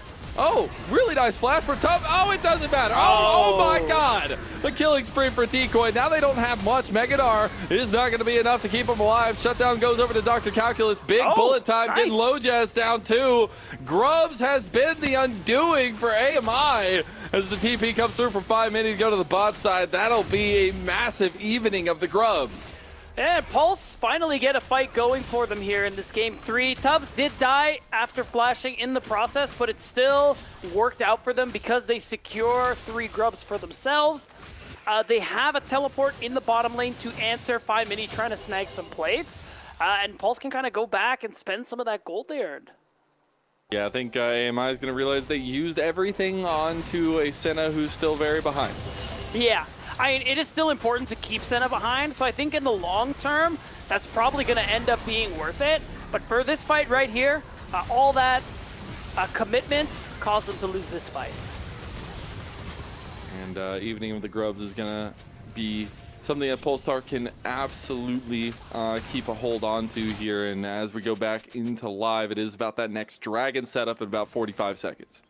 And we did get word that Tubbs is sitting at 42 souls during that replay, so a little behind of where you probably want to be at this point, but as long as he can keep collecting them, not as far behind as I was kind of worried. Again, you want to be able to reach that 100 soul mark, get that extra range, the extra crit chance, and everything like that, just so that you can basically hit AMI from where they can't really interact with you. We are getting the first items here, Beat, as we have majority members getting it. We got the Titanic Hydra started for Dr. Calculus. Yeah, the Blackfire Torch there for Adam. Not the typical build we've been seeing. It's finally away from the Rod of Ages start for the Ahri, but Dragon is up nonetheless. I find that one weird because I guess I guess it's probably for the double burn build, but I don't know. Like, there's a lot of squishy members. I'm surprised he's not going for something more damage heavy, but it is what it is what it is. Still going to do more damage than with Roa, so I'll take it. Low Jazz and 5 Mini. A wombo combo here set up as both of them have ultimates. Maybe a tee off from Baz as he has the Enchanted Crystal Arrow to get an engage going. There's just a lot of entrance tools for AMI. Pulse trying to push out mid lane to go into this dragon. Unstoppable Onslaught could come down at any moment from Dr. Calculus, but he's going to focus on the turret right now. Pulse trying to clear out some of this vision. Need a little bit of trouble now. Decoy getting closer and closer to the Meganar. Pulse overextending a little bit in mid lane. Glacial Fisher going down. A chance to Crystal Arrow. Alley-oop, but it's not even with the Jarvan ult. As a big step up from Decoy gets the double with the Meganar ult. And now AMI just back away from the zombie. Rekindle the focus. Adam had already popped the Spirit Rush. Felt like he needed to be in the fight. The wall up on the side on the hub. Bio is getting low. Doesn't get that fourth concussive blows locked onto him, but AMI are going to take the second dragon of the game. Oh, a little bit of anti-synergy there. Bio kicks Low Jazz away from the Ari charm that actually could have created an angle for Polestar to go for this Drake, but instead it is going to go for AMI, as you say, and they're going to just continue growing this gold lead here in the third game of the series. Hovering around that 3,000 gold mark. 5 Mini also going to make quick work of the turrets down here. Will be answered by Dr. Calculus. I actually don't think he's going to be able to get that charm. Lands on the Decoy. He's able to get a little bit of damage back onto Bio and Adam. Tubbs was on his way and is not going to find anything there. That turret did end up going down. So first turret of the game goes to AMI 2. Yeah, that demolition from Ziggs is no joke, Lennon. And uh-oh. Oh, Decoy wants to find another one. Doesn't have the Meganar ult, but has Pocus right next to him. Didn't have the combo and the concussive blows laid up just yet. Now we have to look at that next rotation of ultimates coming up, as we are going to look at that replay. Yeah, just taking a look at this one. Honestly, really nice ultimate there from Focus to land on Tubbs with really no setup, too. It just allowed Decoy to flash in there, get the big Meganar ult. And the rest of this was just a bit of a tragedy. Don't look, Lennon. A little bit of missed synergies between some new players in the league. A little bit. As is rightfully the case. Chaos was the name of the game here in this series, but it's still, again, even if you can look at some of these developmental sides of things, it's still about the growth you see on a daily basis from these teams, and a lot of growing left to give for them, and a high ceiling, at least for some of these players in this one. So it's still fun to see their growth throughout NACL in their first splits in the league. Now, though, AMI has the chance to go up, and Decoy has the chance to get that solo. You might have been Gwen, but this time you're going to be zombified as Decoy takes him down at the solo. I mean, wait, how did Decoy just played that so nice. I don't know. Low Jazz is literally across the map and got an assist for that, by the way. It must have been that they like. It must have been like the speed up. I don't know. That's interesting. Anyways, I actually have no idea. Rift Herald is getting started up now, as potentially just pulled out and backed off of because Pulse were all up there. 5 Mini Another turret. Doing his job. Clock in, sir, and go ahead and clock out after you take that one. Enchanted Crystal Arrow just got used. Hits with the buffer onto Adam, but he did burn that Spirit Rush. And things are getting a little bit chaotic in front of this Rift Herald play. Low Jazz is front and center, though, as we take a look back. Because he still had the attack speed. Well, either that or he still had the attack speeds from the flag. Increase from the flag, Yeah, you're right. And I will say Decoy, nice and clean. Dodges the smash, the decimating smash. Is just going to continue on with the ultimate there. It looks good. I got to say, I like how AMI played that exchange on the top side, giving cover for 5 Mini with some of their long-range ults, like the Enchanted Crystal Arrow, just to ensure that he's going to have an easy time knocking down turrets. And now, I mean, I don't know why you're top lane 5 Mini. It should be your turn to go mid lane. That's how you play Ziggs, right? That's what Josh told me. Basically, every time you knock down a turret, it's now your turn in the next lane with the closest turret. That's just how it works. There you go. It's turn-based strategy right there, and it works out. Rift Herald going to be started up by AMI. I will say quietly but surely, yes, we're talking about some of the scaling win conditions. 5 Mini doing a great job, but man, Decoy has had a masterclass on this Gnar. Already on 2 items, they're sitting 5, 1, and 3, and getting the better of the counterpart that they've really been at each other's throats all series long with in Dr. Calculus. Yeah, very true. And this time around, it's AMI, like you said, getting the better of Polestar, especially in that top lane matchup. This Gnar is huge, already hitting that second item power spike way ahead of schedule, and it's just going to make him that much more dangerous to the squishy members of Polestar. The only true tank that they're working with is Dr. Calculus on the Scion. The rest of them, Bio's building some health, but no resistances, and I don't even need to speak on the rest. They are so susceptible to this extra damage that I think AMI are just going to get the better of a lot of these team fights. Tubbs has been the recipient of too much pressure on the Senna, so it feels like his ability to stack those souls has been hampered greatly. And now we're looking at second item there completed for 5 Mini, getting closer and closer for Baz. But the biggest thing is Baz going to be looking for angles with this enchanted crystal arrow now. If anybody overextends, anybody oversteps, they will get a little bit of ice to the face and probably a lot of bodies jumping their way afterwards. Dragon is up at about 25 seconds, would be sole point for AMI, and that's massive this early into the game. Yeah, it would be huge for them too, especially Cloud Soul. The move speed is so good for champions like Gnar, Jarvan, even Ashe and Braum, like just all across the board. They benefit so greatly from extra move speed. It'll make it harder for Pulse to be able to kite them out and stay away from them. Great initial setup by AMI as they move down to that dragon spawn. They're going to take the turrets in mid. They're going to get a second charge off as well. Baz looking for the play on the hub. Instantly cleansed, and the Mega Inferno Bomb used on top of it all. Satchel Charge will get the kill on the turret. Pocus able to block down a lot of that bullet time. Still, the side lane pressure is there from Polestar. They're giving a ton of presence in mid lane. They're giving over the dragon to try to live another day and have some scaling go their way. TP coming in now to this top side by Dr. Calculus. Oh, wow. I was wondering if there was going to be a potential TP play for the Drake, but instead, they're just going to go ahead and send it for the Otacon, which could be a pretty nice neutral buff in their favor. Problem is, do they have damage to take it down fast enough? It's going very slowly. No. It started off so strong. I don't know what happened.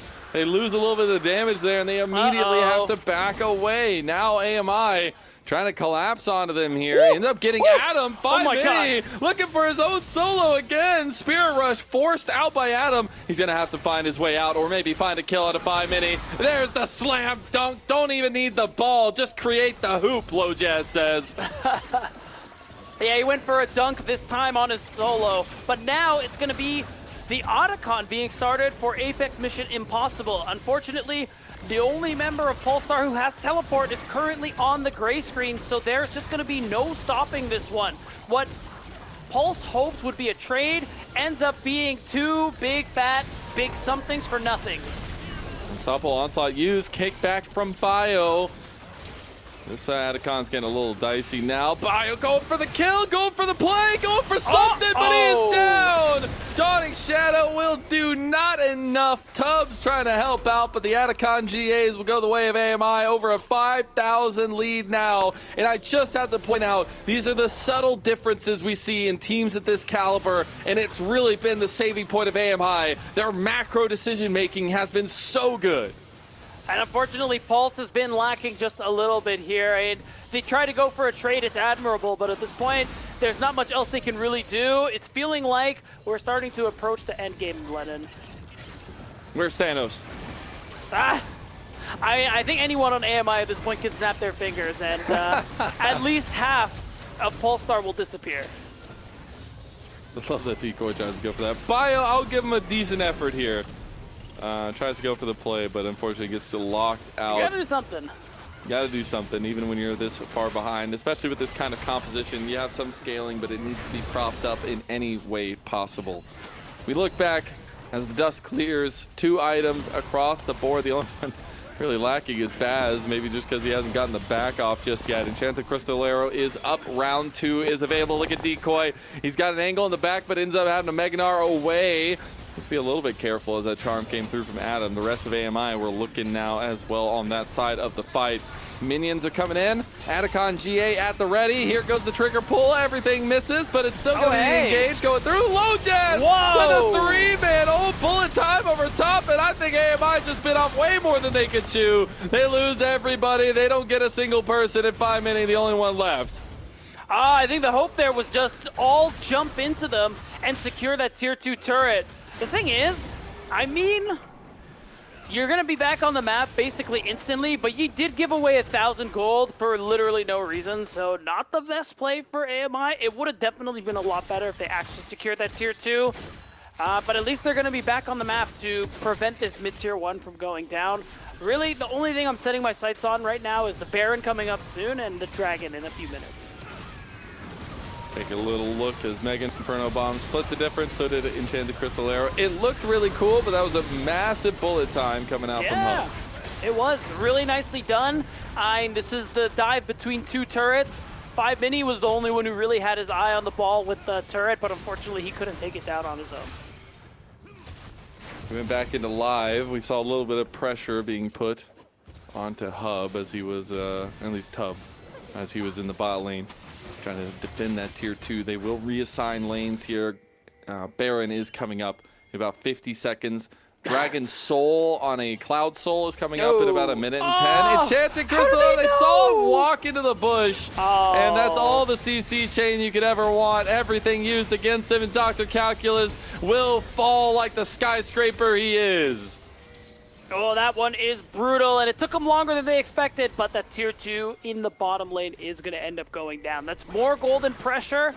That's going to allow AMI to maintain presence on this bottom side of the map, so it feels like a foregone conclusion that they'll be able to secure this very powerful Dragon Soul for themselves.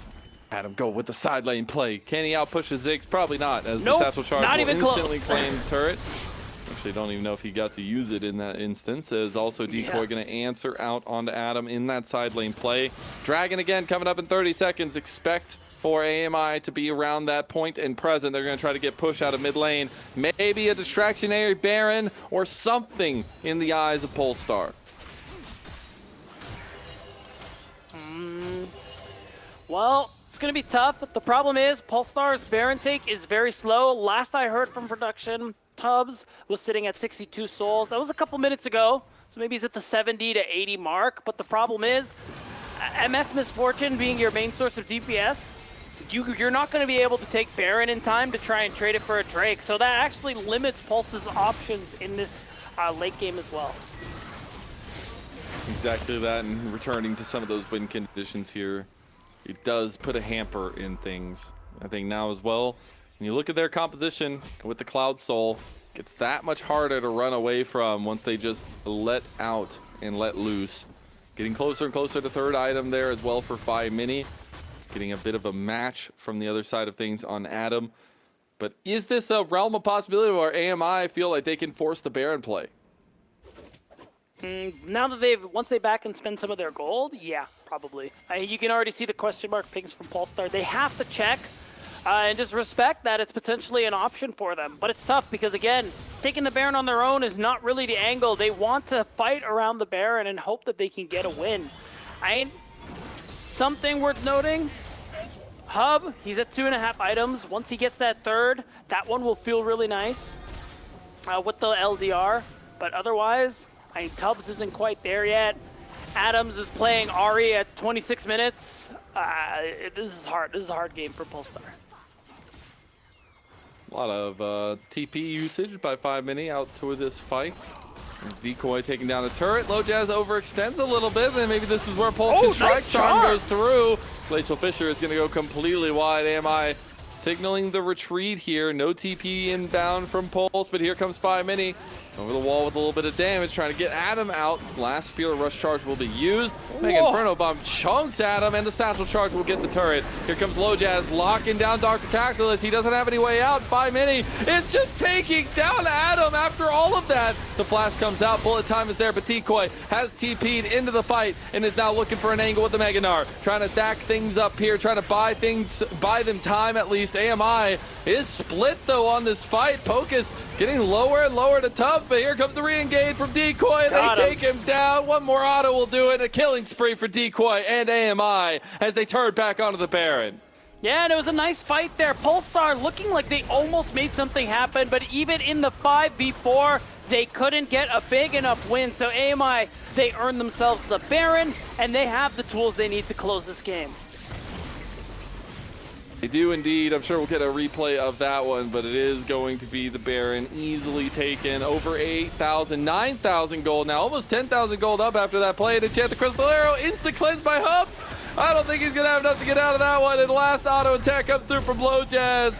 Massive team performance from AMI. Massive is right, Mazel, and we're going to see another replay of this last skirmish. I mean, Mini, I think he's just been having a really good series overall, but especially today, right now on the Ziggs, he has just been a big source of damage. He's been dodging out on so many key skill shots, and he's just been able to do so much here. The thing is, again, this was 5 versus 4. Decoy only showed up just now, and Pulse still weren't able to make it happen. I think that's just going to give you an idea of how the rest of this game is going to go. Oh! Okay, bye. well, Tubbs is gone. He checked out of the room, didn't wait for room service. Maybe forced checkout? Is that a thing? Yeah, Probably. yeah. Instead of like the late checkout, it's like the early checkout. It's like he asked and they said no, but he tried anyway. But it is now a 10,000 gold lead for AMI, and the story of this team has been one that everybody's been keeping their eyes on, seeing what this team can truly prove, and it is proving to be a little bit of a heads above. Polestar, who are struggling to try to find their first series win, but AMI have been a story everybody's been falling in love with, seeing what these 5 guys in a dream can do all the way from the qualification series, and now looking for another series win, this time over Polestar. They take down the inhibs now as well in bot and in mid, and it'll potentially look for a final push. They still have 1 minute and 20 seconds on this Baron. Yeah, they do, but they have all they need to close this game out right now. I think they're going to look for it, Mazel. All right, we'll see if they can actually finish this one out. There's been some heartbreaking losses for them, but to even up and go 2, and that one would be super huge as they get Dr. Calculus down. Decoy, yet another big engage. Focus blocks out most of the damage from Hub, but I don't know, this reset might be just enough to stave off the darkness. Mini looking for an angle. Instant point-blank flash, but the rest of AMI are there to get the reprisal. Back onto the Nexus, and back into the winning column goes AMI as they take a 2-1 victory over Polestar. And a much-needed second victory in the NACL. Congrats to Apex Mission Impossible, as they unfortunately put Polestar in the position to be 0-4. But it was a back-and-forth series. Both teams took turns, kind of smacking the other around. And unfortunately, Game 3, it was Apex Mission Impossible's turn. Yeah, yet another 10,000 gold lead in the end. I mean, both their wins were pretty one-sided, and you can look at a couple of those key decisions to be that big difference maker, right? And I think, again, we harp on what the macro decision making has been like for this team, even if it's maybe not on the same level as, say, something like Dark Zero Dragonsteel. They are looking to put a push on a lot of those middle-of-the-pack teams. They are, and this is kind of that next question for Apex Mission Impossible. Now that they have gotten another win here, their first win was against Winthrop University. The next step for them is, trying to take a stab at one of the teams over in the middle of our standings. Yeah, exactly that. Really strong performance from the side of AMI to finish out their 2 games, but you have to look at that one performance, that other game win that Polestar can hold on to. Seeing some brightness there on that blue side matchup for them. So definitely interested to see what the continued growth of this team is going to be. Again, this was kind of the rookie showdown between both teams, and AMI did come out on top. Yeah, I think both teams definitely showed us some bright spots, some highs, and we'll get to those highlights shortly so that we can sort of revisit them. But at the end of the day, AMI is the one who came out on top again. Mini, he was kind of the GOAT this game. He was kind of the GOAT this game. Got the solo bolos on Adam. I think that was really nice to see, but I think my standout star had to be Decoy in this one. On the Gnar. Yes, he was saved a couple times, but the guy was just finding every Mega Gnar ult and finding every backline access you could ask for. Yeah, and I mean, it was a good game for Gnar, and he definitely played like it. So I'll definitely give you that one. But yeah, it seemed like early on, this comp from Polestar, a lot of it was indexed into the early game, even though they had the Senna that scaled really well. It got to a point pretty quickly that Tub just kept getting taken down over and over again. So it got to a point where he was probably never going to scale up. It essentially put Polestar on a clock that they were never able to beat. Little sidestep cheeky there from Decoy. That was fun. I like it. Playing a Dr. Calculus. That was a very fun matchup in the end. I honestly, maybe not as much focus as needed in that one, but it was a very fun top lane matchup to kind of watch grow throughout this series. Again, though, I think we were right on the money looking at Lojaz and Bio. I think that both these guys were a serious driving force in how this series played out as a whole. Yeah, I gotta agree. I think both junglers definitely did their best to facilitate their teams, and when both teams succeeded, it was off the back of that support in the early game. It was indeed. We're going to take a look at some more of these plays here, but still a 2-1 victory This one was for so Apex sad. Mission Possible. They was knew literally it was there. I know, but that's sad still, because you're thinking, all right, I'm gonna sit in this brush. I'm gonna catch this next wave. Nobody saw me get here, and and then you see an Ashe, you're like, hey, what's that? And then Ashe arrow just hits you in the face, and you're like, man, And then you can't. I move for can't have 5 years. anything. Indeed. As I want to take a look at, as we're getting through these highlights, the next setups for both these teams. Obviously, you talked a little bit about it earlier, but Apex Mission Impossible, next opponent is near Airport. That's going to be a tough matchup for them. But next week, I mean, they can lead into it with a lot of momentum after this series. That's true. Yeah, that will definitely be an exciting one to see. AMI, I'm sure, really happy about this win and are going to look to that challenge, with excitement, as you say. Unfortunately, Polestar probably not feeling really great after this one, and it's definitely back to the drawing board once again for them, because again, they're 0-4 now. We're going to look at the standings later on, after MVP, after interview, and we'll get into that one later, but it's tough. Yeah, I mean, they'll be facing off against LG next week, so they do have that tough opponent there. LG definitely going to be a little bit angry after some of the performances we've seen, but definitely feel it like one of the dominant teams going on to the rest of the split. So Polestar definitely have their work cut out for them, and I don't even care if dubs come through. I just want to see that kind of incremental growth in the team. That's true. And how they play and the strategy that comes through, because I think there is room for there to be developing teams in the NACL, and that's why we're here. 100%. And I think something we haven't mentioned yet, and I'm glad you bring it up, is just the fact that, yeah, true, if they end up bottom 2, they'll go down to the promotion tournament, but they can win their way back. So that incremental improvement is so crucial, as you say, even if they don't avoid the bottom 2 of our league here. And if they keep improving, they can win their way back, and we could see a new and improved Polestar in the summer split. And by new and improved, I mean the same players who are playing better, because this is NA Tier 2, guys. I gotta be specific. You're putting yourself on a ledge there. I'm just gonna tell you a that. little bit, and then I walked, and then I stepped away. Oh yeah, I love it. Never any changes in Tier 2 for sure. Never any changes. Why would we ever change rosters? But it is a situation where we have to talk about who we think is going to be MVP, or at least who kind of captured your heart in this series as a whole. If you had somebody to point out from AMI, who do you think it would be? I was thinking Lojaz. I already know who the answer is. I don't know if you looked in chat, but I think Lojaz had a pretty good. I think he had a pretty good series overall, even in the game that AMI ended up losing. So that would have been my vote, but I respect that it was Baz. It is going to be Baz as our MVP. The Jhin aficionado didn't play Jhin, but still had some good moments as well. Good setups for the team as well with his enchanted crystal arrows. So an integral part to the win today for AMI. Lennon, let's be real. As a Jhin player yourself, would you not agree that, being a Jhin aficionado, it's a state of mind? You don't even have to be playing the champion. I can't answer that. My lawyers would get mad at me. What? Is there some secret conspiracy I've stumbled on? I take it back. Yeah, man. I'm sorry. Yeah, man. You don't know how Jhin aficionados live. We'll get to talk to Baz. We'll talk about his lawyer. No. We'll ask him. Yeah. True. But Baz, of course, he did have a good series overall, even in the game that AMI lost. And I think his Ashe game was actually really nice. Landed most of his arrows, played the lane phase really well alongside Pocus, and it was good. He gets the double thumbs up from the double thumbs up. I don't do that very often, guys. That's high praise. Don't look back at past VODs. Well, Baz will get MVP with that 28 KDA. You'll love to see it again.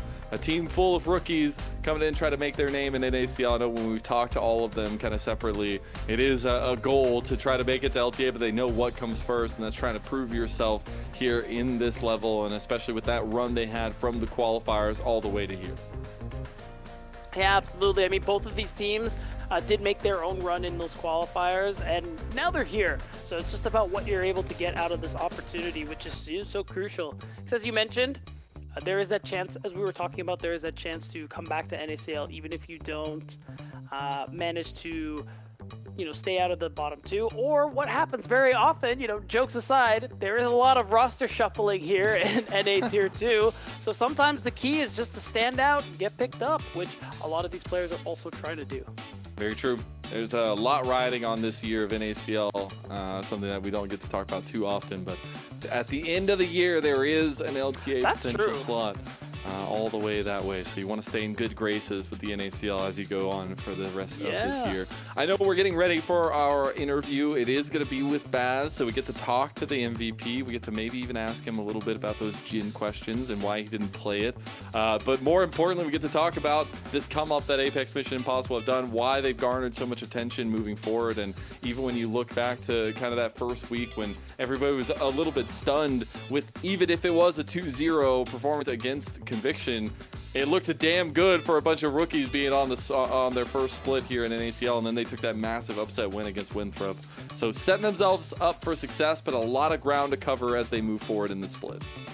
Yeah, 100%. But a win like they got here is that next step forward for them as well. So it is going to be exciting to see how both of these teams continue to improve, but especially AMI, because they do seem like they are on that consistent upward trajectory. Maybe next week, against Near Airport, but for the rest of the split, there's opportunities. They could eke out another win here or there, and who knows what could happen. I'm very curious at how that Near Airport matchup goes, because I think, obviously, there's a lot of experience on Near Airport, but they also are very confident sometimes, maybe to their own chagrin sometimes. So maybe taking on this rookie group maybe leads out to a little bit of disrespect, and maybe AMI could find something there. Maybe we can even talk about them going against Legends. I mean, imagine you getting to this point, getting to an ACL, and then getting to prep against, or getting ready to play against some of the biggest names that we know in a League of Legends as well. Yeah, 100%. And again, we're going to have our interview with Baz, very shortly, our MVP. Hopefully soon, probably, maybe. So with that in mind, Zell, since he's not here yet, and he can't hear us in call as they're setting it up just yet. What are some things you would want to ask Baz? Are you actually going to ask him? I'm not revealing this. About no, we're not. Why? He's not watching the stream. Players don't watch the stream. It's okay. Give chat what they want. A little preview. Not when they're playing. Not when they're playing. True. Yeah, sometimes though, I don't know. Sometimes they spoil, which they should not do. Yeah, that's true. I don't like that. But let's hope. If you're any players watching, be careful. Know that there's a delay on do not type GG the second your Nexus explodes. Just like the LCS players used to have to sit on stage for 5 minutes before they could get up and do things, all the way back in the good old days. It's just like that here. It's good too. It's always a good time. We're obviously getting ready for the interview, and Baz, I believe, is ready to go. Oh so my God, we did it! Talk with the victorious bot laner of Apex Mission Impossible. Baz, my friend, what a performance, what a day, and you get to even up your scoreline 2-2 in the NACL over Polestar, which in my eyes was a very contested rookie matchup. Does it feel good to take these first steps in NACL? Yeah, it does really feel good. I mean, I wasn't really stressed about the first game in NACL, I won't lie, but yeah, I'm just happy to be able to perform and do really well. I wanted to ask you about your second game, because the first game, you kind of walked them, to be honest. It was a very convincing win, but game 2, things turned around. Were you not able to execute the plan you were hoping for correctly, or was it really just like Gwen is immune? I think it was really Gwen is immune, a little missed draft. Even though game 2 we did well in lane, it was really hard to find any opening overall. So I know you're a Jhin player. We don't need to talk about Jhin too much, but what do you feel like is the setup of the meta right now? I know we saw both you guys kind of leaning into maybe some more utilitarian picks. The Ashe was super crucial to your game plan in the last one. How do you view the ADC meta right now and your impact with it? I think the AD meta has been pretty stale for a long time. I mean, it was like Corki a lot, but I think it shifted a little bit because Yuntal and IE into LDR is pretty strong right now. So every crit ADC are stronger overall. I think we shift away from Kalista overall, and yeah, I would like to maybe play a more Jhin, if possible, because that's my favorite champion, and maybe Tristana because I like the champion as well. I wanted to give you a chance to kind of talk about yourself a little bit more, since you're new to the league. So just tell us, like, what are your goals as a player? I want to know your broader goals that you want to achieve, and specific like gameplay focused goals, if you're willing to talk about them. Yeah, sure, a little bit. I mean, I for sure don't want to demote to OQs. Fair. I want to stay in an ACL because I think a good bar. I think I have the talent to do so, and I've been trying really hard. Yeah, I've been really trying to focus on improving my CSing, which I think I've been doing kind of good. And probably the next step further is to probably play my lane better, I think overall. Okay. I like it. Now, looking forward a little bit, you guys are going to be coming up against Near Airport next week. You're going against some Legends of the Seed. How does it feel as this kind of squad of up-and-comers coming through qualification, and one of your first matches is going to be against some Legends here? Are you guys prepared for that? Do you feel like you have a good handle on how you want to approach it? Yeah, I think I'm really excited. I mean, to play against Double Lift, that's for sure. I've been watching Double Lift since I'm really little, a kid. Wow. Since I've been studying in season 3. And yeah, I think we can win. We can for sure win. I'm confident in my teammates, and I think we're gonna have a good preparation for them. But really quick, I wanted to follow up on that one. What does it feel like, kind of surreal for you to play in NACL, and then one of the teams that are in the league is just like Pobelter, Double Lift, Biofrost, these like LCS legends? Does it feel like different or strange for you at all, or? I mean, that's strange. It's just I'm just excited and like thankful I can like play against them, Hungry. Yeah. All right. Love to see it. Baz, I'm so glad we got to get introduced to you a little bit. I'm sure we'll get to talk to you some more down the line. I want to give you a moment to give some shout outs. Anybody you want to talk about before we let you go? I mean, all the people in Apex. I mean, we have been working really hard, and I think it shows on the Rift overall, and probably my brother that's been supportive, and my mother has been really supportive with me through all these years. And yeah, I love everyone in Apex. It's really fun. I'm glad to have gotten to talk to you. I'm looking forward to your next Jhin performance, man, and we'll see it hopefully sooner rather than later. Thank you so much, Baz. Okay, we will see you soon. Bye-bye. We're going to take it back from him and close out the day here, Beatdown. We got to go to 3 games at the end. We did. I love it. It's not 2 game central nights here. My curse is broken, it feels like, and we finally get to see Polestar continuing to build on some of those little micro moments for themselves, but Apex Mission Impossible stealing the NACL spotlight here now. Yeah, am I taking the larger strides, I would say. And it is really cool to meet with Baz, talk with him a little bit more, get an idea on his goals, his mentality, and things like that. And yeah, I mean, I'm excited to see him continue to play. I think he's a player who, when we were looking at this team before the split started, just looking at OQ VODs, we're like, oh, this guy's, he's not bad, he's pretty good. We're going to take a look at the standings now to catch everybody up before we get to close it down. On the eve on tomorrow, where we have some banger games going through as well. Dark Zero Dragonsteel had one of the most dominant performances I've seen this year in their series today, and did end up taking that 2-0 over CCG. Will move themselves to the very tippy top, and we see some of the movement with those arrows from the standings. Yeah, that's right. I mean, CCG go down a spot, and Apex Mission Impossible with this win. Very happy to go up a spot over to 8th place. A long road ahead for our teams still, as we're only halfway through week 3, but Any upward movement is still good. Hey, you'll take it. And again, Oh, we still have yeah. many weeks to go, but still got to start thinking about who that top 6 is going to be. And speaking of, we have some big names on campus tomorrow with the collegiate pun intended. It is Winthrop University taking on Luminosity Gaming and Near Airport taking on Supernova. I think both are going to be really exciting. Winthrop are definitely a team who want to continue stacking up the wins as much as they can, but Supernova, a team who started slowly, but now seem like they're picking up steam against, of course, Near Airport, one of the best teams in the league. That's definitely my pick of the match I'm most excited for. Exactly that. I think tomorrow is going to be a fun day of games, but Beatdown, that is it for us today. Do you have any standing thoughts going into the final day of week 3? I cannot believe we're already almost going to week 4.